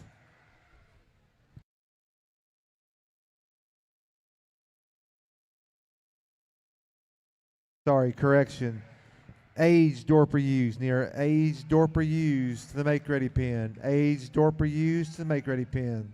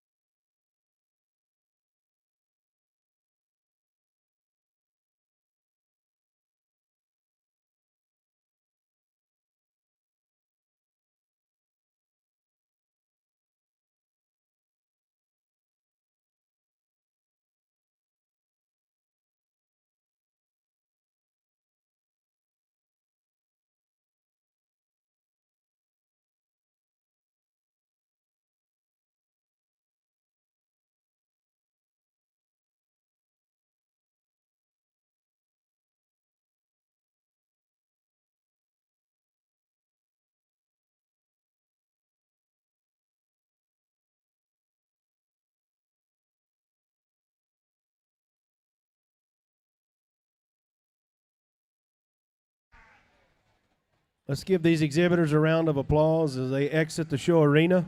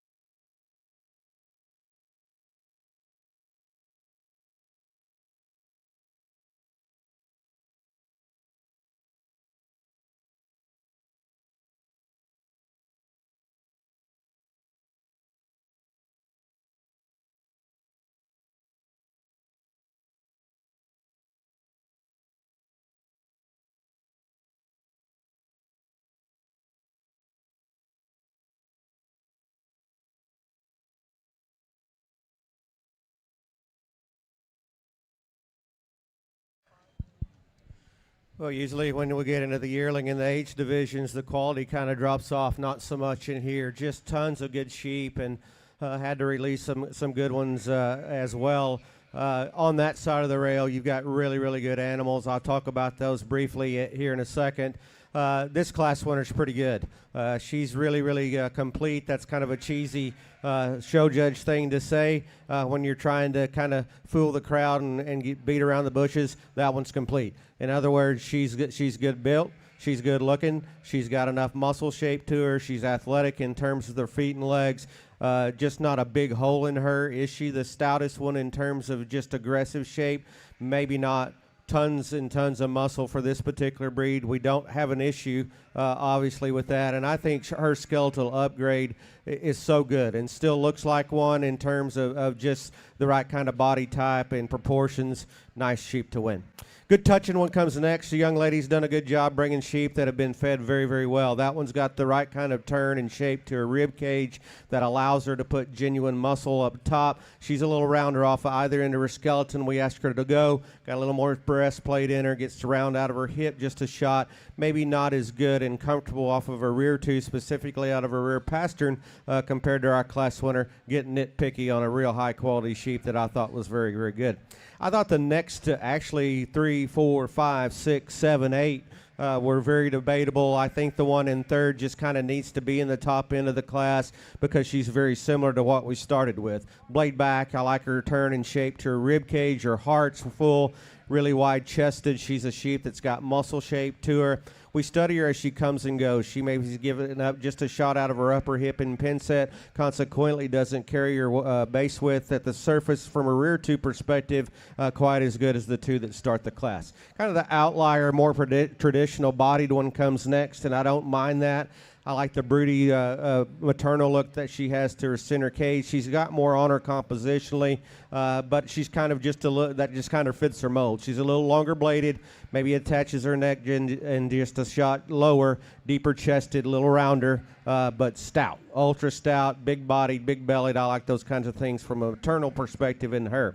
Obviously, this one's done her job. She's got a lammet side, a good lammet side to boot. That one's really, really good skeleton for it to be in production and still has the right kind of quality. You know, she's putting all her energy and time into that baby, and so she's maybe not as explosive down her top, maybe a little frailer at the ground.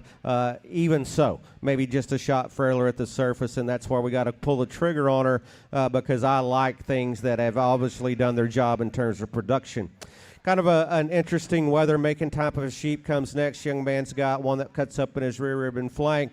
Kind of a more maternal, deeper spotted one there. I want to comment on this next one. Young man in the camouflage. That's a very, very unique sheep. I think hook bone forward, that one's got some very, very unique breeding pieces. Then followed by some Dorpers, right? And so we talk about that, not in a negative way, but they get a little shorter stature, a little rounder, got a little more composition on them. Either way, I really like the class winner, like the whole class, to be honest with you. Put your hands together, please.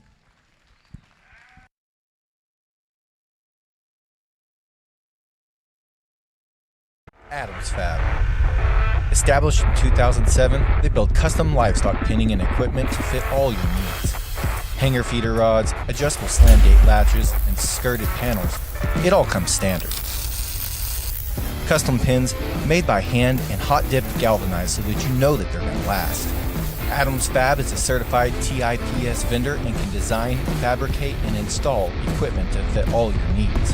Visit adamsfablivestock.com to get started today. Fourth was Paisley Color from Coryell County 4-H. Third was Hadley Manor from Gillespie County 4-H. Second was Riley Kilker from Weatherford FFA, and your class winner was Rayleigh Byer from Gillespie County 4-H. We're now ready for our Age Dorper U class. Age Dorper U class.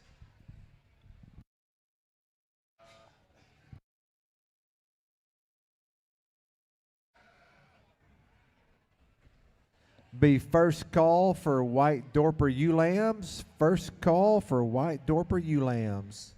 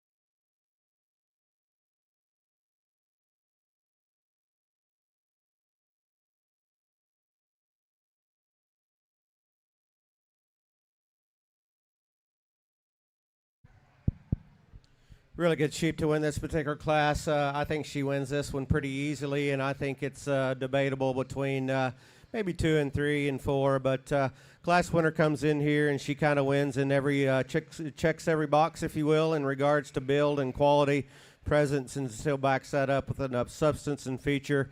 Just an easy place to start, in my opinion. After that, we run into some issues. The one most like her is the one in second. I actually prefer her composition. I know these aren't market animals, but we can get these things a little pudgy. I think she's one that's just right in terms of her working clothes condition. Comparative to our class winner, maybe not the elegance. Front one third, high quality nose, kind of a long bladed sheep there.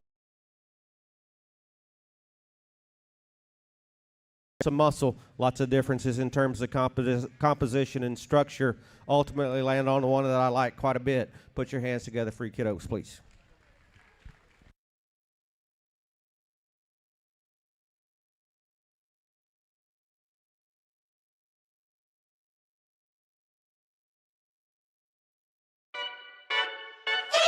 Every detail matters when preparing your livestock for the show ring. At Producers Co-op, we offer high-quality show feed, supplements, and supplies designed for your animal's best performance. Our specialized feeds promote optimal growth, conditioning, and muscle development for cattle, sheep, goats, pigs, and more. With expert advice and reliable products, we're dedicated to your success. Trust us to help you reach your goals with the feed that works as hard as you do. Come see why at Producers Co-op, it's better here.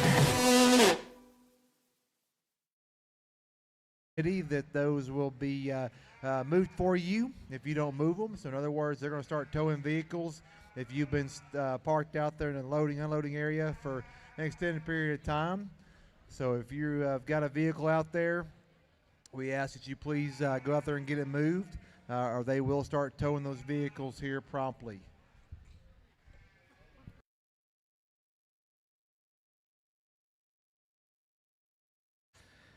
Catch you up on results for class third class of Dorpers or age Dorper Ewes. Fourth place was Zoe Gilchrist from Boston County 4-H. Third place went to Blake Burns from Eastland FFA. Second was Keegan Potter, and our class winner was Bodie Halamachek from Mason County 4-H. We're now ready for our Dorper champion drive. Out of Class 1, our winner was Ashley Kilker from Weatherford FFA. Second was Knox Paget from Fredericksburg FFA. Out of our two-tooth class, your class winner was Rayleigh Byer from Gillespie County 4-H. Second was Riley Kilker from Weatherford FFA. And then again, out of our age class, our class winner was Bodie Halamachek from Mason County 4-H. And our second place went to Keegan Potter from Mason County 4-H. If you have a White Dorper ewe lamb, this is your third call. Third call, White Dorper ewe lambs.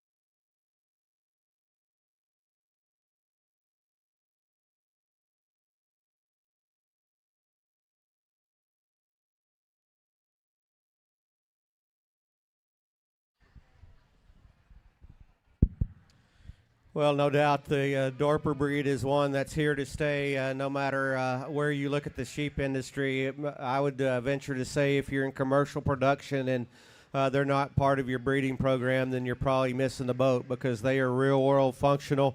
Definitely prolific and just kind of a no-brainer in regards to raising sheep. These are good, and so I would expect so at San Antonio. There's some minor differences between them, but hopefully you can appreciate the build and structure of all these sheep, and yet at the same time they still have genuine muscle shape and dimension. So very briefly, I thought that ewe lamb class was high quality, no doubt.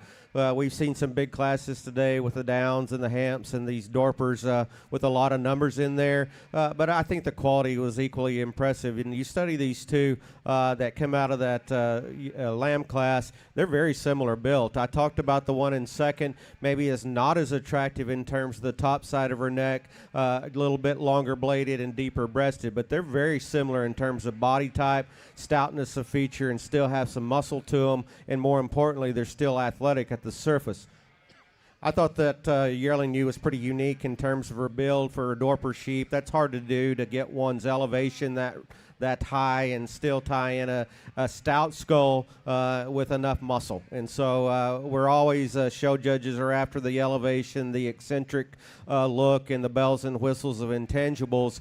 And I'll say that and like that too if we've got enough to them. And that sheep definitely has enough to her. I like the turn and shape that she offers to her rib cage. Is she the most aggressive backed one that we've seen in the Dorper division? She is not, but she's proportional, she's muscular, and built right for sure. The one that touches maybe just a shot better was in second to her, specifically right behind her shoulder. That sheep wanted to get a little rounder out of her hip and camp up underneath herself, just a shot off of her rear two. High quality for sure.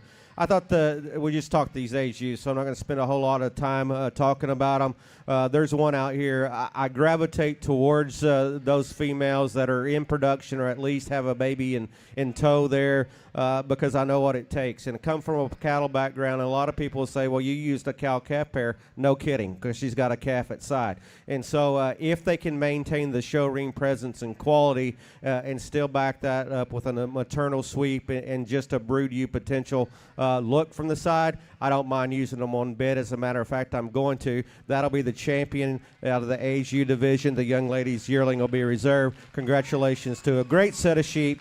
Put your hands together for your kids.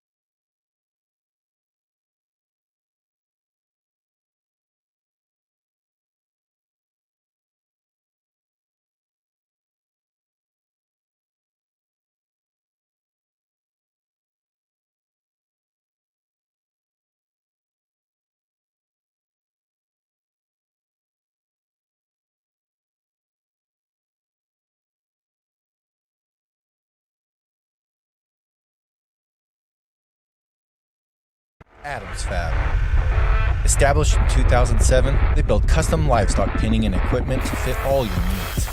Hanger feeder rods, adjustable slam gate latches, and skirted panels. It all comes standard. Custom pins made by hand and hot dipped galvanized so that you know that they're going to last. Adams Fab is a certified TIPS vendor and can design, fabricate, and install equipment to fit all your needs. Visit AdamsFabLivestock.com to get started today.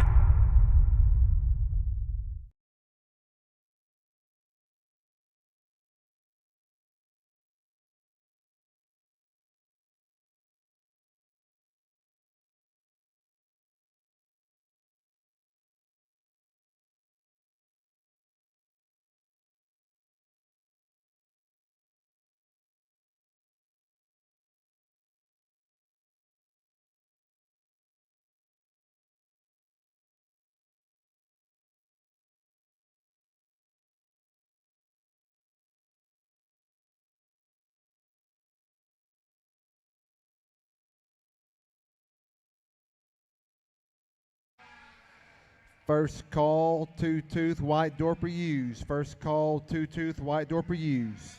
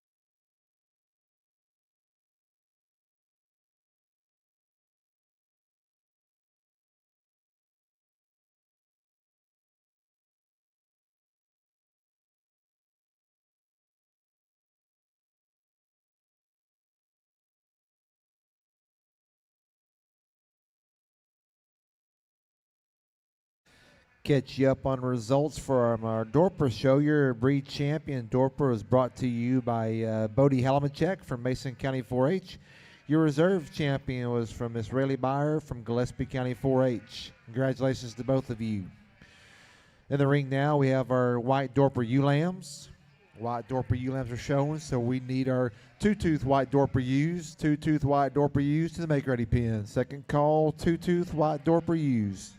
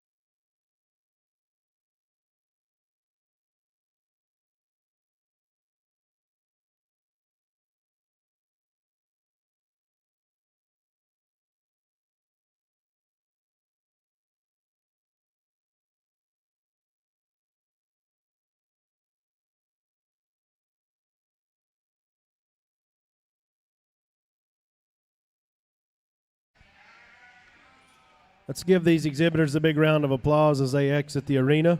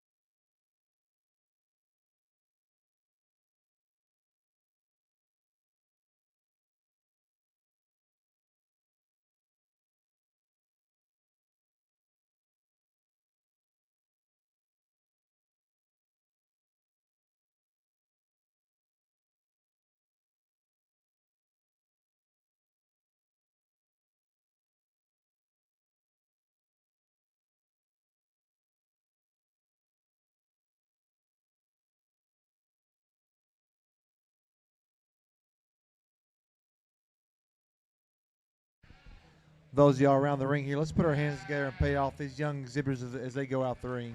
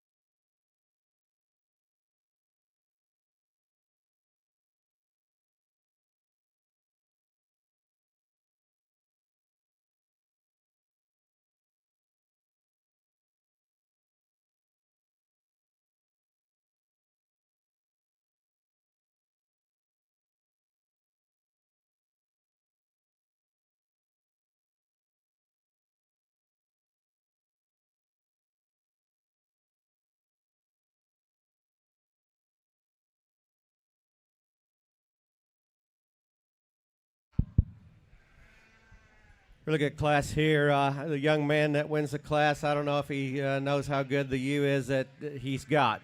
He needs to realize that because she's plenty good, especially for a ewe lamb. one that puts together the right parts and pieces. What's so good about her?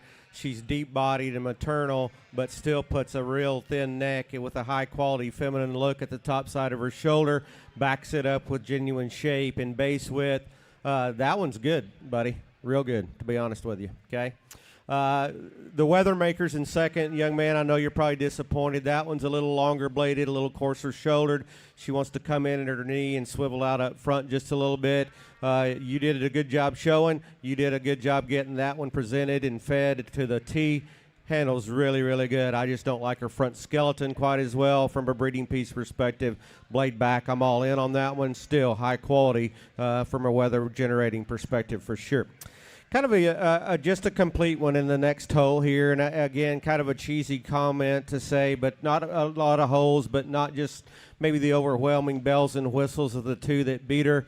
She's a U. Once we to get her relaxed and get out and go, I think her athleticism is good enough at the surface. Maybe cuts up in her rear flank just a shot compared to the two that start. Good to you nonetheless. If I could change the rear hock and hind leg, young man, of the one in fourth, I like her body. I think her front third's really good. I think she's sound. Don't get me wrong, or I wouldn't let her be in the top 5. But she's the one that's the most concerning from her hock to the ground, specifically out of her pastern. She wants to push on her outside hoof wall just a shot. Next one's too narrow. That's a dang good showman on that sheet. Front 2/3 of her I really like. As a matter of fact, her elevation, her extension is class leading. She can go up as high as second in her front 2/3. Out of her rear hock and hind leg is where she gets into trouble. She gets a little round there, wants to put her hock in as she goes away from me. High quality for sure. This one's stout, heavy duty, got a little more composition. This one's a little piecier, got some unique pieces. Then we run into some sheep, again, that to me just have a little more on them compositionally. That's not the reason they're down there. They need to be modified and changed from a muscle perspective, more importantly, structurally as well. I thought the top pair was incredible, totally different, polar opposite kinds. Do what you want to with them. I guess it's my call. Put your hands together for these kids, please.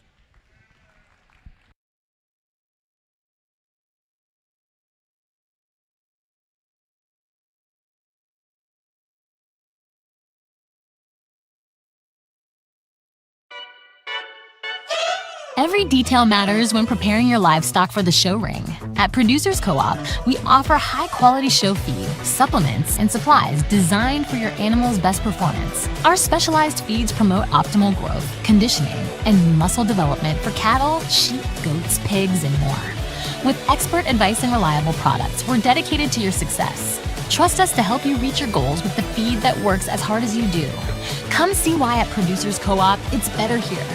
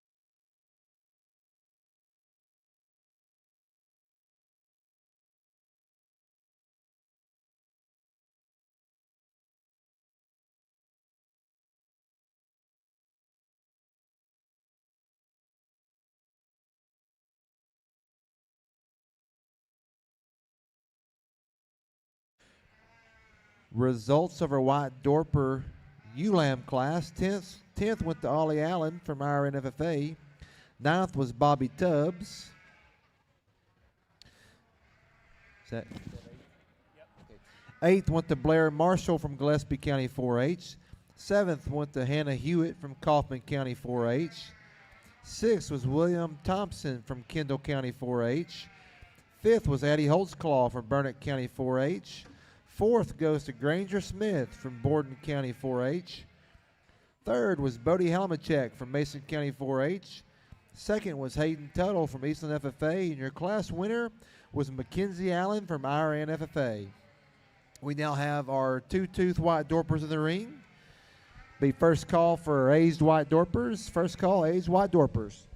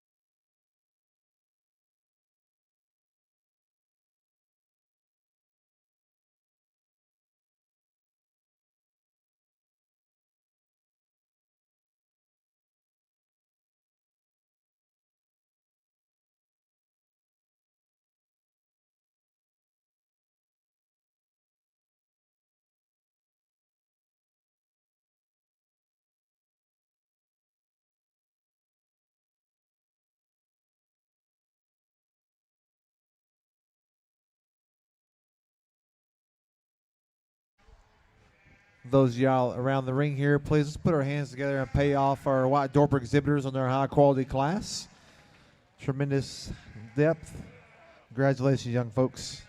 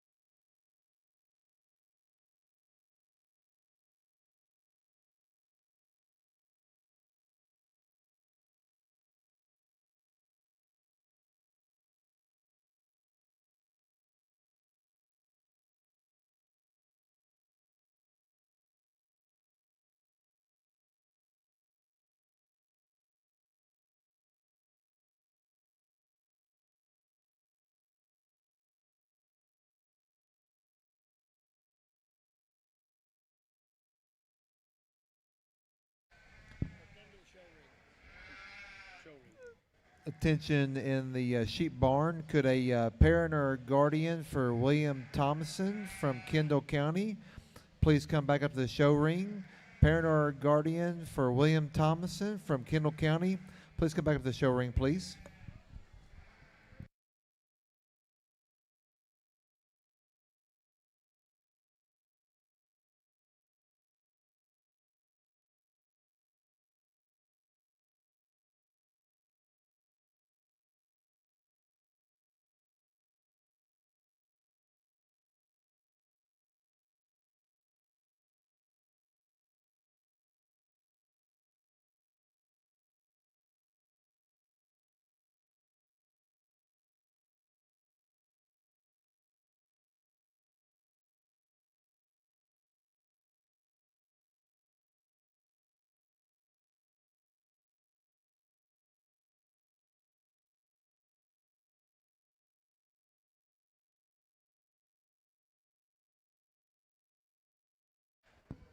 Final call for aged White Dorper Ewes. Final call, aged White Dorper Ewes.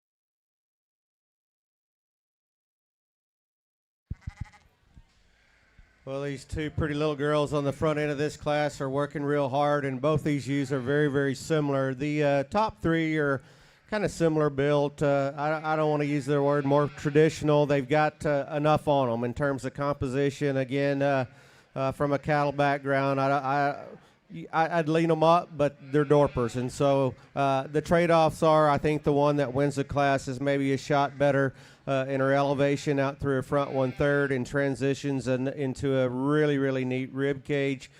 Sweep to a rear rib and flank. If you don't appreciate the body and belly of actually all three of these at the top end of this class, we're probably seeing livestock differently.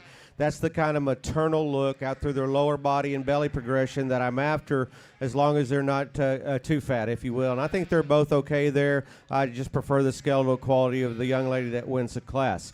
If we're going to start these three, we got to keep them together, in my opinion. And so we do that. The young lady in seconds, maybe a little longer bladed, a little deeper tying, not as attractive up front. Still stout skulled with enough body and feature to her. A nice sheep for sure. Next one's a little rounder, buddy, off of her rear rib and that hind leg, wants to get up underneath herself. She does have more breastplate in her, even for a Dorper, a little more pronounced there, maybe a little lower tying.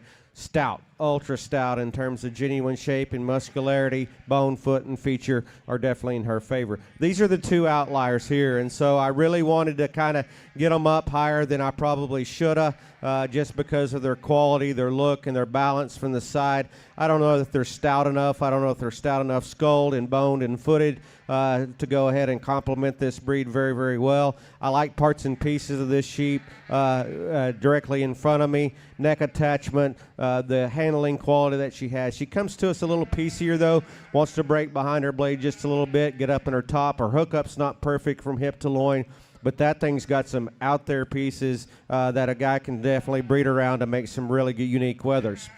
Same thing with this one. Kind of a cool look, kind of a frailer bone, smaller footed option here.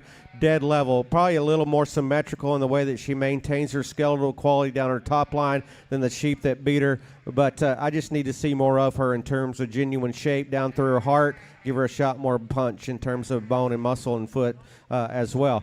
Got some good sheep over here. Got a lot of muscle. Kind of do the same thing in every class. Have some traditional ones here that need to be more elevated. Kind of tidy them up just a shot.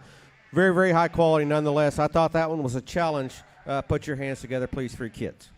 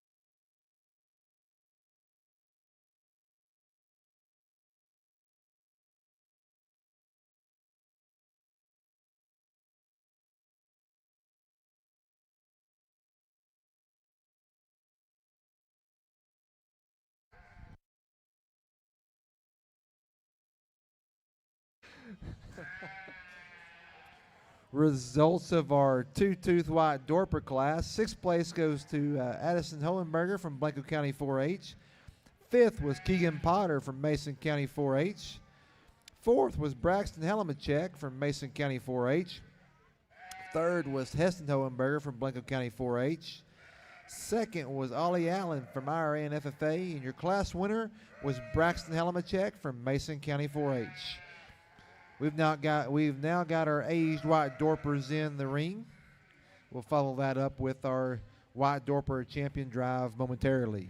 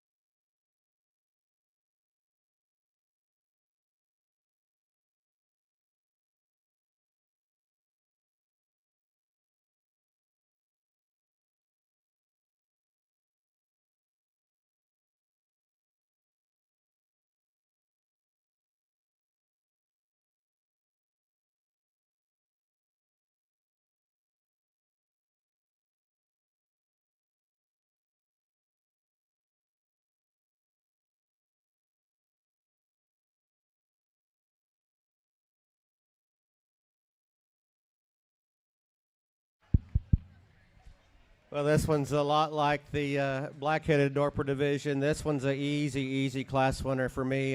This is the right kind of female that looks like a lady still, but backs it up with just the ultra maternal body that I'm after. You know, she's a Dorper, and so she's not the tallest at her point of her shoulder, and I don't know that that's what your breed is after, nor does it probably need to be.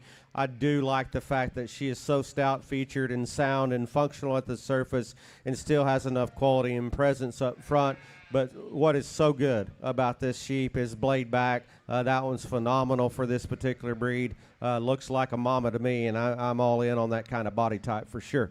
I thought the one in second's the most like her. She's not as good in her rear rib and flank progression as our class winner. No slouch, though. She's got enough sweep to her. I think she's got enough muscle shape to her. She's maybe even a little better in the way that she attaches her neck at the top of her shoulder, maybe a little smoother in terms of the point of her shoulder, but she gives up some genuine shape in her hookup and the turn and shape that she offers to her loin edge.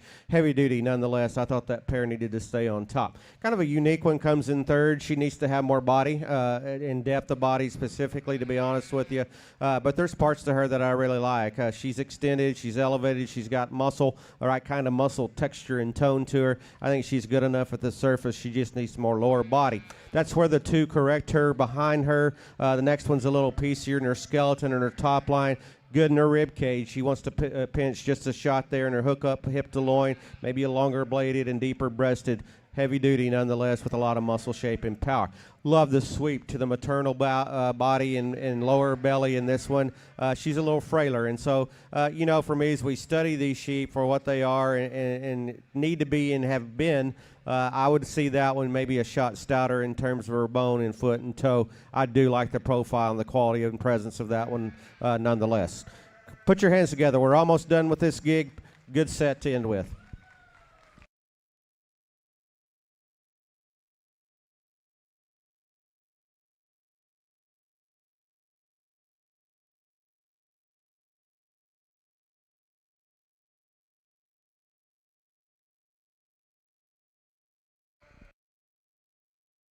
Results of our White Dorper ASU class. Fifth place went to Hannah Hewitt from Kaufman County 4-H. Fourth place went to Ainsley Kilker, Weatherford FFA. Third place went to Hudson Hohenberger from Blanco County 4-H. Second was Keegan Potter from Mason County 4-H. And your class winner was Blair Marshall from Gillespie County 4-H. We're now ready for our White Dorper Champion Drive. White Dorper Champion Drive.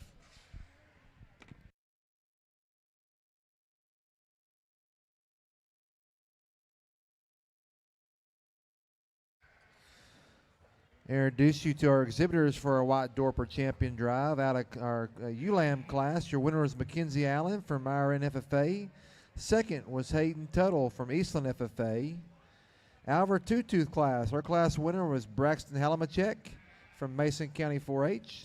Second was Ollie Allen from IRN FFA. And then again, out of our A's White Dorper class, our winner was Blair Marshall from Gillespie County 4-H.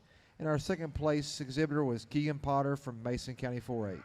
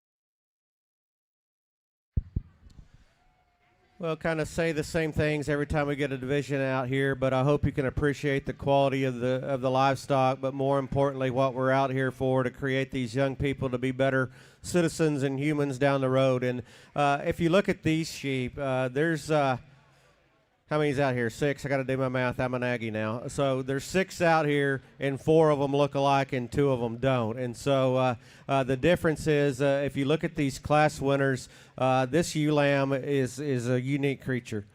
She is one that is amazing to me, how depth of the body that she offers with that much genuine shape and muscle, coupled with that kind of eccentric look for this breed, and still have substance and feature and skull and all that kind of stuff we like to talk about. That one's hard to build. I don't know who bred her, nor do I care. That's good livestock. And so really, really nice. And I thought the one that was second to her is going to be a weather generating machine for sure. If you get on top of that young man after the show, that one's real aggressive with the right kind of touch and texture and all that. I didn't know that one's front knee is quite right for a breeding piece, but we breed around that and get some really, really high quality wethers. The next 2, the yearlings, they look alike. They look like mamas. They look like good brood ewes that'll go out, make a living, and cover some country. Obviously, we know how hardy and heavy duty these Dorpers are. Lay down and have multiple pregnancies and never miss a beat. That's what we're in the business for, and that's what those 2 look like. Then we just got done talking about those aged ewes there. They're a little different. I thought the one that was second maybe was a little better out through the elevation of her chest, but we get beyond the chest and just the point of shoulder in the one that wins. That's my kind of livestock in terms of a female, center body, lower body. What's most impressive about her is her upper hip and pin set. The way that she can push and plant at the surface off of her rear two is very impressive. And so to me, there's 2 out here that are harder to build. I think there's one out here that's crazy unique. Again, it's my job to do the best that I can, give everybody a fair and honest shake. Be happy with what I do when I drive home. The ewe lamb's the champion. The aged ewe will be the reserve. Congratulations to both kiddos.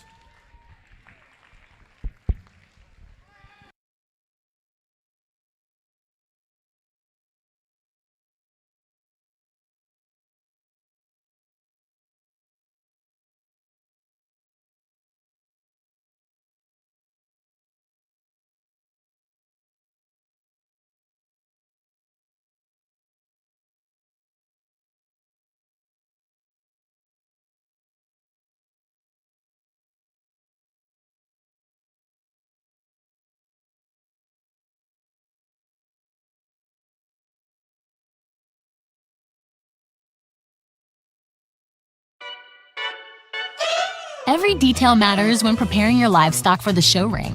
At Producers Co-op, we offer high-quality show feed, supplements, and supplies designed for your animal's best performance. Our specialized feeds promote optimal growth, conditioning, and muscle development for cattle, sheep, goats, pigs, and more. With expert advice and reliable products, we're dedicated to your success. Trust us to help you reach your goals with the feed that works as hard as you do. Come see why at Producers Co-op, it's better here.